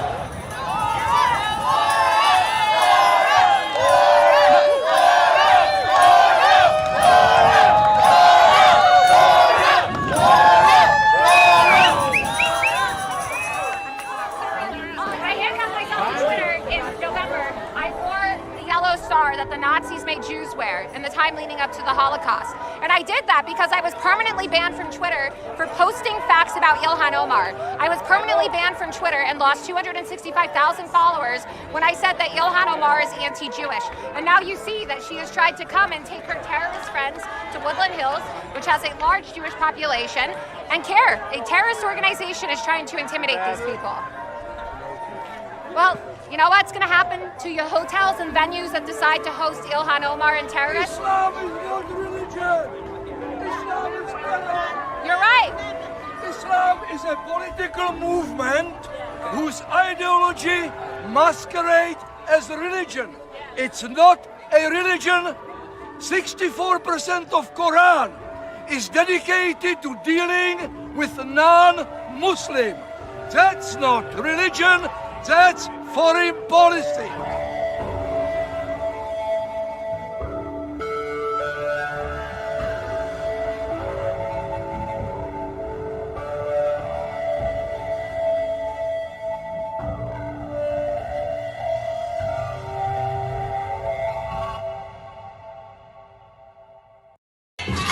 Why are you standing with people who openly support Hamas, a terrorist organization that kills Jewish people?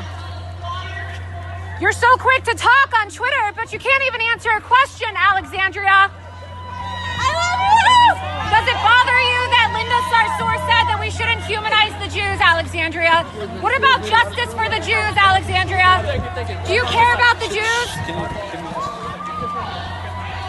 Ilhan Omar and Rashida Tlaib are jihadis. And you, I guess you're a proud member of the Hamas caucus. Linda Sarsour and Tamika Mallory, who you're friends with, are friends with Farrakhan, who called Jews termites. How's that for justice, Alexandria? How's that for justice? What is your problem? What is your problem? Why does she think that Jewish people are excluded from justice in this country? Have fun being a Jew hater, Alexandria! Have fun, Jew hater!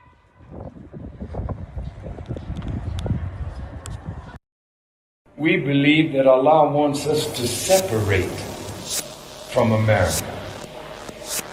We do not wish to be integrated into that decadent house.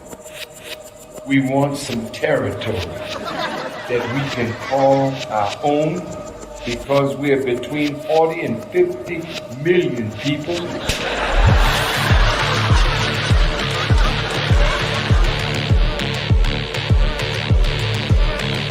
White supremacy makes it difficult for us to live in peace with them.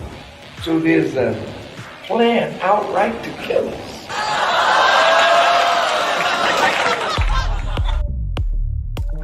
Hey guys, so I was on Instagram and Louis Farrakhan did a video while he was in Iran, And he said that Allah, right, he's a Muslim, wants Muslims to separate themselves from America. And in this clip, you see that Louis Farrakhan says that that's what he wants, right? He wants an Islamic nation. He really wants a caliphate in America.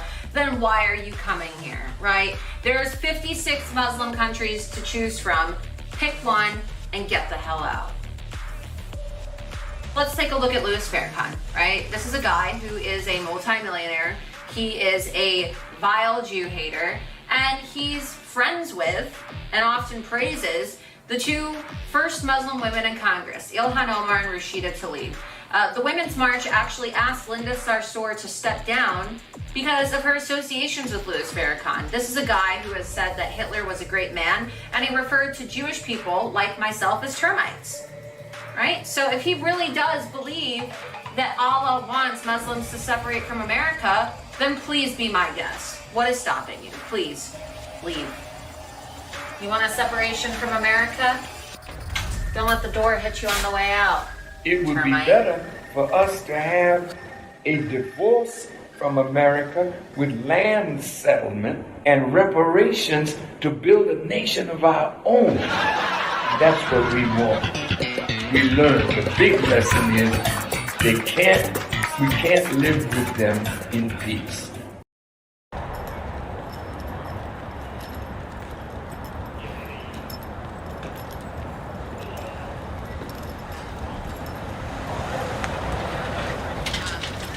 I think it's very disturbing that we're at a point in this country where people on the left are celebrating this deplatforming and depersoning of people just because of their conservative viewpoints. What do you make of that argument? It's not. Twitter isn't really a private business because they're protected. They get these protections, right, so that they can serve as a platform. They're immune from certain lawsuits. Why is it that we're getting banned for criticizing politicians? When is Dorsey going to ban all the people who have said they want Trump to be killed? That's a crime in this country. What I did isn't even a crime. Calling for the killing or the assassination of the president is a felony. And so I feel like there's a double standard, and I would really like the media to actually accept this and instead of trying to find every possible angle to be against conservatives or people like myself, because you shouldn't be allowed to call for Trump's assassination and then be banned for simply saying Ilhan Omar is anti-Jewish, something that is now fact. I think that's going to be it for now. I'm going to talk to you. Yeah, that's great.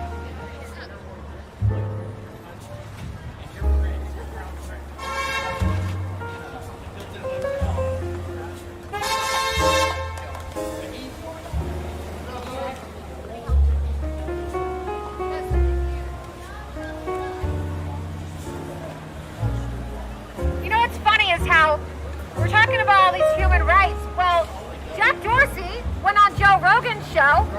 He went on Joe Rogan's show about 2 weeks or so ago. Jack Dorsey told Joe Rogan that Twitter's a human right. Jack Dorsey said that social media is a human right and that everybody should have access to Twitter. Well, if that's the case, then Jack Dorsey is guilty of committing human rights violations against millions of people around the world. I think we have a human rights case coming up here. I don't know. Human rights case. What are you prepared to go down with all your fraud? You know, you can't say that social media is a human right and that these platforms are open and free to everybody and then ban people simply because you disagree with their politics. All right? You're banning people simply because they're conservative, because they support President Trump, but then you're pandering to Joe Rogan and telling him that social media is a human right. It doesn't work that way, Dorsey. All right? Jack Dorsey eventually is going to be held accountable for his lies. If you recall, Jack Dorsey testified to Congress. He was asked whether or not he's censoring conservatives and manipulating algorithms, and he lied, okay? Jack Dorsey committed perjury when he testified to Congress and lied. And he said that they weren't censoring people. But we already know. We know that Twitter is censoring conservatives. We already know. And we have the evidence on the Project Veritas investigation as well. That's what you guys are caught on camera. Laura, though, when they're done censoring conservatives, they're going to go after the liberals. Yes, and it's going to be Nobody's safe here. No one's safe. It's going to be so funny to watch because nobody cares about censorship till it happens to them. I know that Twitter released a statement to their employees today, and they said that you have to show a badge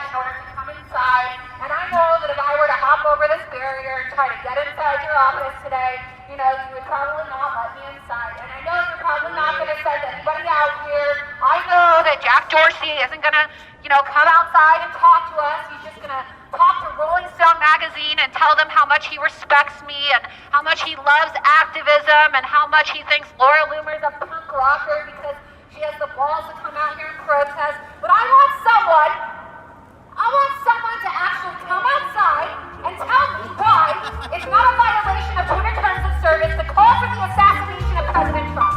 I would like somebody to give me an answer. Why does a woman from Somalia who wears a hijab get an excuse to spew Jew hatred and anti-American sentiment and associate with terrorist organizations as a congresswoman? Why does she get that pass? Is it because she's a Muslim? I just want to know, like, why does she get the pass?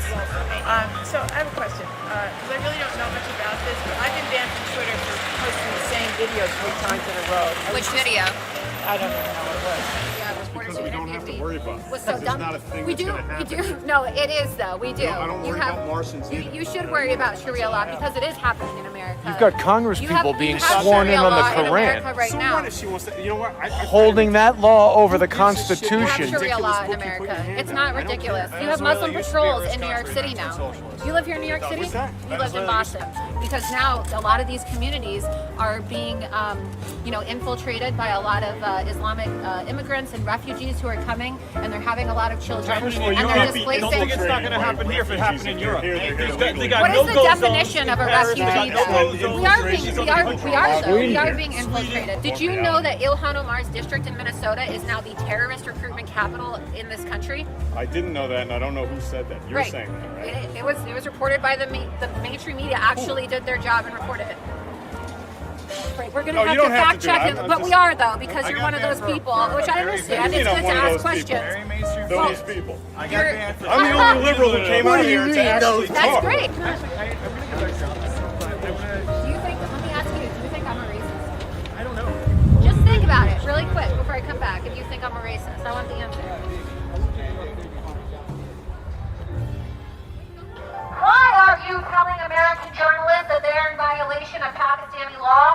How come Prince Al-Walid bin Talal owns more Twitter stock than you? And runs a child sex traffic ring? How come pedophiles are allowed on social media that Alex Jones isn't? How come Hamas and the Muslim Brotherhood are allowed on Twitter but Laura Loomer isn't? Liberal. Don't think that they're not going to come for you too. You're silent now, laughing as people like myself and Alex Jones and Milo Yiannopoulos and Gavin McInnes and Roger Stone and so many others are having their livelihoods destroyed by these big tech social media companies. But someday it's going to happen to you too. All right? It's going to happen to all of you. It will. Admitting to shadow banning and censoring conservatives using artificial intelligence and machine learning. When will it stop? We are not Russian bots. We are American conservatives. I stand here to tell you and ask you, are you willing to die for socialism? Because there's a million of us that are willing to die for the United States Constitution. That's all I have to say.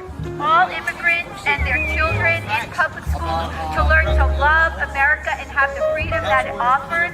And I stand with my life beside Laura Loomer and all the conservatives here, and shame on all New York City Democrats for not being here right now. You're the problem! And your biggest shareholders run child sex traffic rings. That's ridiculous. We need to save the children, not destroy the children and our American ethics. We have a Constitution, we have amendments that our founding fathers gave us to abide by and have liberty and freedom.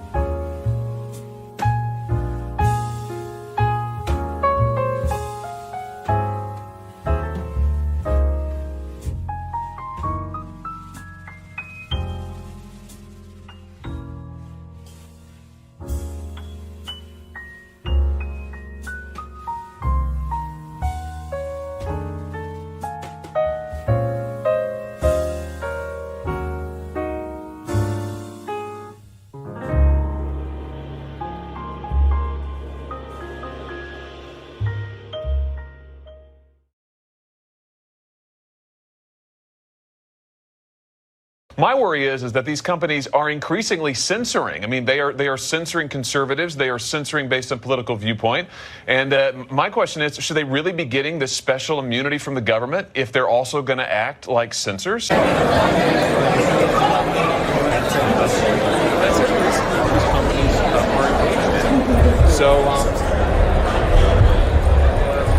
think about what this message is. I mean, I think we'll have to see, you know, the end of the conference. Hi, Senator Hawley. My name is Laura Loomer. My name is Laura Loomer. I'd say that again. Do you think Senator Graham should honor the tradition of loose lips? You know, I think he's doing the right thing. I think he's doing the right thing. Hi, my name is Laura Loomer. I'm a conservative Sit there. journalist, and I am probably one of the most censored people in America. Oh my goodness. I have been banned by Twitter. I've been banned by Uber, Lyft, Uber Eats, PayPal. Even Chase Bank suspended my online access the other day. I've been banned everywhere, and I really need you to help me and hold a panel so that we can get justice for conservatives who have been censored by these big tech social media companies. It is egregious that journalists like myself can no longer make a living online. 90% of my income came from PayPal. And so will you agree to meet with me in your office so that we can take steps to address social media bias? We would love to visit with you. Thanks, everybody. To the question. Thank you, everybody. In the conference area. Thank you. People like Alex Jones, Milo,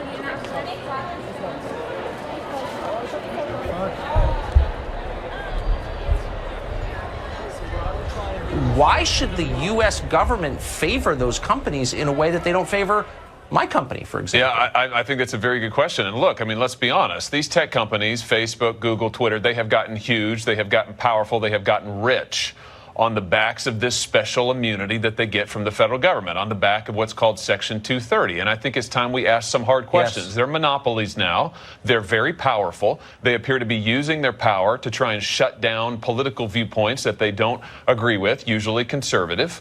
And I think we need to ask, do they really deserve these special deals and special carve-outs that have allowed them to get so big and so rich? Crazy. Yes, he's critical, but that means, like, I believe that Twitter is a sponsor of Joe Rogan and his podcast, right? So maybe Joe Rogan is allowing the money to control, his dialogue, but he allowed for Jack Dorsey to get away with lying about censoring and shadow banning and deplatforming individuals. Jack Dorsey told Joe Rogan that Twitter's a human right. Jack Dorsey said that social media is a human right and that everybody should have access to Twitter. Well, if that's the case, then Jack Dorsey is guilty of committing human rights violations against millions of people around the world. I think we have a human rights case coming up here, Laura. I don't know. Are you prepared to go down with all your fraud? You're banning people simply because they're conservative, because they support President Trump. But then you're pandering to Joe Rogan and telling him that social media is a human right. It doesn't work that way, Dorsey. When are these people going to learn that no matter how much they ban me, my ideas are so great and the people want to hear my message so much that they can't suppress it? Well, that's it, Laura, is that you're exploding, we're exploding. You were on Joe Rogan, and you need to tell Joe Rogan to stop negging me and avoiding me, because I've been contacting him and trying to get on his show to set the record straight about Jack Dorsey. And you trended #1, I trended #1. All these people who are banned managed to trend #1. And obviously their censorship isn't going to work because you can't kill an idea. And people like Joe Rogan, even though he caved to everybody's criticism and had you on the show, he wouldn't have done that unless people spoke out. He let Jack Dorsey get away with lying. He said that he didn't know why you were banned. But, one thing that you should have really pressed Joe Rogan on is why he takes money from Twitter. Twitter is one of his donors, one of his sponsors. So why is Joe Rogan, if he really is your friend, if he really does care about you on a personal level, why is he taking this blood money from Jack Dorsey? That doesn't look like a very good friend to me, Alex. Some things that people wanted to have us talk about. One, that the Cash App is one of the sponsors of the podcast. It's been a sponsor for a long time. You're the CEO of Square, I think, right? Yep. Yeah, there you go. Well, there you go. We on the Cash App. So. There you go. We on the Cash App. So.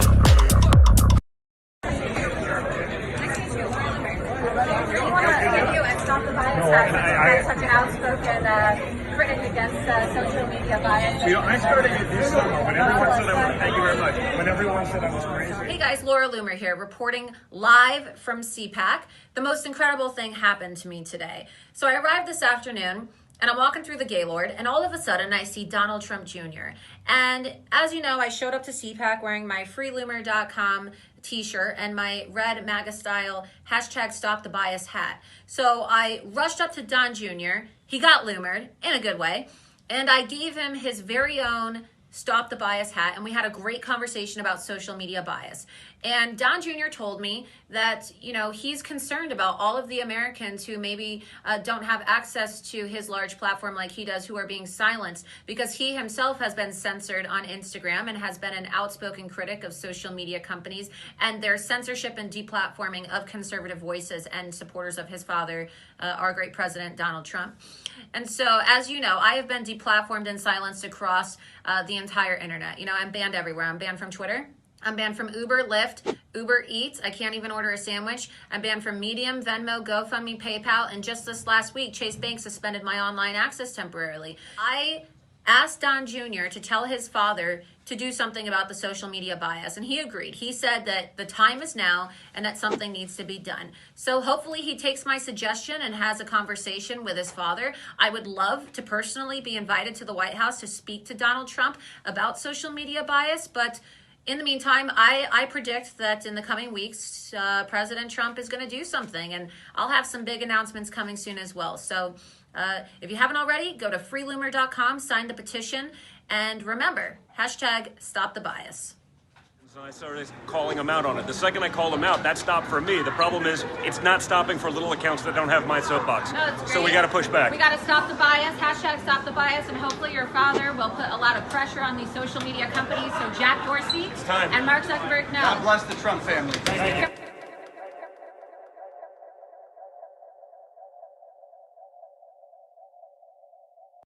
These people are such cowards, and they try to avoid eye contact with me, and then they go, you know, they look on their No, phone. I agree. They always run in fear, which is like, they're like zombies. Why do you think, Laura, they always run? They run from... They're cowards. They're keyboard warriors. And unlike them, I actually take the fight to the streets, and I get in people's faces and confront them because I'm not a pussy, you know? And a lot of these people are. If you're going to talk about people and you're going to lie about people and you're going to write about people and you're going to open your mouth and make money defaming other people, then you better be able to answer questions. Now, Laura, I'm going to say this when you come back. Stay there. But if America's men acted like Laura Loomer, our problems will be fixed in about 5 minutes. I mean, let's just say it. Laura Loomer's got the biggest goddamn balls of them all.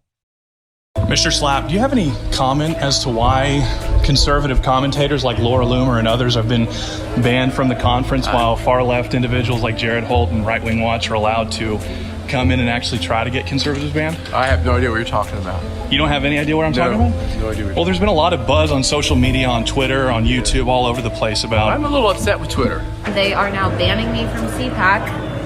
They're taking away my media credentials. Any reason why they're taking away my media credentials? Can you just provide a reason? I've already explained that to you, ma'am. Apparently somebody from CPAC doesn't want me attending. Just got done doing a bunch of interviews, talked to people on Media Row for the last 3.5 days, and I've heard nothing but great compliments about the way we run the media here at CPAC. You know, it's no longer any pretense of discussing intellectual philosophy about conservative movements. It's now about really raising your brand, owning the libs, and selling your books to these people.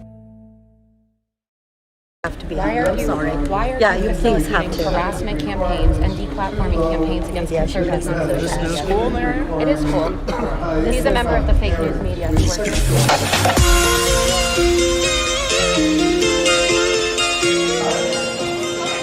Look at this right here. The guy that goes around policing and calling for censorship and then claims that Trump's wrong, there's no censorship of conservatives or patriots. You are incredibly shameful. How are you doing, Alex? You're just look at you. You are literally an anti-American, anti-free speech coward. You're going to go down the history books at the Criminal News Network. This is one of the main people right here who thinks you have no memory, who sits there and lobbies. Show him. that sits there and lobbies people to take other news off, claiming they're fake when CNN is the fakest WMD, Gulf Arab state dictatorship. Oliver, hi, Laura Loomer here. How's it going? So I would really like to know, what is your relationship with Twitter as an employee of CNN? Because you were so giddy and happy when you got Alex Jones banned. And I would love to know, as a journalist, do you think it's appropriate to be celebrating the deplatforming and censorship of one of the most prominent conservatives in America? As an employee of CNN, you lobbied. You essentially lobbied Twitter to have Alex Jones banned. How is that not a violation of journalistic ethics? Who's this guy? I don't know, but we have a right to... I chased him down last night, too. You don't know who he is? No, I mean, there's a lot of people I don't know. This is my producer. But you're always... the guy who the microphone is? No. You really don't? That's strange. He's not with me. Are you going to answer the question? I'm not. Why do you celebrate the deplatforming of conservatives? Why do you celebrate the deplatforming? A good news story about trade is terrific. My compliments to the Secretary and leadership of the USMCA, because Japan just announced this week that Nissan is going to move to manufacture its luxury engines that are manufactured in Japan today. We're going to move to my home state of Tennessee. You were so happy when Alex Jones got banned. What is your relationship with Twitter as an employee of CNN? Are you in favor of Twitter censoring conservatives? Intended consequence of you think former NAFTA, Canada, Mexico, you don't think jobs coming from... kind of hypocritical? You take pictures of people and you post about people and you talk about things like this, but you can't even answer a question. You can't even answer a question. What is that, Oliver? I'm more capable of answering the question. I'm choosing not to answer. Why not? Why not? You have such a good mouth on CNN. You can answer questions. I'm sorry, I have to. I don't know, but you're getting Loomered right now. I'm Laura Loomer. I'm asking you, why, as a journalist for CNN, right? Why, as a journalist for CNN, are you working to deplatform conservatives? I'm sorry, you don't have media pass, so you have to be. I'm sorry. Why are you facilitating harassment campaigns and deplatforming campaigns against conservatives on social media? Is this cool in the area? It is cool. He's a member of the fake news media who works for CNN. I would love to know how. I'm not answering questions, so... Why do you celebrate deplatforming? Okay, you have to.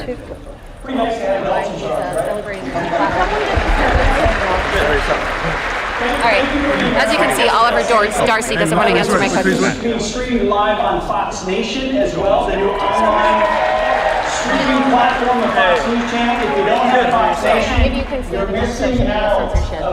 It's Netflix. Freeloomer.com. A great documentary coming about Jerusalem.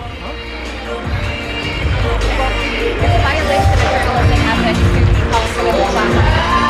I'm a journalist myself. You just launching harassment campaigns. You need to call journalists. I'll leave now out of the respect for Oliver Darcy online harassment campaigns against conservatives, trying to get Alex Jones banned simply because he's a conservative. So shame on you. Shame on you. I hope you enjoy your first minute writing.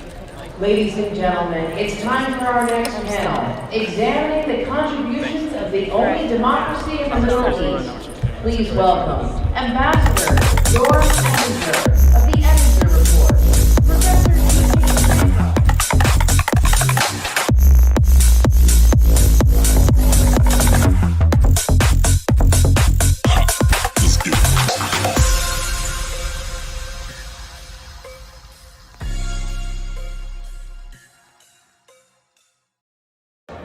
So, just so everyone knows, they're banning me right now from CPAC. I'm here at the security, and I'm one of Trump's biggest supporters. I have 265,000 followers on Twitter before I was banned. And, I just talked to Don Jr. the other day. Don Jr. follows me on Instagram. Kimberly Guilfoyle follows me on Instagram. I just had dinner with Katrina Pearson last night, who's the senior advisor to President Trump, and they are now banning me from CPAC. They're taking away my media credentials. Any reason why they're taking away my media credentials? Can you just provide a reason? I've already explained that to you, ma'am. Apparently somebody from CPAC doesn't want me attending. So, you see, Laura Loomer, Illuminate Media, CPAC 2019, media credentials. I'm banned on Twitter, banned on Uber, banned on PayPal, banned on Uber Eats, Lyft. GoFundMe everywhere, and now they're banning me from CPAC. So, I mean, I'm one of President Trump's biggest supporters. The politics are irrelevant. It doesn't make any sense. I just had dinner with his senior advisor last night, Katrina Pearson. Why would they ban me from CPAC? You'll have to this is discuss such bad optics. You'll have to discuss it with CPAC, okay? Right. This is such bad optics for CPAC to be banning me. I mean, I'm speaking out against social media bias. Yeah, I mean, I'm going to follow your orders. Are you Secret Service or? No, we work for CPAC. And contact CPAC media office, and then give you an additional explanation, okay? Is there a reason why they said that I can't be at CPAC? You're going to have to contact the CPAC media office for additional explanation, okay? All right, thank you. But why? What about all these left-wing agitators? None of they're allowed in.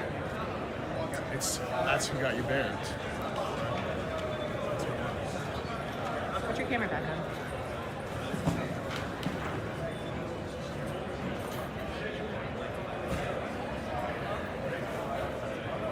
This is ridiculous. They just banned me. They said I can't come in. This is ridiculous. I just had dinner with Trump's advisors last night. And they're trying to ban me from CPAC. You've got to be kidding me. Omar, they literally just banned me from CPAC. They just banned me from CPAC. I was like, you're the biggest supporter of Trump. I know, I don't understand. I'm one of Trump's biggest supporters. This is such bad optics for CPAC. They give you any reason? No, they didn't give me a reason. But I guess, are you rolling? This is ridiculous. This act of deplatforming is ruining people's lives. I have been banned by Uber, I've been banned by Lyft, I've been temporarily banned by Facebook, Venmo, PayPal. 90% of my income came through PayPal. I've been banned on GoFundMe. If you want to make money online, and many people do, PayPal is essential. In a recent interview with the Wall Street Journal, the CEO of PayPal, Dan Schulman, explained that diversity and inclusion are his company's top values. But of course, he doesn't mean it. He means the opposite. Like most on the left, what Schulman actually wants is utter conformity, a world where only approved opinions are allowed. Last year, PayPal banned Alex Jones from using its platform for saying things they didn't like. They've also banned anti-Muslim activist Laura Loomer, the publication VDare, and a number of other people and organizations whose speech they believe should be silenced. Like, how would you feel if somebody shut off your PayPal or your bank account or your Twitter? They needed some sanctuary. Oh, what's this?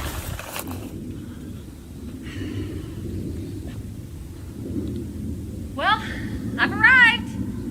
I'm in California. That was so easy. I mean, I just walked right over. I didn't even have to climb.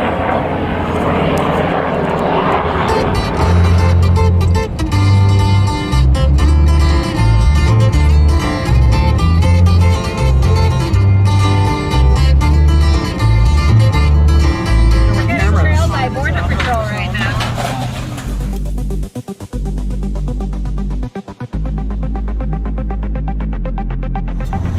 I guess we're not welcome. I thought this was a sanctuary state. I'm so confused. I thought everyone was welcome here. It's very confusing, you know, because you come to California and Nancy Pelosi and Gavin Newsom said that everyone is welcome here and that asylum is a human right, but here we are over at the border, and now we're getting trailed by Border Patrol, and they told us that we had to leave. Well, I'm just really confused, you know? I thought everyone was welcome here.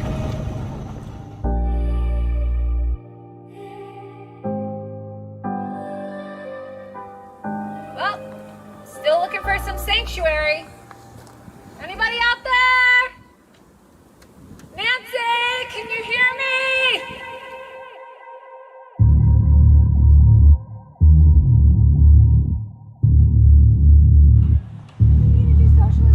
Nancy? A little bit. You're the mess out of this, guys. God bless. Yep. See?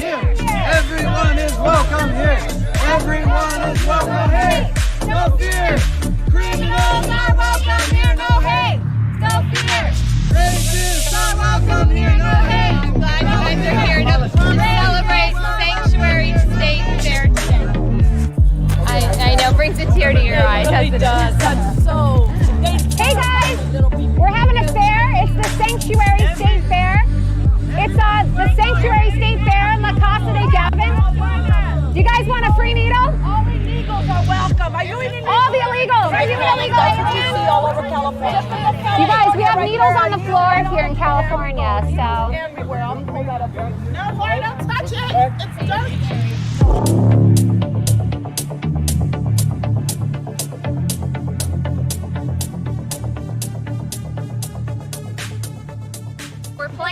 We're having a sanctuary state fair. Everybody You got is the right welcome outfit here. on, brother. We got some balloons. We got some socialist bingo. It's a party, guys. It's a real party. It's all welcome, all welcome. Pancho Loomer. What's that? I think I want to come hang out. I know. Pancho Loomer. Casa de Gavin. Pancho Loomer. Now, look how big this house is. As far as we know now, it's vacant. I mean, it looks perfect for the caravan. Well, look, guys, you know, I met a lot of amigos. As you know, last week I went over to La Casa de Nancy, Speaker of the House Nancy Pelosi, because I thought that everyone was welcome there, you know, and I ended up getting deported with my amigos. And we have an immigration crisis in this country, all right? And when I crossed the border from Mexico into California, right, I met a lot of amigos. They're in the caravan. They need a place to stay. And since Gavin Newsom has another multi-million-dollar mansion, I figured I was going to bring all my amigos here today, and we are going to set up a sanctuary state fair on his lawn, all right? Amazing. So this time I brought a lot more amigos with me. We brought some games, and we're going to have a really big fiesta in La Casa de Gavin. Amazing. All right, so... That's amazing. Come on out, guys. Come on out. Why not? He is a humanitarian, right? This is what look, guys, we got some of our carnival let's games. go check this out. Let's go check this out. Look at the first game we have here. My nephew. You guys, here's some carnival games. This is my game. Nancy, Tell us about your game, Nancy. Okay, well, this is my game. It's called Pin the Tail on My Nephew. And it's going to be a whole lot of fun. Basically, you know, he's so handsome. We're so proud of him. And we just want to celebrate him today. So in this game, you're going to come on down. I'm going to spin you. I'm going to blindfold you. And I'm going to send you on your way so that you can stick it to President Newsom. Oh, wait, President? President. Is he president now? Well, he's future president. Nancy's lost it a little bit, but we already knew that. We already knew Nancy's lost it. To President Bush, Now- because we all know how much Nancy, so I wanna many play people the game. hate President Bush. I mean, he's terrible. Can you blindfold me and spin me around? I want to play. Oh, okay. All right. You're gonna wear my scarf. Oh, okay. Here we go. Oh my gosh, you guys, Nancy's... Laura Loomer is gonna be the first one to play the game, y'all. My friend, Laura Loomer. See if Laura Loomer can pin the tail on the donkey, aka Gavin Newsom. Hey, Ben. Yeah, see. Where's... Oh, hi. See. I'm being blindfolded Okay, and see. taken for a run by the Democrats. Oh, see. Okay. I'll keep my eye on you. Blindfolded and taken for a run by the Speaker of the House. I keep my eye on you. And we're gonna spin it too. Is this safe? Okay, so here you go. There's a pin. Don't poke yourself. It could have a disease. Well, in California, it's legal to give people AIDS now, so don't worry. Okay, I won't worry about it. Nobody will prosecute me. Okay, everybody, wait. Spin the tail on my nephew. Oh, yeah, spin tail it. on my nephew. Up, and then we're gonna go This. straight ahead. Go. Straight ahead. Go. Loomer. Good luck. So close. Right there. Right there. Up, no, left. Right. Right. You're cheating. Not cheat anymore. Nancy, you cheat all Oh wait, the I time. thought we cheat. I thought cheating was okay. I thought cheating was part of the job. I'm gonna pin the nail on Gavin Newsom just like he nailed his best friend's wife. To the right. Right. Keep going. Right. Not down, not left. Over Right. to the right. Right. Keep going. A little more to the right. Little more. Little more to the right. Up a little bit. Up. A little bit to the right. Over to the right. A little bit. Right there. There it is. There we got it. Perfect. But everybody gets a consolation prize. Syringes. Oh! You guys! So I I get a needle as a prize! I told everybody bag one that I that we got this had morning. free. Is it a homeless poop bag or a did. doggy poop bag? Well, we now give them out to the homeless so that has they my poop bag? poop Okay. in a bag. Who's got the poop bag? It's a way of us keeping our city clean, and it's very humanitarian to ask humans to poop in a bag. But you can pick these up. Oh, there's another game. Oh, there's the poop bag. Oh. On to the next game. Oh, it's an amazing game. What do we have over here, you guys? Sanctuary spinner. Wow. Oh, he brought me some NPC balloons. My name is Buster Newsom. I'm Gavin's second cousin. So what do I do here? How does this work exactly? You know, the wheel technically, the wheel will spin if you want Yeah. to. First off, you can't touch a sanctuary spinner without the permission of Gavin himself. Have you gotten the legal authorization from Gavin Newsom himself? I mean, Gavin said everyone's welcome here, so isn't everyone entitled to this spinner? I think so. Let's play a game. How does it work? Hold on a second. We're going to go ahead and we're going to make a couple of adjustments. That way there's no micro-aggressions for life. Wheel. Free sex change for the confused. Come on, we good. All right. Let me go through. You guys, let me go through and read these prizes for you. So, Ben? I'm going to go get those prizes. Let's see. All right.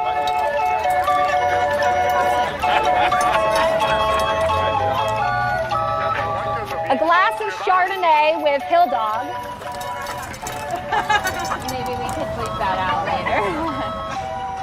A free amnesty voucher. Wow, that is great. Free hormones for your toddlers. Wow, that sounds really interesting.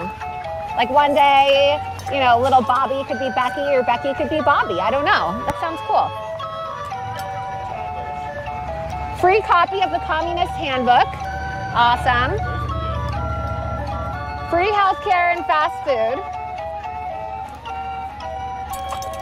Woo.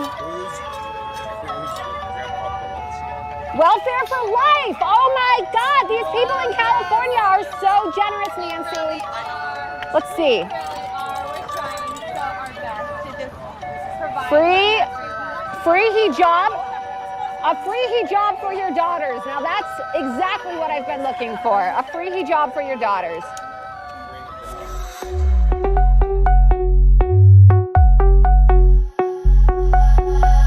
So you guys, the lights are on. The lights are on in the governor's mansion, but nobody's home. So I found some poop along the way, and I'm doing my best to clean up the streets of Sacramento and San Francisco. Do you guys think that Gavin would mind if we used his lawn to clean up the streets and put a little poop in his yard? Gavin loves poop. All right. He would appreciate Here. it. We've been working long and hard on that. Gavin, come out and play. Come on, Gavin, we invited you. We're having a wonderful fiesta in your yard, so come out and play. And so we provide them with that better life. I mean, I don't know why Gavin would have armed guards and a little fence, but where's the socialist bingo? Hey, you don't operate socialist bingo.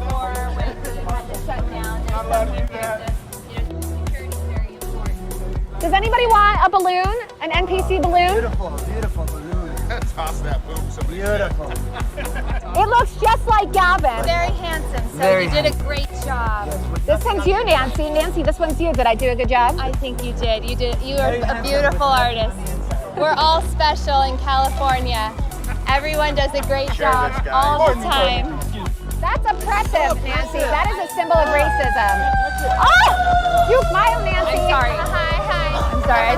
Somebody put it in my head. I don't know. Smile. So how proud are you of your nephew? I am so proud of my nephew, little Gavin. We always knew he was destined for this throne. A great socialist. He's a wonderful politician. He cares about everyone, wants to help people. And yeah, we're very, very proud of him. as a socialist, and Nancy, I'm sure that you can understand this. As a socialist, you know, there's nothing better in life than free shit. There's nothing better in life than free shit. So everything free. Not only do we have free poop bags for people, and we put a few on the lawn, but we also have free needles.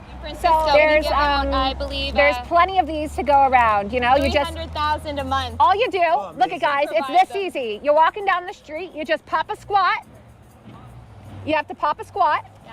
And you just inject yourself with the needle. And that's like what we do for fun here in California. And you don't have to worry because it's all covered on the taxpayer dime. So well, we clean it up, we provide the syringes, we provide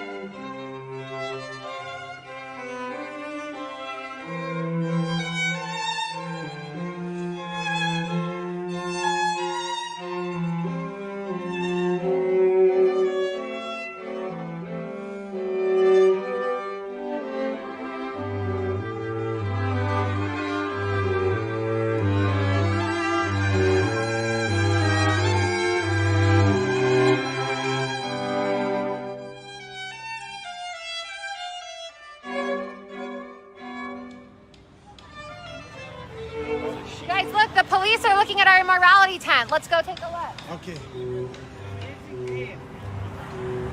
This is the governor's mansion, and as you know, California is a sanctuary state and everyone's welcome here. Nice to meet you. I'm Laura Loomer. Hi. Nice to meet you. How's it going? Great. We're doing well. We're having a little fiesta in La Casa de Gavin. Can we guys get you anything? A poop bag, a needle? Oh, Nancy. Hi. Nancy. So yeah, the officers have decided to come to our fiesta in La Casa de Gavin. Look guys, we have more. We are really getting a crowd here, you guys. We are getting a lot of crowd. We have officers all up the block, ready for La Casa Making de Gavin. preparations. Making preparations for the caravan. I just introduced myself and they said, oh, okay. And then they thrown away. So we're good to go, is what they said. I guess so. I think that they are very excited to see me as a legitimate representative of the state of California. No, the People's Republic of California, Nancy. The People's Republic. Yes. So Nancy, Yes. I have a question for you, Nancy. Yes. Because, you know, these people were not invited to La Fiesta in La Casa de Gavin. But I know that some of their parents stopped by your office in Capitol Hill. Yes, I can't get rid of those angel moms. Oh, okay. So what did you say, Nancy? Well, we've had a few problems with visitation unannounced from angel moms who have swung by my office unannounced. They are not welcome. Why are they not welcome, Nancy? Well, you know, sometimes we have to deal with hard things and people, they come and, you know, we don't maybe want to talk to them, so. Is this a crisis? We have a crisis in America with Americans, particularly white males, that like to commit crimes and shootings. There's many problems in America. Very sad whenever we lose any person. Scroll down my Facebook page to see that Obama video, guys. There's So guys, Wow. guys, these are victims. These are victims of illegal immigrants, and you know, we decided to bring them here to Gavin Newsom's lawn here at the governor's mansion in California because they couldn't physically attend our fiesta in La Casa de Gavin today, and they couldn't attend La Fiesta in La Casa de Nancy. Last time we went to Nancy Pelosi's house, Nancy. It was very interesting, but How does it make you feel, Nancy? I thought you weren't going to bring the tent today, Laura. Well, I thought we agreed we were friends. I think she's mad at me. Nancy's mad at me. Nancy. You know, I came out here to promote and celebrate my nephew who said that, you know, he is the new governor of California and that he will basically be providing so many wonderful things. So I don't think that this is really the right tone. Nancy, what about the 5 million crimes that were committed from 2010 to 2015 by illegal aliens?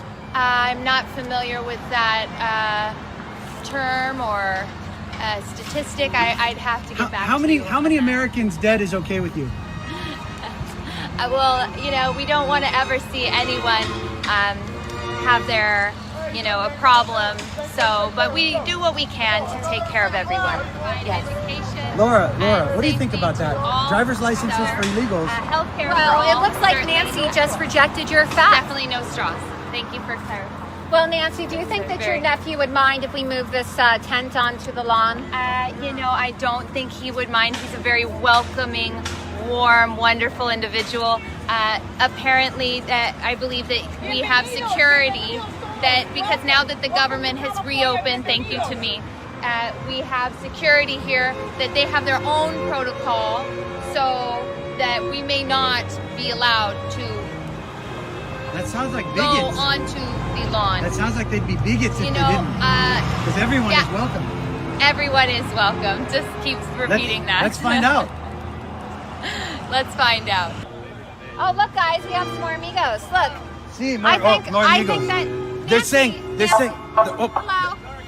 Gracias. So I think they're saying take it into the yard. Is what I think they're saying. Take it off the street Well, and into the yard. you know what they say, guys? Everyone What's that? Everyone is welcome here. Everyone is welcome. Everyone is welcome here. No hate, no fear. Drug dealers are welcome here. No hate, no fear.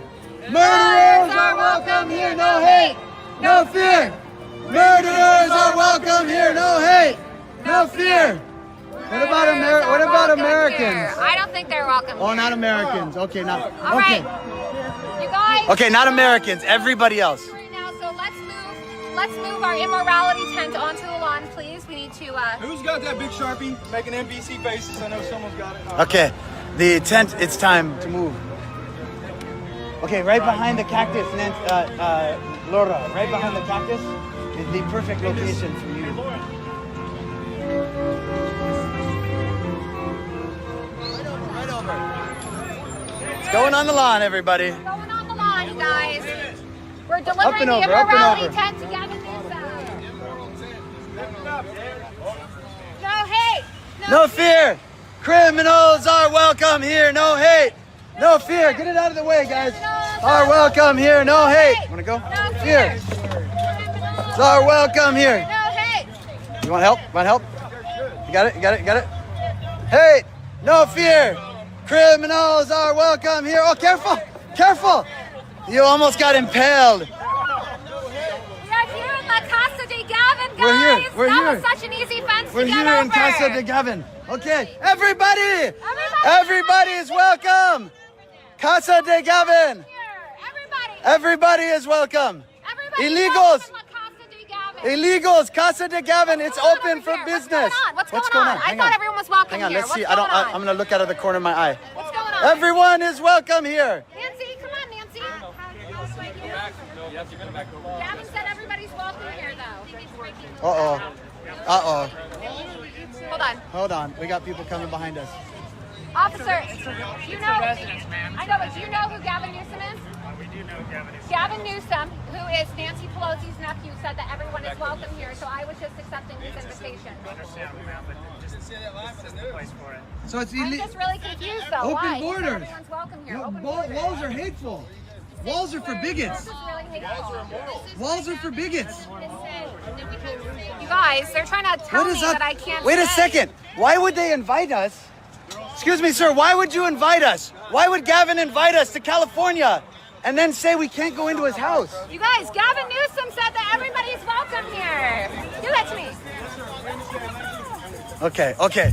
We're trying to... Sanctuary! Sanctuary! Sanctuary! Sanctuary! Everybody, sanctuary! Everybody, sanctuary! Hang on, I'm getting dizzy. Sanctuary! Everyone is welcome here! Everyone is welcome here! Everyone is welcome here! Everyone, especially if you're illegal. Caravans coming from Central America. Oh, needles are welcome here. Everyone is welcome. You're welcome.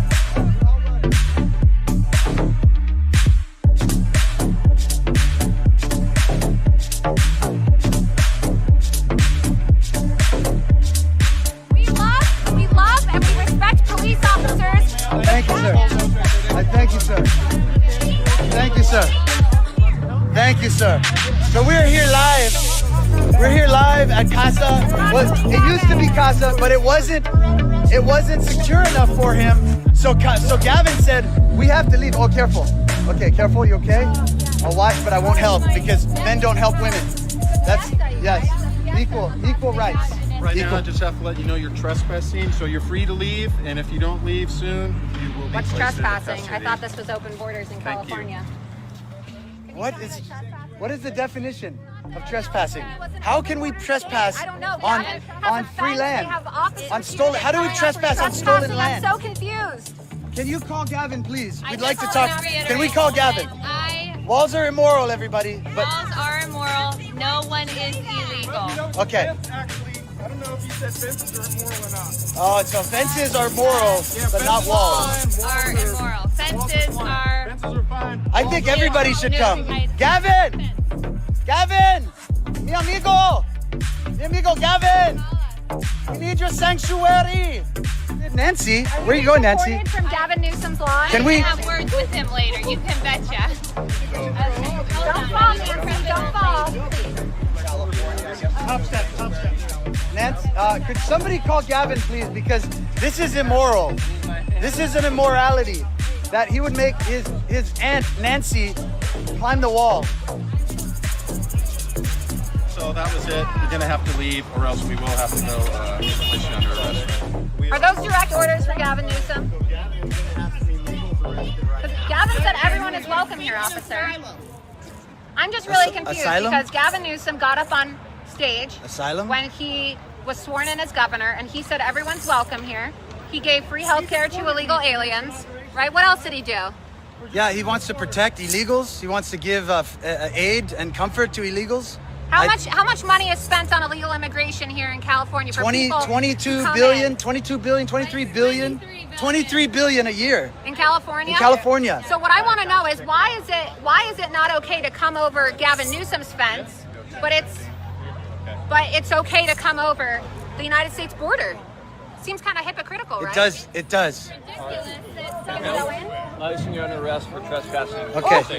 You guys, Gavin Newsom is arresting me. Oh my goodness. This feels like a bigoted action. This feels like a bigoted action. I love our law Guys, enforcement. Gavin Newsom, who said everyone is welcome here. I love our law enforcement, but Gavin, we are being deported.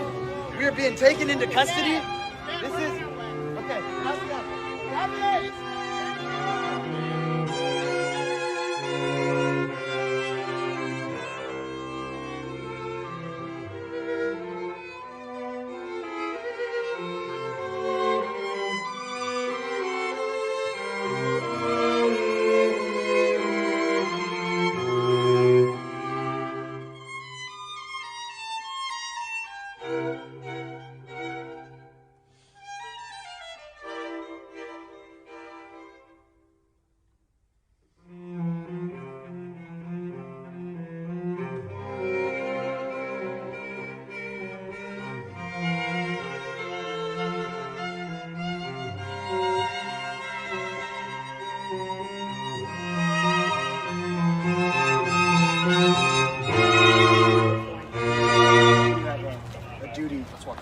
To stand up against it. Hey guys, I've been arrested. And Gavin Newsom. Yep.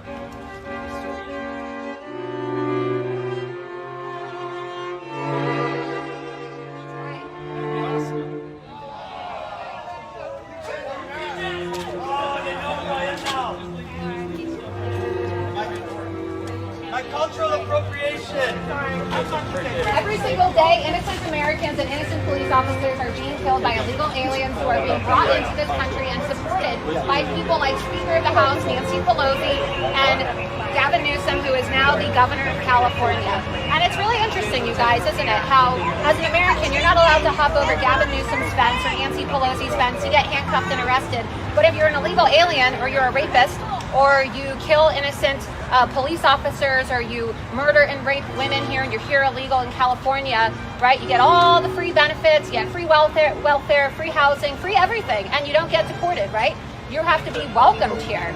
So look at guys, look, this is a perfect example of what Donald Trump is trying to champion, all right? America first, right? You have an American citizen, a journalist being arrested outside Gavin Newsom's yard, but then all the illegal aliens here, the illegal aliens who hopped the fence at Nancy Pelosi's place last week were not arrested.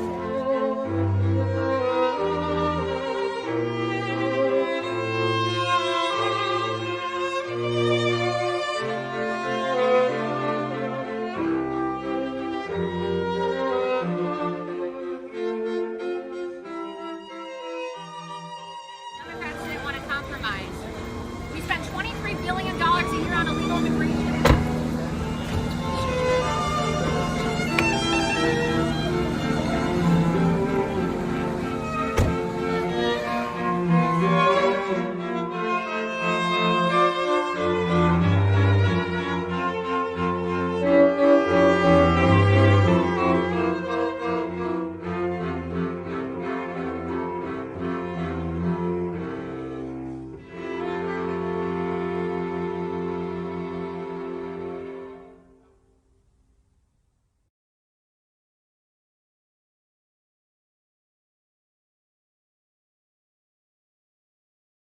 Right. That's where it gets weaponized, and we also have to pay attention to where people are using it that put other folks in physical danger.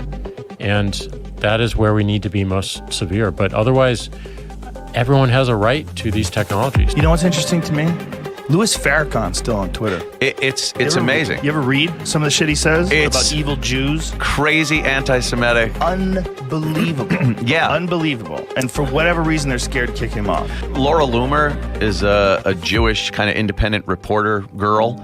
And slash nutcase, whatever. yeah, whatever you want to. She chained herself to Twitter. She chained herself to Twitter yesterday. It's hilarious. Why was Laura Loomer banned? You don't have to be a fan of Laura Loomer. You can question her politics. Was she banned before or after she jumped Nancy Pelosi's fence? Before. Oh yeah. She camped out on her yard. You know what made me think? Like, how the fuck's Nancy Pelosi own that house? Where's she getting all that cash? Yeah. What's her net worth now? A couple $100 million. Really? I mean, to do what? Is she in business? And there's so much dirty money out there. You know, it's funny. It's kind of left-wing tactics she was using. Yeah. Because conservatives, the right, Republicans, whatever you want to call it, are pretty mellow when it comes to. They don't demonstrate really. And she does have a big wall around her place. Yeah. It's not enough to keep Laura Loomer's not an athlete.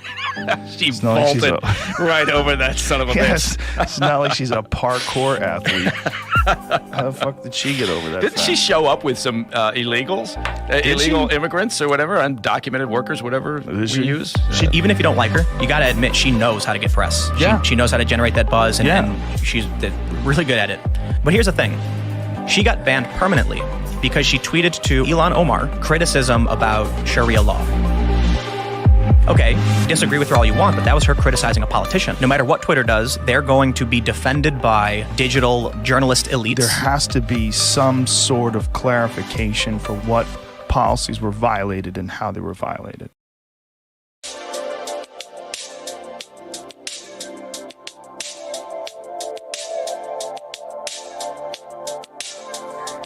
Every single day, conservatives on social media platforms like Facebook and Twitter are being shut down, silenced, and completely deplatformed and demonetized simply because they support President Donald Trump. I say enough is enough.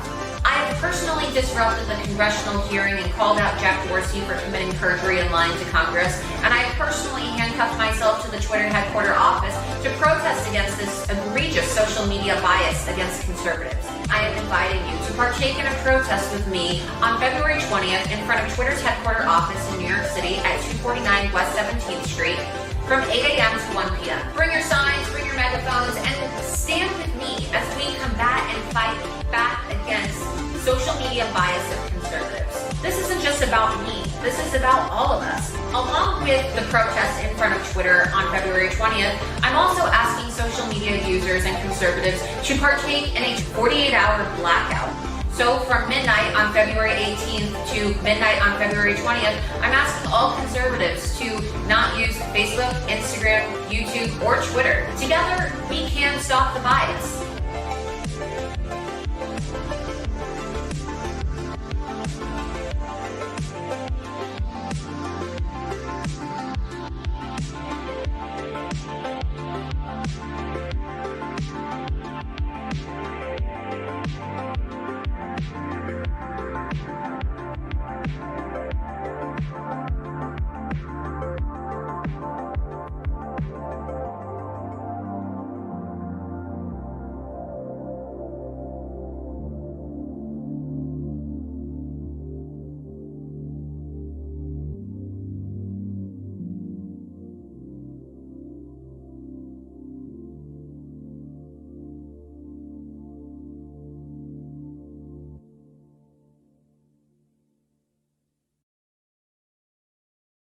Yeah, he wants to protect illegals. He wants to give aid and comfort to illegals.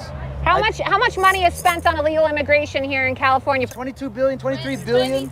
23 billion a year. In California? In California. So what I want to know is why is it not okay to come over Gavin Newsom's fence, but it's okay to come over the United States border?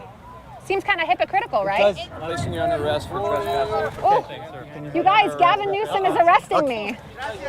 Gavin!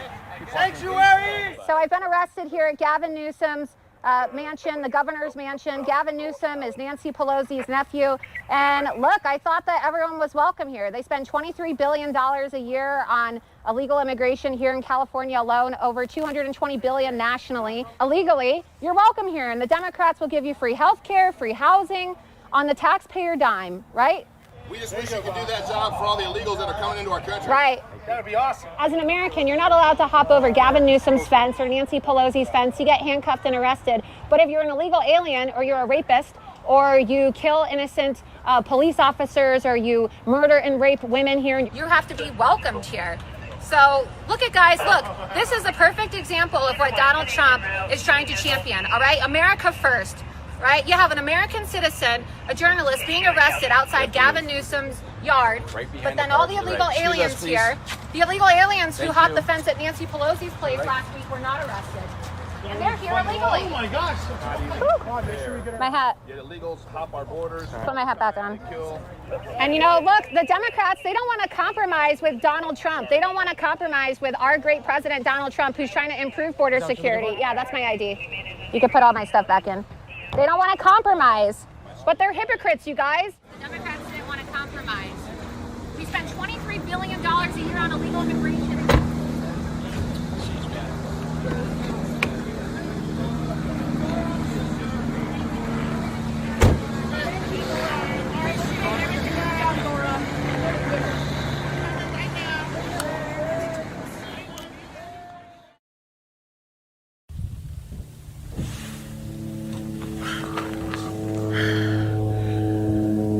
So this is what America looks like. I'm finally here. Well,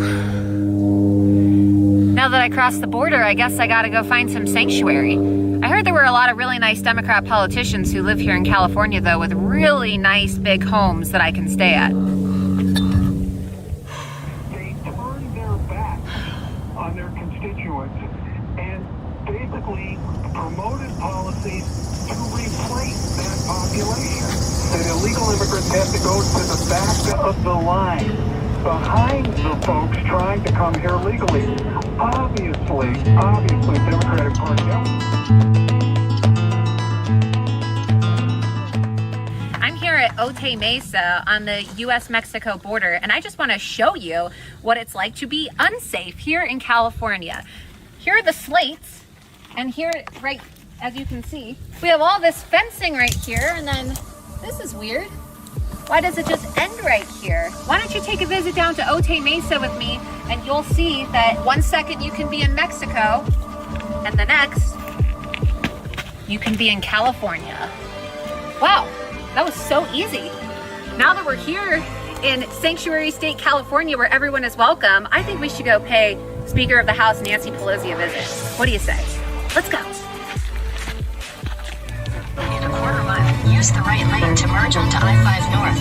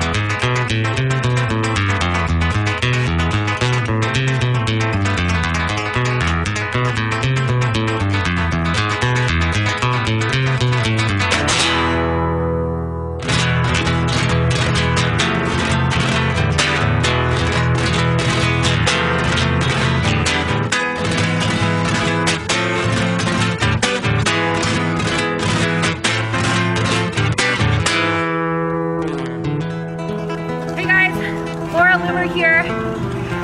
Surprise, surprise, guess where I am? I am at 11 Zinfandel Lane on Speaker of the House Nancy Pelosi's front lawn here in Sanctuary State, California. And as you know, a lot of you may know, I'm being banned everywhere, right? I am being banned on Twitter, I'm being banned on Facebook, by GoFundMe, everywhere. I mean, I'm an American dreamer, and I can't even live freely here in the United States because I'm being banned everywhere. So I really needed a sanctuary, and I just felt like since, you know, Nancy Pelosi has said that everyone is welcome here, that I would really be welcome here on her front lawn here in California. So, you know, look at, she's got this nice little barrier here, and you know, I met some friends yesterday. I went to the Mexican border over at Otay Mesa, and we crossed over, and there wasn't even a wall. It was so easy to get over. And so I want to go introduce you to my new amigos. Hey guys. How's it going? Laura. What's your name? Noel. My name is Pancho. Pancho. Yes. Leonel. And where are you guys from? Where are you guys from? ¿Dónde estás? Oaxaca. Oaxaca? Mexico. México. Mexico? México, Michoacán. Michoacán. Guatemala. Guatemala, Mexico. Michoacán, Michoacán. Mexico, wow. Michoacán. Say hi to Nancy. Say hi to Nancy. Say hola, Nancy. Right here. Hola, Nancy. Hola, Nancy. Louder. Hola, Nancy. Hola, Nancy. Hola, Nancy. Hola, Nancy. Hola. Hola, Nancy. Hola, Nancy. Hola. Say hello. Hello. Hola. Are you guys happy to be here? Yeah. Mucho gusto. Mucho gusto. You speak Spanish. Yeah, yo hablo un poco español. Yeah, so look, you guys, you know, we need to set sanctuary here because Nancy is a very, very rich Democrat, and she believes that everyone is welcome here, and asylum's a human right. So we got to set this up right now. We got to set this canopy up. So let's get started, and let's set it up right here on this beautiful green lawn. These two? These two right now? What is that? Let me see that. Just open. Let's do that. You see. Yep, open. Okay. Yeah, let's get everything. The bean Right bags. here. Yeah, right here. Let's get the canopy going too. Everything. Let's get everything. Oh, you brought my hat. Oh my God, great. Because we got Safety first. Safety first, you guys. Safety we got first. a lot of things to build. So. When we're building a sanctuary, a caravan sanctuary, safety is always first. So, you know, everybody has been wondering, where does everyone in this caravan go? Because, you know, asylum is a human right, and everyone's welcome here, right? This is a sanctuary state. California's a sanctuary state, so everyone's welcome here. So I figured out where everyone in the caravan is going to go. They're going to come here, 11 Zinfandel Lane, here in Napa Valley, California. Nancy Pelosi has this beautiful sanctuary for all of us. It's amazing. It's a beautiful sanctuary.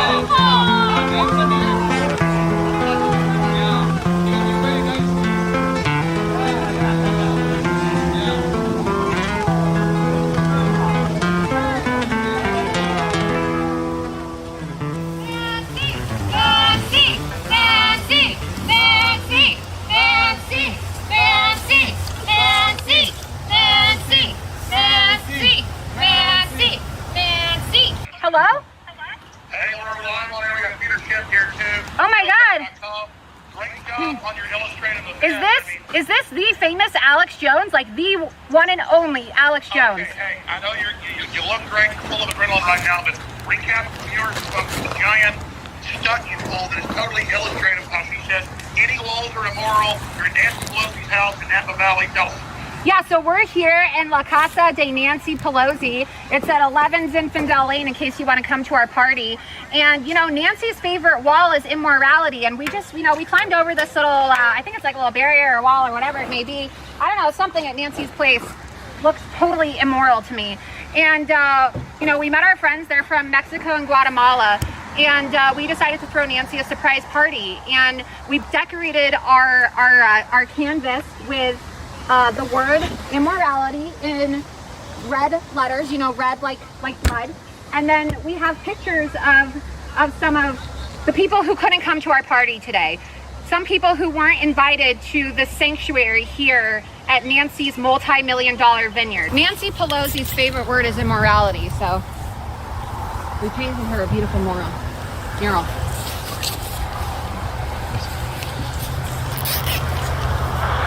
His name is Ronald De Silva. This is Corporal Ronald Singh. This is Kate Steinley. This is Drew Rosenberg. This is Dominique Judil. Grant Ronenbeck. Border Patrol Agent Brian Terry. And Ellie Jean Ryan. Is this sanctuary for them? Can I come live there? I hear it's like a 20-bedroom.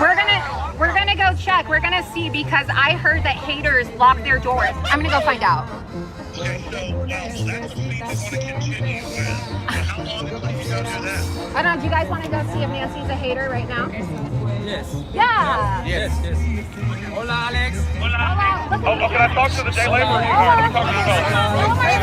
We're more American than Alex, right? Yeah. You're more American than Alex and me. You're killing me, Nancy. Come on, all right? It's not like you have anything to do anyway. The government shut down. Come on and party with us. A toast. Thank you, Nancy. Gracias, Nancy. Gracias. Gracias por todo, Nancy. Nancy.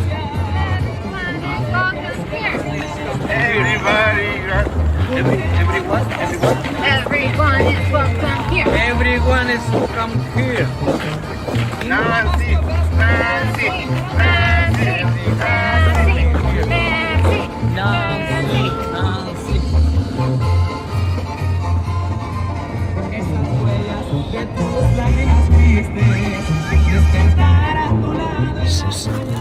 Vamos al frontera, muchachos. Open. Okay. It's locked. Yeah. Oh my God. Yeah. Does that make you sad? Oh my God, you guys, Nancy's doors are locked. Oh, Nancy, you're killing me. You're killing us, Nancy. I just can't believe it. Her doors are locked. Yeah. Why are they locked? No, open. It's crazy, right? I thought everyone was welcome. Very crazy. I'm really upset. Are you offended? Yeah. Well, I'm offended. Oh, yeah? I'm offended. Estoy muy triste. ¿Estás triste? Not four of our amigos got off the party. I'm Laura Loomer. So happy you come to our fiesta. This is my partner, Maureen Patterson. How's it going? Good, how are you? We are doing great. We're having a fiesta here because Nancy Pelosi said that everyone's welcome here because this is Sanctuary State, right? California? Well, this is private property, so... I'm confused. I thought that California was a sanctuary state. I thought San Francisco was a sanctuary city. I don't know. I thought Nancy Pelosi, who's the Speaker of the House, said can we that get this is a ID sanctuary from state. everybody that's here, since you guys are on private property? We don't need that in I California. thought we didn't need that in California because Gavin Newsom said we didn't need driver's licenses because it's like a form of profiling. Well, I'm just we really do. confused. You're on private property, so you're trespassing. I'm really confused. Nancy said everyone was welcome here. Okay. Did you know who Nancy Pelosi is? Yes, sir. So Nancy Pelosi said license, that asylum is a human right. Just because you're You guys, I'm really confused because Nancy Pelosi said asylum is a human right, but now they're saying I'm trespassing, and Nancy said everyone is welcome here. Like if you know her nephew Gavin Newsom, he said everyone's welcome here. Real quick, can I get your So driver's basically, license? you're trespassing. Need to see some ID. And What's trespassing? I reject those facts. It's being on private property. I reject those facts. I didn't know there was private property in I didn't know there was. California. What's private property? Is that kind of like crossing over the border? I like your. But what happens if you cross over the border? Is that trespassing? I do. here's the deal. We just need to. I didn't think we I needed give you it. my though. ID, but I'm just really confused because Nancy and her Yeah, nephew she said we Gavin can told come me that though. So Nancy gave us authorization. Didn't the Democrats say that ID is racist? It is. ID is racist? Any ID is racist. Here, I'll give you my ID. Here, I'll give you my ID. Here you go. Thank you. What's going on here? I thought everyone was welcome here. They're part of our crew. They're part of our fiesta. Nancy said everyone is welcome I know, here. but if we don't have identification, they might have to go with us. Right, but Gavin Newsom said we don't need identification. I understand what you're doing. That's fine. We're But just trying the to. Democrats said that identification is racist. I'm done talking with you. If somebody wants to quit, just. This seems like an immorality to me. It does seem like an immorality. This seems like I'm just so confused. Nancy said that everyone is welcome here, and the Democrats told me that identification was racist. Like, I thought California was a sanctuary state. I thought everyone was welcome here. I don't know what trespassing is. Nancy literally said asylum was a human right. Hi, I'm Laura. That wall up there is property line. Are they okay going over there? Because they were just out here with us. Okay. Not them. They're already on here. They're already part of this. State police wants us to sit there. So, everyone's welcome here. Oh, what's going on here? What's going on? What's going on? I'm trending, you guys. Bye. Bye, guys. Hasta luego. Where are they taking my friends, Ben? To Gavin's house? We're waiting to hear from Nancy. Are they taking him to Gavin's house?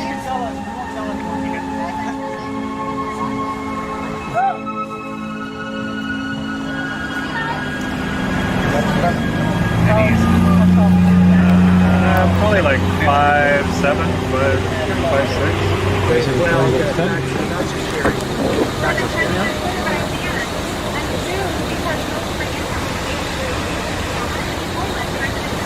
How old is he?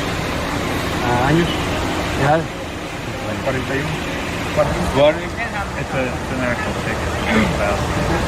Is that what you said? Yep. Is there a 5? They'll have to go to court and deal with it. So Nancy Pelosi decided to give them a ticket. It's okay to have these IDs, but now they're asking for IDs. And I don't understand it. So let me get this straight though. We have 40,000 coming from Central America. yeah, they're coming here. They're coming here. They're coming to Nancy. La Fiesta and La Casa de Nancy. They're coming here. But it's not open. It's not welcoming. I don't know. She said everyone was welcome here, but these officers are saying that we can't come. Hey, officer, how's So it going? somebody hasn't passed. I'm doing great, except for the fact that I'm so confused because a bunch of Nancy's friends were hanging out by the pool in Puerto Rico. So why can't Nancy come here? I mean, come on, look at all this unlimited wine. We could hang out, drink some wine, have a beautiful time. It's amazing. They if it's shut down and nobody can work because of the really mean, bad orange man in the White House, well, I don't know. Why can't Nancy come and join me? We're waiting. I'm waiting for Nancy. We're waiting for you, Nancy. So,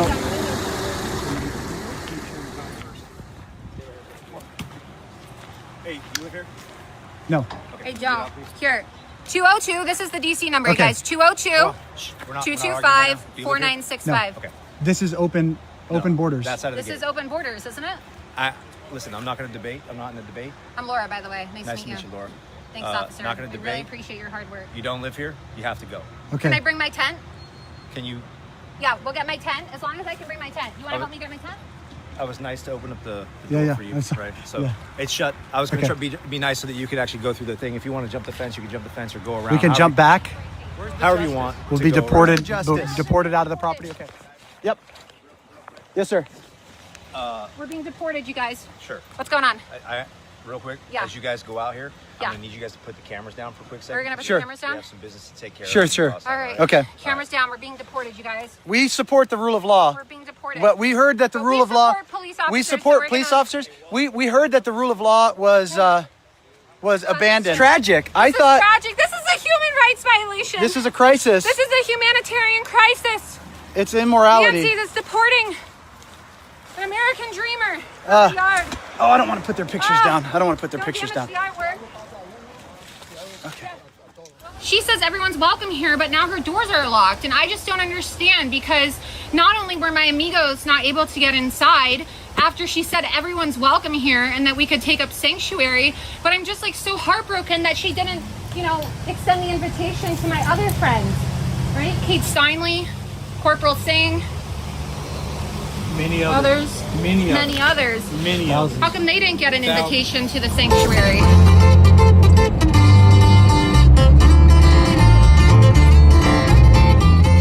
Trailed by Border Patrol right now. I try to escape now so that we can go meet our amigos over at La Casa de Nancy, because this is California. This is a sanctuary state, and everyone is welcome here. Me gusta fumar para relajar un churro de mota con algo de wax. Ahí en California siempre me verán al tiro, jalar el cuerno y una 9000. Tiene buena línea, te bajan calientes, derecha la flecha, porta una cortita. So I woke up this morning and I heard that there was this really strange, bizarre anti-Semitic rally taking place in New York City today. So I decided to go check it out.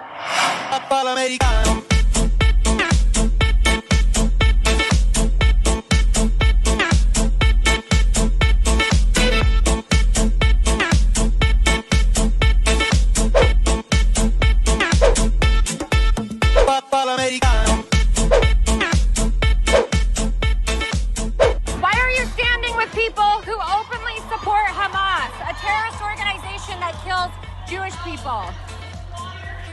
You're so quick to talk on Twitter, but you can't even answer a question. Alex, represent Jewish people. The Women's March does not represent Jewish people. The Women's March does not represent Jewish people. The Women's March is the real Nazi march. So what the Women's March hates Jews. Is I'm going to stand strong. Hates Jews. The Women's March hates Jews. The Women's March hates Jews. This is not a negative hates Jews. The Women's March hates Jews. The Women's March hates Jews. What we're doing today is a Jew hater. Make sure we stay positive. He's a Jew hater. Great, guys, if you live in New York City, you got to come down here. If you're a termite or if you're a Christian, you got to come out here and represent, all right? We got to make a serious, we got to infest, all right? We got to infest the Women's March with termites today, all right? So you guys got to come out here in New York City. We're out here in New York City. So if you're a proud termite like I am, come out. Everybody, Everyone is welcome here. Everyone is welcome here. Nancy, Nancy, Nancy, Nancy, Nancy, Nancy.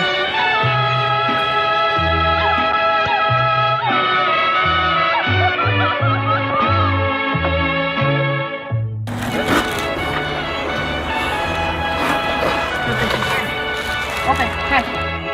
Okay. It's locked. Yeah. Oh my God. Yeah. Does that make you sad? Oh my God, you guys, Nancy's doors are locked. Oh, Nancy, you're killing me. You're killing us, Nancy. I just can't believe it. Her doors are locked. Y aunque todo me tortura, sin querer, nos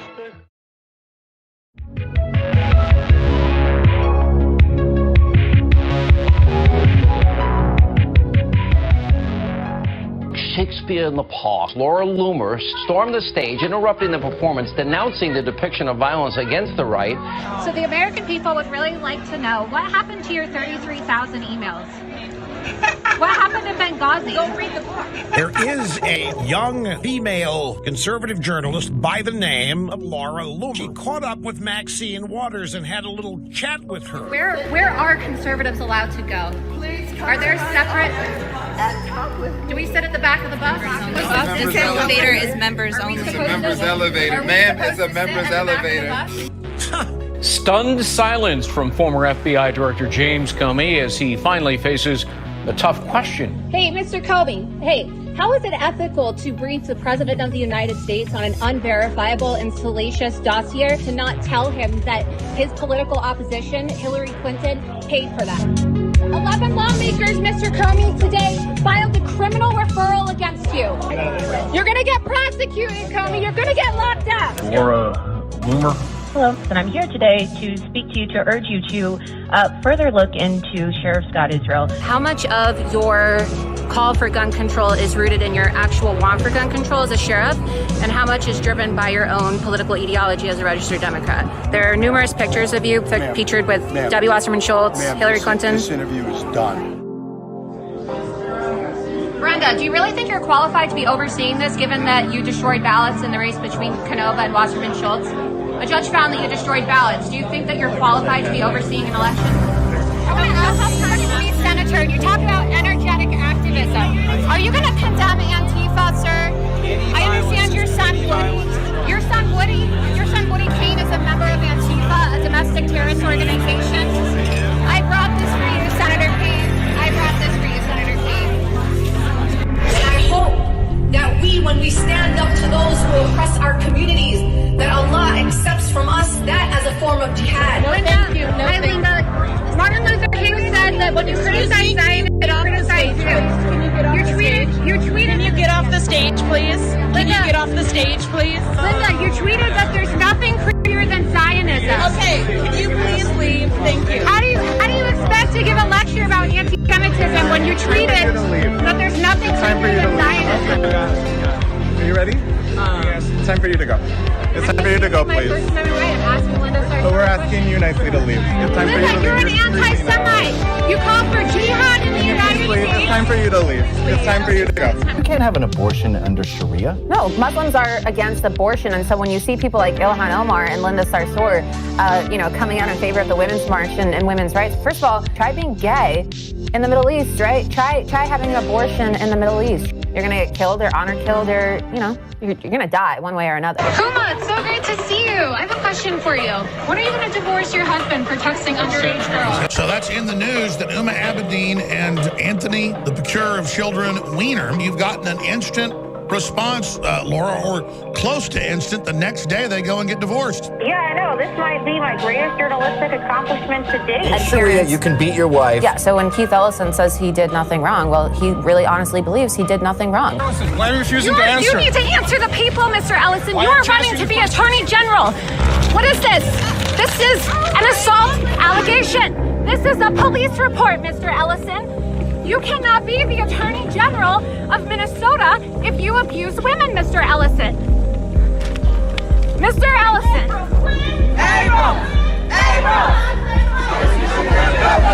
You keep dodging my question, but I really want to know. Will you just Excuse me, real quick. Yesterday, 11 Jews were killed at a synagogue, and you've been endorsed by Linda Sarsour. You campaigned with her. A few weeks ago, she said that we shouldn't humanize Jews. Will you disavow her? Because I just don't think that it's acceptable for a future governor of Georgia to have anti-Semitic, anti-Jewish friends. Will you disavow Linda Sarsour, Miss Abrams? Hi, David Hott. How's your book tour going along? Do you plan on giving any of the money to the family members of actual victims who died in the shooting? Or are you having fun, making money off of dead victims, Stephen? There's a lot of controversy surrounding Ilhan Omar, of course, because she's a Sharia advocate. She voted against legislation that would have made female genital mutilation a felony. She is in favor of the Palestinians, of course, receiving aid. And the whole reason why Trump decided to cut off the aid is because they were using our taxpayer dollars to fund the Pay for Slay program, where they would literally kill innocent Jews, Israelis, and Americans. And then Hamas, which is the government and the Palestinian Authority. Yeah, of course Hamas has a Twitter account, but I can't, right? Nosy Jew banned, but Muslim terrorist, A-okay. It is egregious that nearly 70 years since the time of the Holocaust, these big tech social media companies like Facebook and Twitter are starting to normalize things like Jew hatred and Sharia law. Twitter, Facebook, Apple, Google, Instagram, they are essentially upholding Sharia. Silicon Valley is essentially upholding Sharia when they decide to ban me for posting facts about Islam, when they decide to ban me for posting facts about Sharia law or criticizing an anti-Jewish Muslim congresswoman. This is America, and Sharia law is completely incompatible with our United States Constitution. Mr. Dorsey, you are lying about censoring conservatives. You were caught on tape by Project Veritas, shadow banning people. You were censoring people. You censored me. You censored Milo. You censored Chuck Johnson, James O'Keefe. You even censored President Trump, which Jack Dorsey is trying to influence the election. That is why he is censoring and shadow banning conservatives. You are a liar, Jack Dorsey. You are a liar, Jack Dorsey. You unverified me on November 15th, 2017. Stop the bias. We are conservative Americans, not Russian bots, Jack Dorsey. Stop the bias. You pushed fake rape allegations against Brett Kavanaugh. You know, they call me a creepy porn lawyer because they know that I'm going to kick your president's ass if I run against him in 2020. Oh, yeah. I'm not going to beat him. I'm going to destroy him. And you want to challenge John Jr. to an MMA fight? Why don't you fight me? You are kicking a Jew out of a synagogue. This is an abomination. Things got heated at Politicon over the weekend when actress and Me Too darling Alyssa Milano was confronted by freelance journalist Laura Loomer. You are friends with Linda Sarsour, and both of you ladies have positioned yourself as speakers and representatives for the Me Too movement. I want to ask you right now to disavow Linda Sarsour because she is a supporter of Sharia law. And under Sharia law, women are oppressed, women are forced to wear hijab. And I just want to give credit to people like Laura Loomer, who was the one who was responsible for confronting a type of Sharia, an American Sharia, a Silicon Valley Sharia. Laura Loomer is a Jewish kind of independent reporter. That girl got kicked off Twitter. She kicked off Twitter. She chained herself to She Twitter. chained herself to Twitter. There is a lot to talk about with regards to Laura Loomer. A super far-right woman named Laura Loomer got banned from Twitter and then handcuffed herself to Twitter headquarters. And I was like, what? She's gonna get in so much trouble.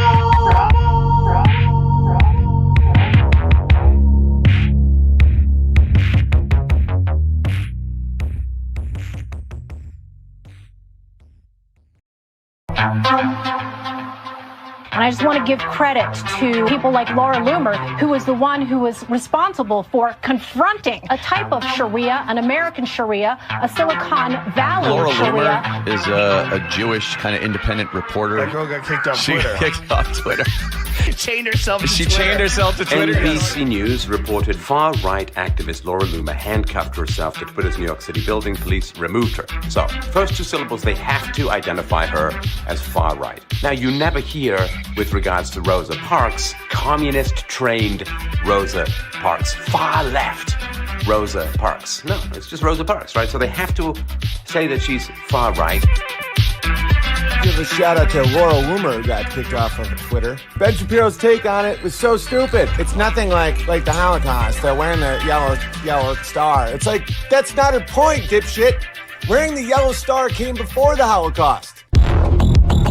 What did they kick her off of Twitter for?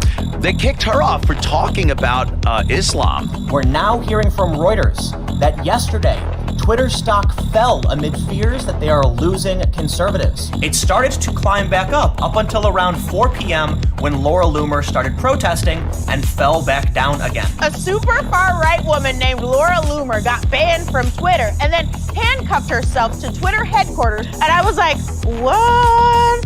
She's gonna get in so much trouble. That are still on Twitter This is Laura Loomer, incredible activist, investigative journalist, chained outside Twitter. She was banned last week permanently for saying that cutting little girls' genitals off is bad. We're fighting back against the censorship right now. More police are showing up. Live feeds, Infowars.com. Stay with us. She's on the bullhorn. Number one topic, American Twitter. Number two topic, world Twitter. Yes. Now, baby boomers don't think that's a valid metric, but I sure do. As a conservative, we're so scared of being obtuse. Yeah, they're scared of optics. Yeah. But does the left care about optics? Nope. The left doesn't care. They'll go outside and they'll wear pants full of period blood and, they'll... Literally. They will, and they'll go to Congress and they'll do the most obscene things. They'll falsely accuse men of rape. Feces.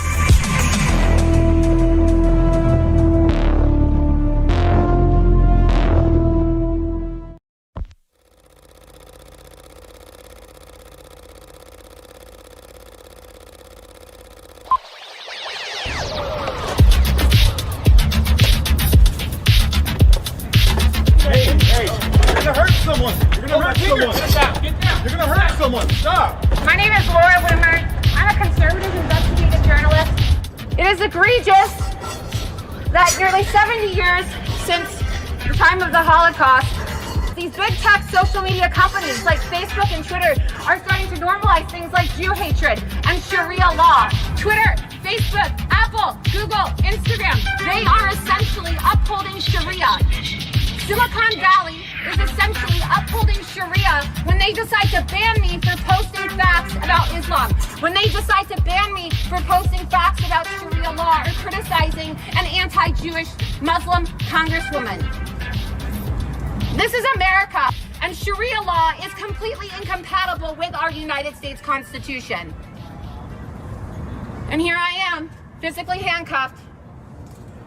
You know, if Jack Dorsey wants to come outside, I would love to know, Jack, why it's okay for people to say things like they want to assassinate President Trump. I want to shoot Trump in the head. Fuck white people. Oh, white people are racist. God, can someone just shoot Trump already? I mean, why is this allowed on Twitter, Jack Dorsey? I want to know how that's not hate speech, but my tweet up there, isn't it ironic how the Twitter moments used to celebrate women, LGBTQ, and minorities is a picture of Ilhan Omar. And I had a sign here that I wanted to show you guys, but Jack Dorsey is sending his goons to confiscate my sign.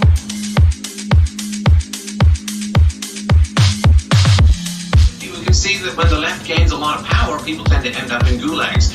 All of this stuff has a tie to Sharia. The only thing I want right now is for conservatives to stop being silenced on social media.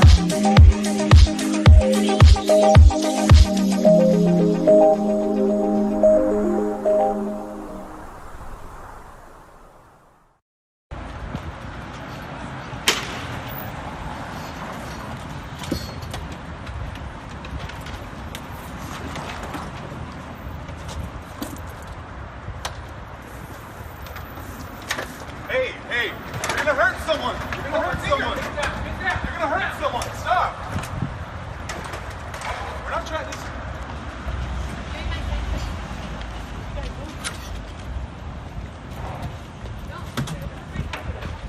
Stop. Take that down. You guys don't know how to do that. You guys don't know how to do that. You guys don't know how to do it. Officer, come in to the hospital. Sir, we can go to the hospital.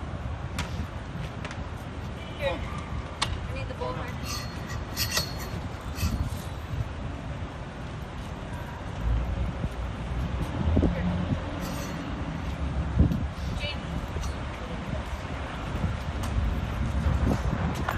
Proud of you, Laura.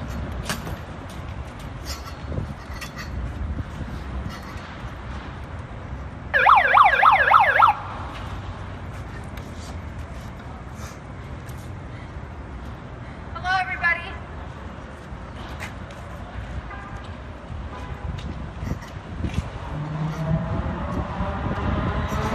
My name is Laura Loomer. I'm a conservative investigative journalist, and today I'm here at Twitter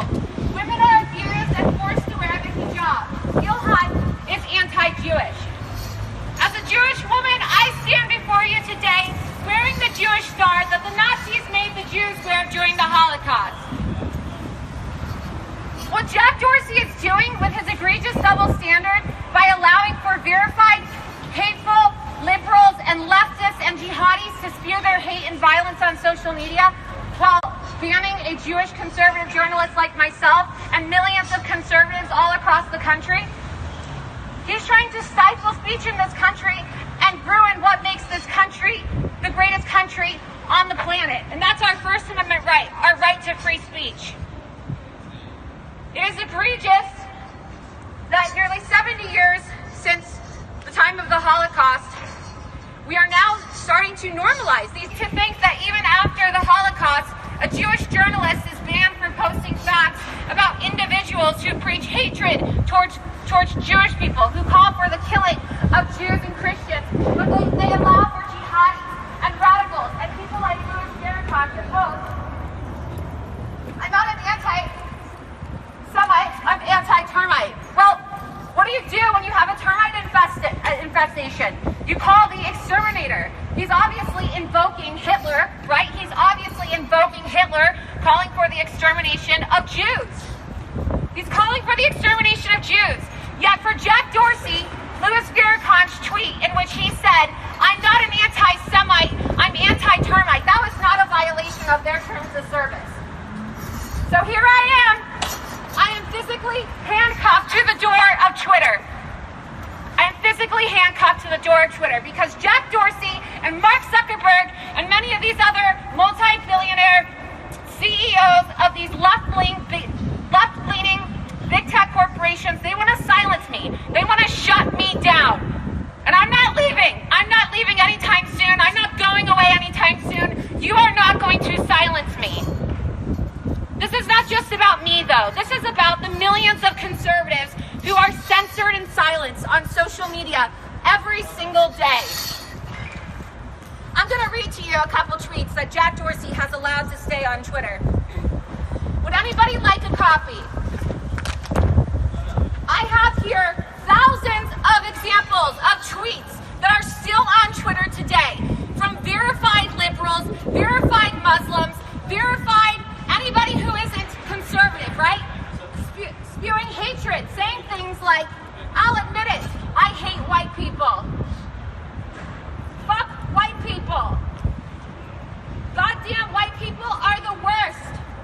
Kill all white people. I'm not anti-Semite, I'm anti-termite." I mean, this is all still on Twitter. All of these tweets right here are still on Twitter. Jack Dorsey won't remove those. According to Twitter, it's okay if you want to preach hate against the Jews. It's okay if you want to preach hate against white people. It's okay, according to Jack Dorsey, if you want to preach hate against conservatives, right? You don't get banned for that. That's not a violation of the terms of service. But if you're a Jewish conservative journalist like myself exposing these people, these leftists, or if you are just a conservative in general, you'll be silenced, you'll be shut down.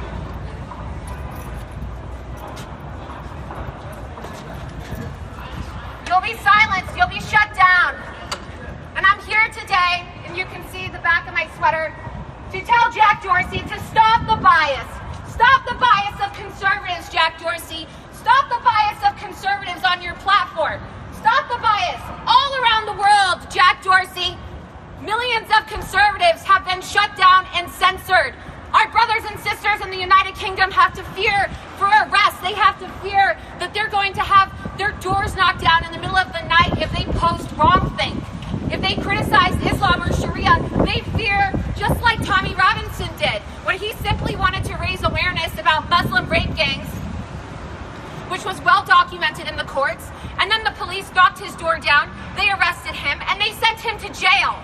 They sent him to jail where he was starved, he was tortured, and he was abused by Muslim gang members. They intentionally put Tommy Robinson in a prison cell next to the people who he was trying to expose on social media. And he had to endure all of this punishment and torture, human rights violations, because our social media companies, Twitter, Facebook, Apple, Google, Instagram, they are essentially upholding Sharia. Silicon Valley is essentially upholding Sharia when they decide to ban me for posting facts about Islam, when they decide to ban me for posting facts about Sharia law or criticizing an anti-Jewish Muslim congresswoman. This is America. We have a United States Constitution, and Sharia law is completely incompatible with our United States Constitution. And here I am, physically handcuffed. You know, if Jack Dorsey wants to come outside, I would love to know, Jack, why it's okay for people to say things like they want to assassinate President Trump. I want to shoot Trump in the head.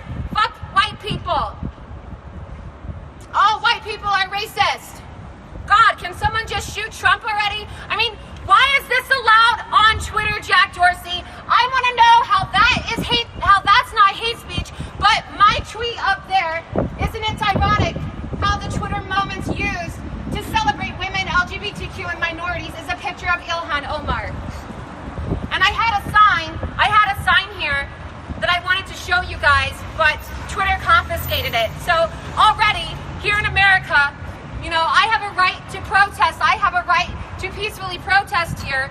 And I can't even protest because even on the outside, Jack Dorsey is sending his goons to confiscate my sign. I want to know why Jew hatred is okay at Twitter, where Louis Farrakhan could essentially call for the extermination of Jews, just like Hitler did. But then a Jewish journalist is shut down simply for reporting the truth. I want to know. I want to know. And he won't give me back my sign. There you can see my sign right there.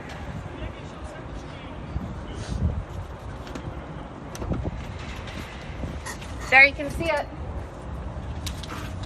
So for all of you watching, you know, you need to be aware of this egregious double standard here.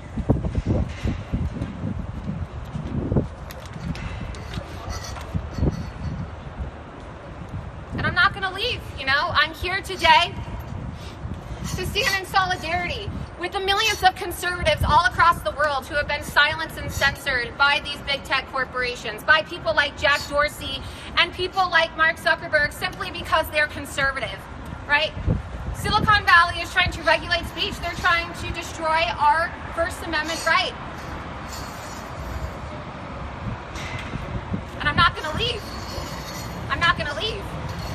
You know, Jack Dorsey kicked me off Twitter, but here I am, literally locked to Twitter now. So what are they going to do about it? Hi, Laura. I'm Danielle, and I just wanted to ask you a few questions. What do you think is going to happen? Do you think that you will stay trained to Twitter? Do you think they will arrest you? What do you think is going to happen from the this? Police are showing up right now, so I don't know. Maybe I will get arrested, but I'm willing to go to jail. Just like Tommy Robinson went to jail. You know, I'm willing to go to jail to fight for my country, to fight for the rights of the millions of conservatives all around the world who are being censored and controlled and manipulated by people here in this building, by people like Jack Dorsey and Mark Zuckerberg, who think that they can silence people like me, silence people like you, silence anybody simply because they don't agree with what we have to say.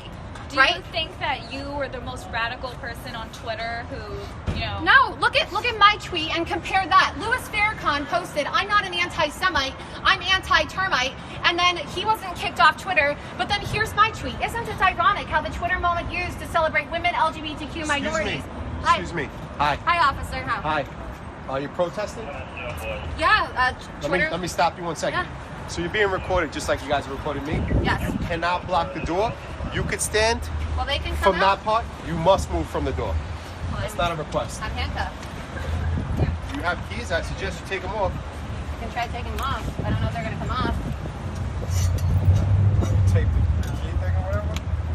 What happened is you come take them off. You understand? You're going to end up getting arrested if you don't remove it. You guys can film. Just step back. I'm not going to remove the handcuffs until, until Jack Dorsey reinstates me on Twitter. You got to put like you got to call an issue or something. That's great. Well, tell me why you're here while we're sitting here, man.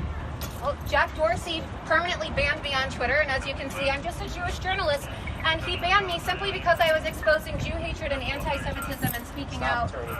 I was speaking out. It's okay. You know? All right, you're still speaking you out guys, now, and you you're guys still doing your you guys message. think it's okay for terrorist organizations? You know what? Like Twitter Hamas isn't and the Muslim only thing for Brotherhood? media. Like the other day, what was the guy who had a problem with the president's press connection? all owned by the It's same. a better way for you to do that than They're all trying to owned by the use same it. groups. It's okay. And you're still getting your message out there now, right? I don't want it on. Excuse me, sir. Just move back just a little bit. You can still film. That's not a problem. No problem. Just a little bit. So thank you. Just call it your shit. Thank you. I appreciate it. Thank you. It's like something you could do with a paper clip. We just have the issue. Sit back. I'm not taking these handcuffs off. I want to know why Jack Dorsey permanently banned me on Twitter for hate speech, but he won't ban Louis Farrakhan. I want to know, Jack Dorsey, why? How is it that calling out Jew hatred, homophobia, and women's abuses under Sharia law is hate speech, but Louis Farrakhan, the leader of Nation of Islam, is allowed to tweet, "I'm not an anti-Semite, I'm anti-termite"? Is that your policy at Twitter, Jack Dorsey? Do you have a policy that it's okay to call Jews termites, but that Jewish journalists like myself are not allowed to report the truth? I had 265,000 followers, and now I have been silenced in a targeted attack of political warfare. This is an act of political warfare on behalf of these big tech social media companies. They are silencing conservatives like myself. And on September 5th, 2018, I confronted Jack Dorsey during the congressional hearing on social media. And I called him out for his censorship and shadow banning of conservatives. And I warned President Trump, please help us before it is too late. Because the Democrats want to steal the election, they want to sway the election, and they're going to accomplish that by getting people like Jack Dorsey of Twitter and Mark Zuckerberg of Facebook to silence us on social media. Every single week, prominent conservative influencers like myself are being shut down on social media.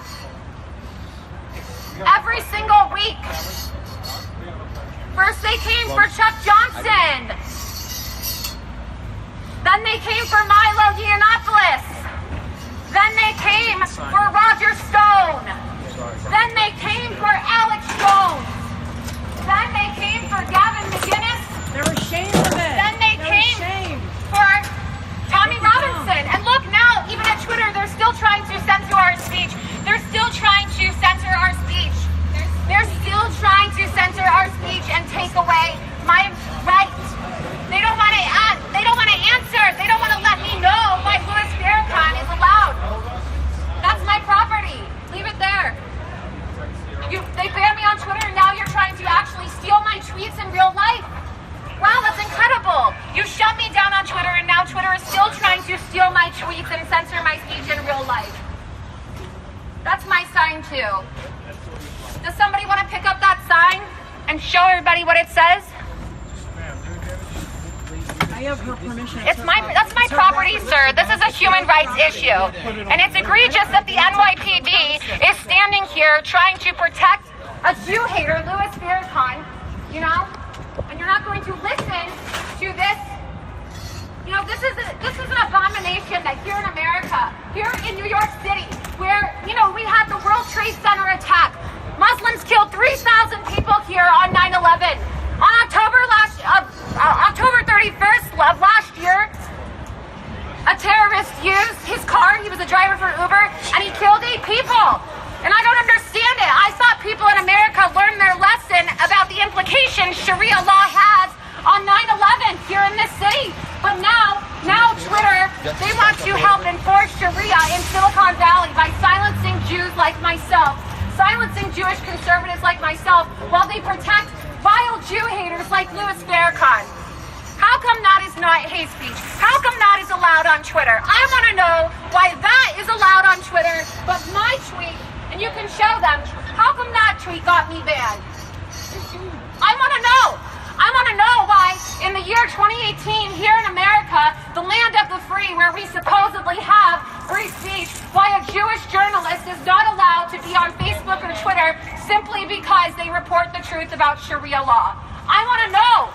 I want to know why Silicon Valley is giving a pass to groups like Hamas and the Muslim Brotherhood, CARE, designated Islamic terrorist organizations who all have Twitter and Facebook pages. How come terrorists are allowed to be on social media but a Jewish journalist isn't. I want to know.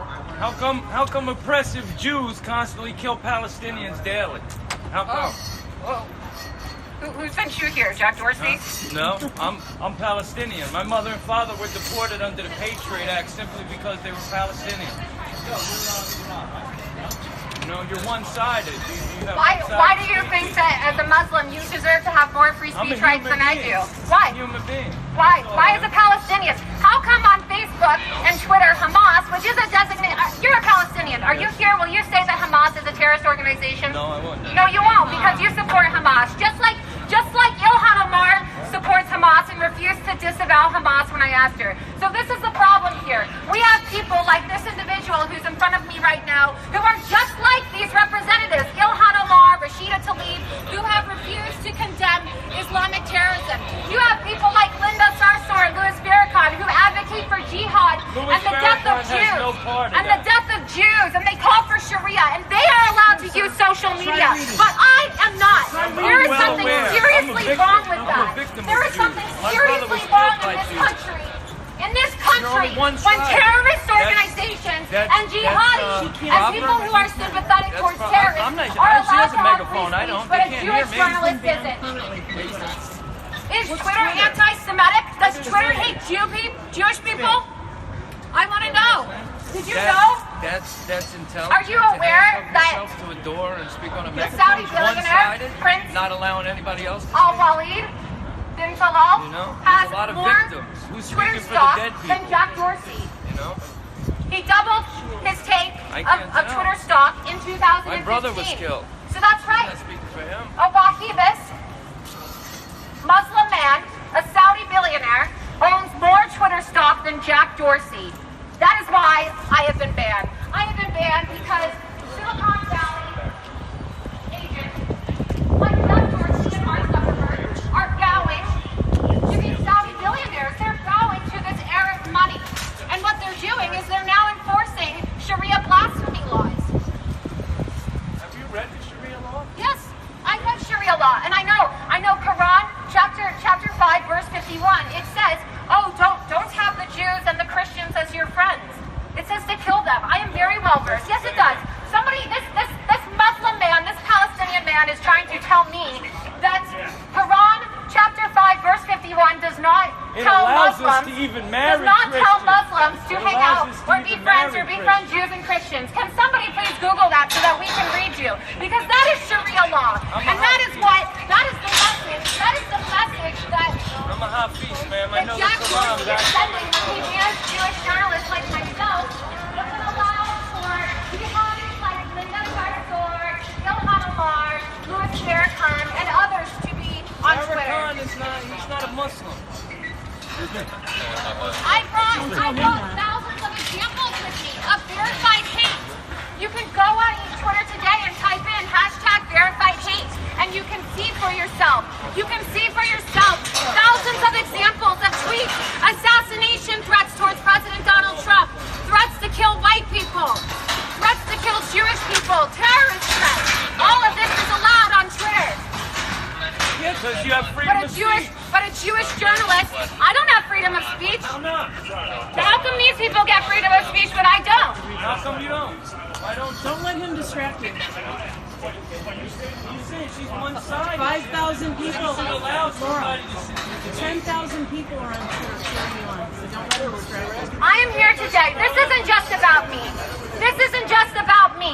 Jack Dorsey banned me, and yes, a lot of people know who I am because I had 265,000 followers. But this isn't just about me. This is about the millions of people around the world, millions of conservatives who are being censored by social media companies every single day. This is about the millions of hardworking Americans who have been banned from Twitter, banned from Facebook permanently without any reason other than simply because they are conservative, simply because they are a Trump supporter, simply because they decided to call out Sharia law or expose Islam or talk about jihadis in our government. That should not be a bannable offense. I want to know why the terrorists and the jihadis and the Jew haters are allowed to spew their actual hate on Twitter. Are you with us? No, I am not. Who's not with her? I am just one of few. They banned me. This guy? They banned Alex Jones. They banned Chuck Johnson. They banned Milo Yiannopoulos. They banned Roger Stone. Folks. They banned Gavin McInnes. And they banned Tommy Robinson. And you're next. They're going to come for you next. And if we allow this to keep happening, if our members of Congress don't do something, if they don't pass some type of legislation before it is too late, there's not going to be anybody left to speak out for conservatives. There's not going to be anybody left to stick up for the Jews. There's not going to be anybody left to call out Sharia and jihad, because we will have allowed for these social media corporations to take control of the digital public square so that they can enforce Sharia and ban conservative wrongthink from the internet. Jeff is going under investigation. And Jack Dorsey, who I, of course, confronted during the congressional hearing when I called him out, for being a liar. And you know why? Jack Dorsey is a liar. Because when our members of Congress asked Jack Dorsey if he censored conservatives, he said no. Mark Zuckerberg said no. Sheryl Sandberg said no, they don't do that. But, you know, all you gotta do is go watch the Project Veritas videos. All you gotta go do is watch James O'Keefe's investigation that he caught them on camera literally targeting conservatives, admitting that they're gonna shadow ban and censor conservatives. They were even caught on camera talking about how they targeted me. How they targeted me because of my views on Sharia.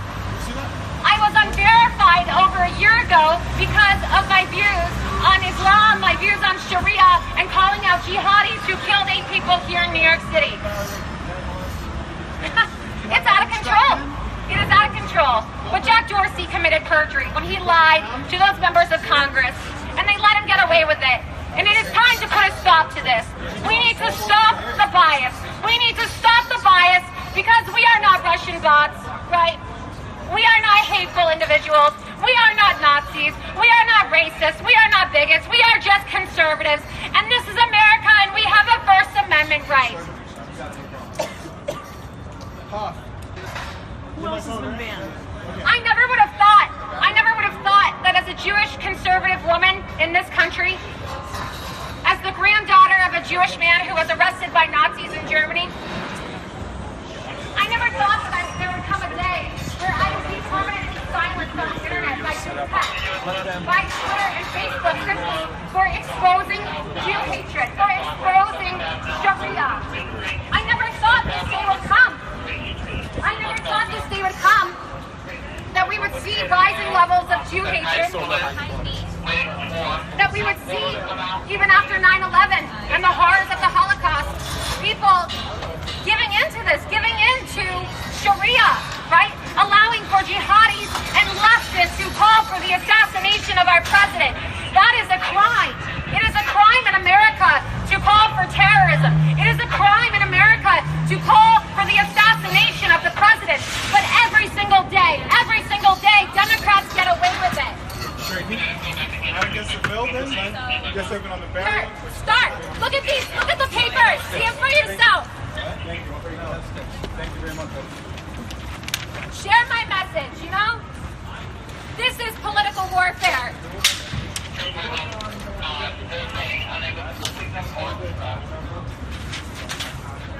Look at these tweets.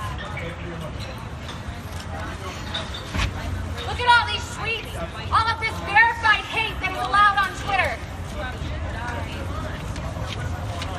But if you're a Jewish conservative journalist like myself and you dare speak out about Jew hatred or the Islamification of this country, you will be banned.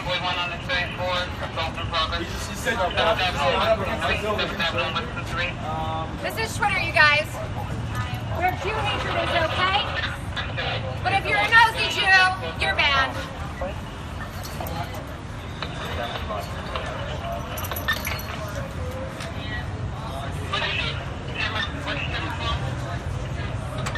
I am not going to stand by and allow for people like Jack Dorsey and Mark Zuckerberg to continue silencing millions of conservative voices. It is unacceptable. This is America. This is not the Middle East. We should be upholding our First Amendment right and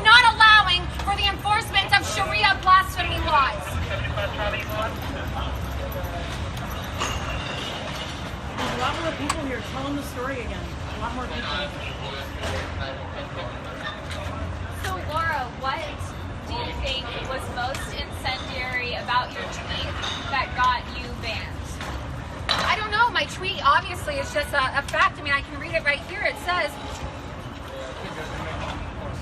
it's on the back. Can you see it? They took my sign away. It's here. Can you bring me my tweet, please? This is the tweet that I was banned for. You tell me, officer, does this look like hate speech to you? Does that look like hate speech? No, you just get your message out. I just need to, I'm here for I know, but I would like you to know, as an officer, is this hate speech? That's what I'm here for. You know, were you here on 9/11? Did you respond on 9/11? Did you see the horrors of Sharia and jihad? Did you see that? Were you here on 9/11? You're not going to get any other answers from me. I just need you to get the cover. Right. I find it unbelievable that in this day and age, in this city, here in New York City, Twitter and Facebook and Google and all of these big tech companies that line this sidewalk, you walk down the street, you'll find Google. All the big tech buildings are here. They are enforcing Sharia on Silicon Valley. And every day, people are wondering, why do I get shut down on social media? Why am I getting banned for posting facts about Islam? Why am I getting banned when liberals are allowed to call for the assassination of President Trump? It's just insanity. It makes no sense.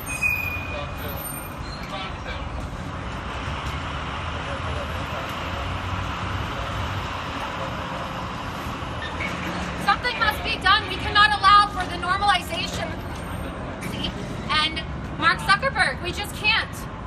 They're trying to influence our elections. In fact, big tech corporations like Twitter and Facebook have colluded to interfere in U.S. elections more than the Russians ever did. More than the Russians ever did by shutting people down. Did you know that Twitter shut me down a week prior to the midterm election because I was exposing high-profile leftists and jihadis, and my video investigations were so effective, I caused the Women's March to ask Linda Sarsour, who is a jihadi, a verified user on Twitter, a verified jihadi on Twitter, right? She gets to use Twitter, I don't.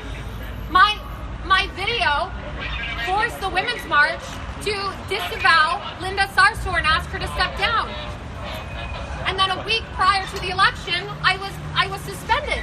And I wasn't allowed to, as a journalist in this country, put my political reports out.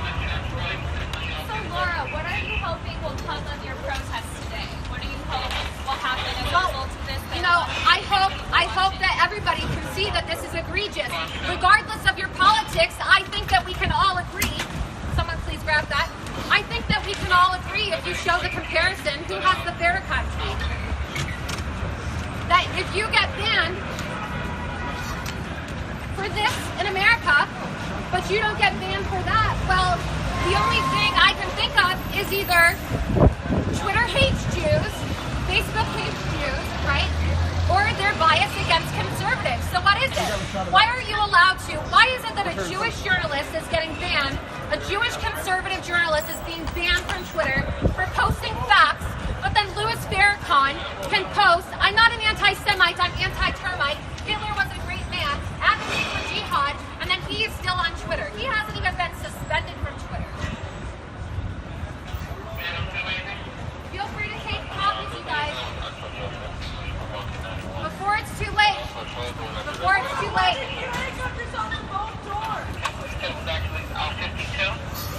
Why did I handcuff myself to both? Why didn't you?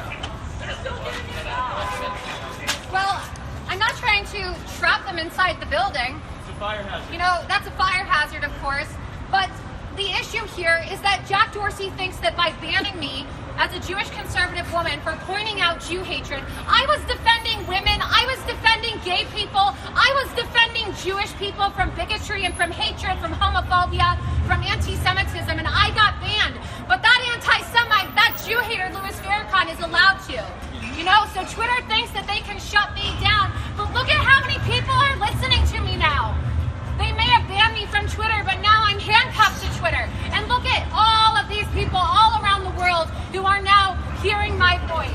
Jack Dorsey should not silence. Hey guys, we're going to ask you to step across the street at this point. I know you have to step across the street. Millions of conservatives around the Guys, world. need you to step across the street out of this off the sidewalk, please. Back across the street onto the sidewalk, please. Why aren't we allowed to be on the sidewalk? Well, here's why, problem, because we don't know what this is right now, so we're asking you to step across the street till we figure this all out. So we're going to ask you to step across the street at this point. Okay, sir? You just step across the street at this point onto the sidewalk, please. Cannot stay in the street. Because we don't know what's going on right now, so once we figure it out, that's why we have the sidewalk closed. So I need you to step across the street, please, onto the sidewalk. It is. It Hold used up. to be public, right? Guys, put them onto the sidewalk, please.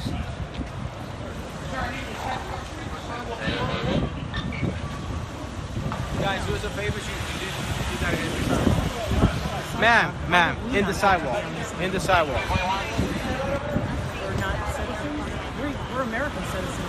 Guys, in the sidewalk, please. So we cannot ask any questions. Guys, your foot on the sidewalk. Thank you. So we're waiting over here. What happens now? Welcome to Twitter. Welcome to Twitter in New York City. Where if you call for Korea, you advocate for jihad, you're allowed to have opinions. If you want to call out female genital mutilation, homophobia, and you hatred, you will be banned. You will be silenced. Welcome to Twitter.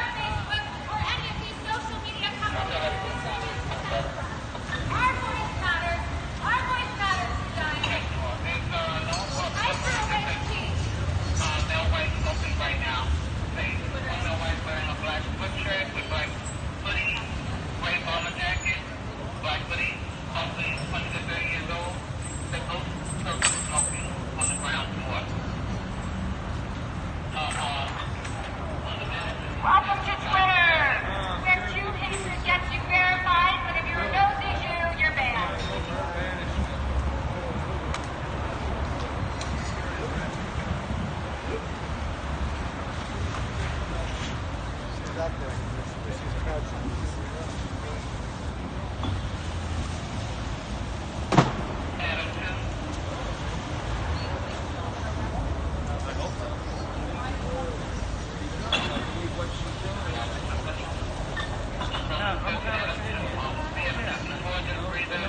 On November 21st, 2018, Laura Loomer, journalist was commonly banned from Twitter for life. And then she was banned for 30 days from Facebook less than 24 hours later. In another example of collusion by big tech giants to censor conservative voices.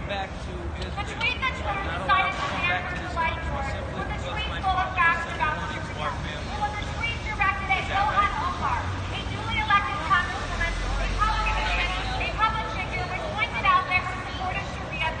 but there are people that work in that building. It's just not a Twitter building.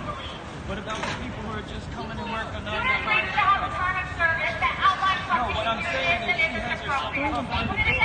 They selectively choose how to enforce their rules. He doesn't want to talk. Just look at how it stands. Popular, influential, conservative, and libertarian voices, including Chuck Johnson, Marlo Yiannopoulos, Roger Stahl, Alex Jones, Dennis Smith, Tommy Robinson, John Blondolo, and now myself, Laura Loomer.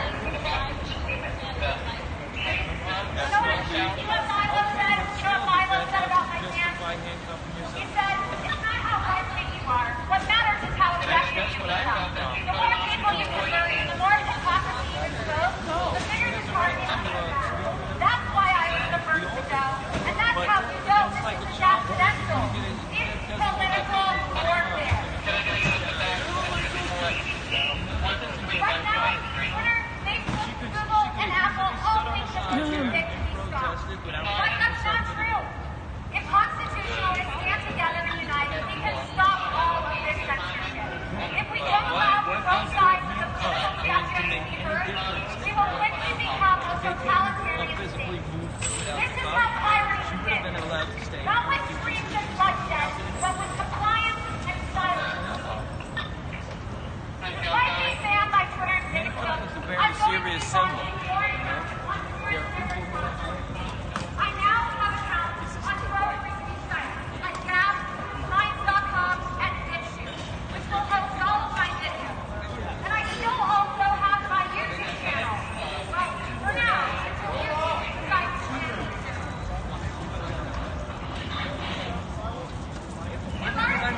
decides to ban me soon.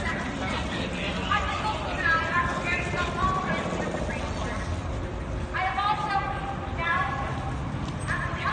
filed hard-based class action lawsuits that include many other conservatives and libertarians who have been banned and silenced by big tech, while we allow for leftists and jihadists to get away with much worse defenses, including just President Donald Trump.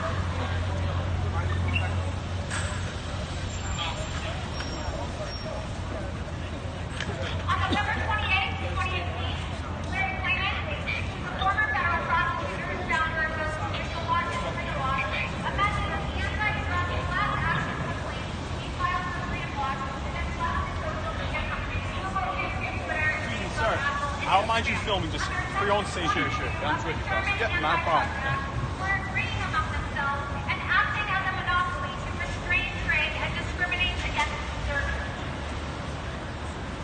This is what Larry Klayman had to say on filing the amended complaint. Added as a state plaintiff today was Laura Loomer, a courageous Jewish female journalist who was just banned by Twitter and Facebook for criticizing a Muslim congresswoman. The retaliation by Twitter and Facebook as set forth in the amended complaint was not only a violation of our antitrust laws and other laws, but breach of anti-Semitism against the Jewish conservative woman. Ironically, the CEO of Facebook, Mark Zuckerberg, is a card-carrying member of the Jewish left. And as a self-hating Jew, of course Mark Zuckerberg would sell out his own people for a buck.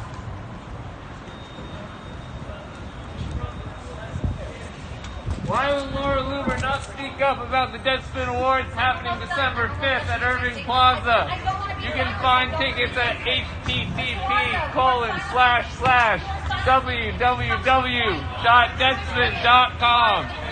That site again is http://www.deadspin.com. Nice.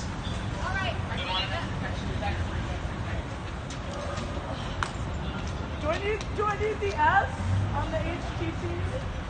Yeah, for anybody who missed it, is http://www.deadspin.com to buy tickets. Open bar, December 5th. Why will you not speak up about the absolutely stacked category of Best Athlete Meltdown? We have Draymond Green and also Rajon Rondo and Chris Paul. And then there was a guy at LA Fitness who called 911 at a pickup basketball game. Deadspin Awards, http://www.deadspin.com.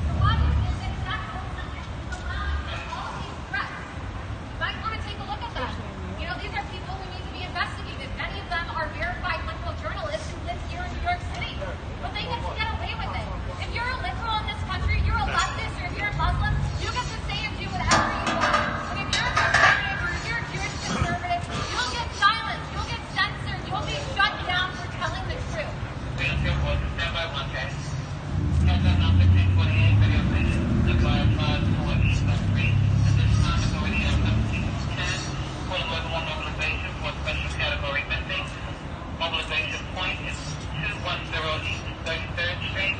Missing is a male black, 10 years old, named Jaheem Aiken.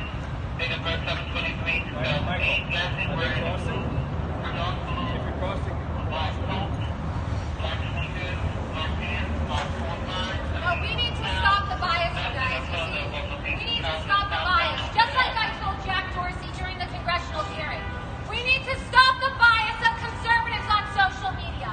And if you're listening to this feed, wherever you are around the world, make sure that you do hashtag stop the bias. Stop the bias, and you call these people out. And you demand from your congressman, and you demand from President Trump that something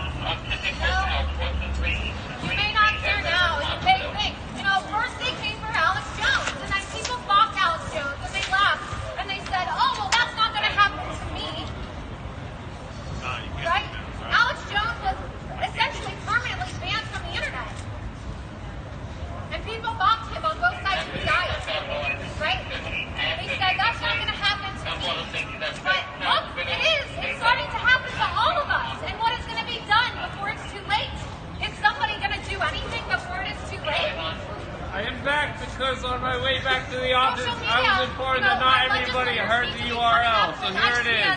It is http://www.deadspin.com. The reason that I provided the http:// is for before the older computers or older models of phones. Once again, it is http://www.deadspin.com. You can find everything there. It's going to be a great time. You're rumoring Twitter!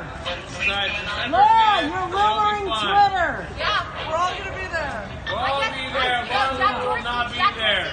Be any more incentive to be there. I also get to speak about the Deadspin Awards, which is happening next week.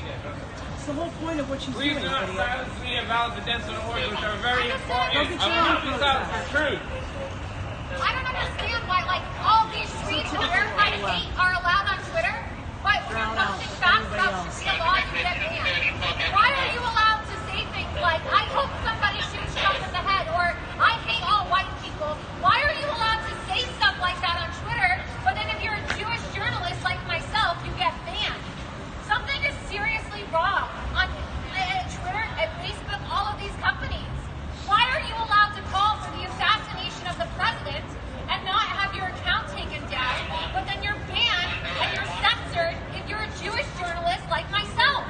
Why are conservatives being shut down for posting facts, but you're allowed to post any of these hateful tweets? Why are you allowed to say kill all white people? Why? Why is that allowed? 10 out of 1 on here. 10 out of 1. You know, it's really disgusting. Somebody's going to get hurt someday. You know, Twitter is allowing for all this hateful speech to actually be spread throughout their platform by verified liberals and jihadists and leftists, but then they're banning conservatives for posting facts and opinions. Still on here. 10 out of 2. You're still on a 51.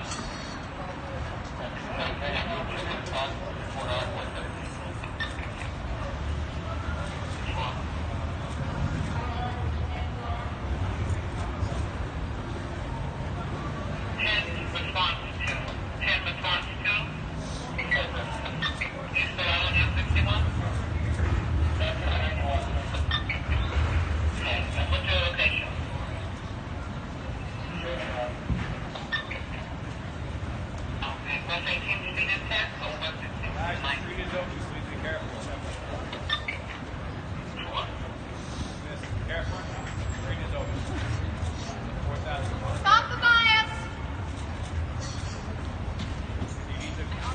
Take some papers, guys. Learn about something, because you too will be next. Jack Dorsey and Mark Zuckerberg are going to steal your free speech and shut you down next. You know, this isn't just about me. This is about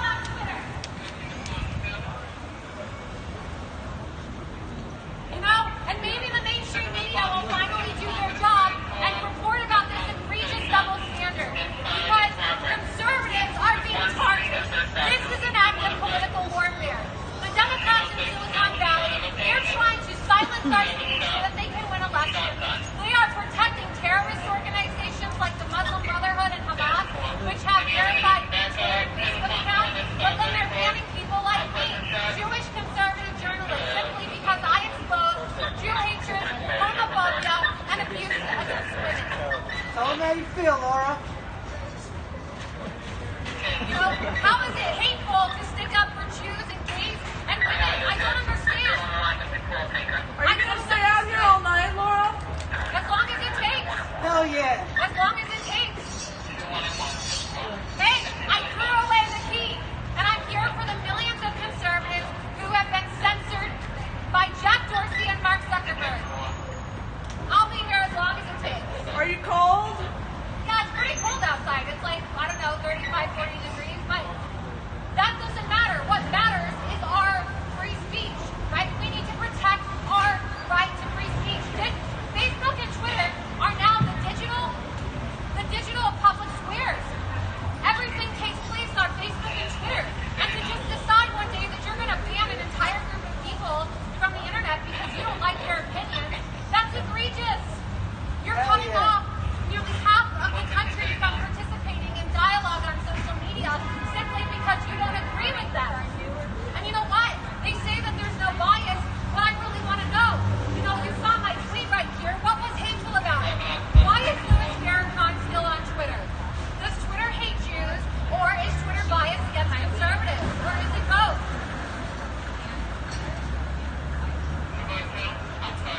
Keep going. I want to know.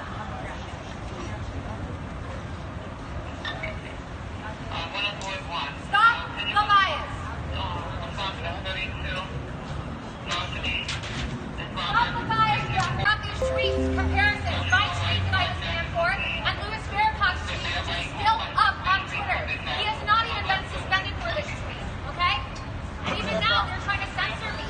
They took away my signs. They broke my sign. They took my tweets down so that you guys can't see it. They don't want you guys to know the truth. They don't want you guys to see this, and this is exactly what they're doing to me and millions of conservatives. They're trying to ban the truth. They want to silence us. They want to ban you from seeing the truth. Free TV. Why else? This is a peaceful demonstration. Why else would you take down my tweets? Why are you trying to hide? Why is Twitter security trying to hide the fact that Louis Farrakhan is still allowed on Twitter, but I am banned as a Jewish conservative journalist? They don't want to hear TM3K. And for the members of the media who are here, take a copy of all of these verified death threats against the president, all of these verified hateful comments against white people, calls for acts of terrorism that are still on Twitter. You don't get banned for that on Twitter. But if you're a Jewish conservative journalist, or if you're just a conservative intellectual or a conservative commentator, you will be banned. You will be banned.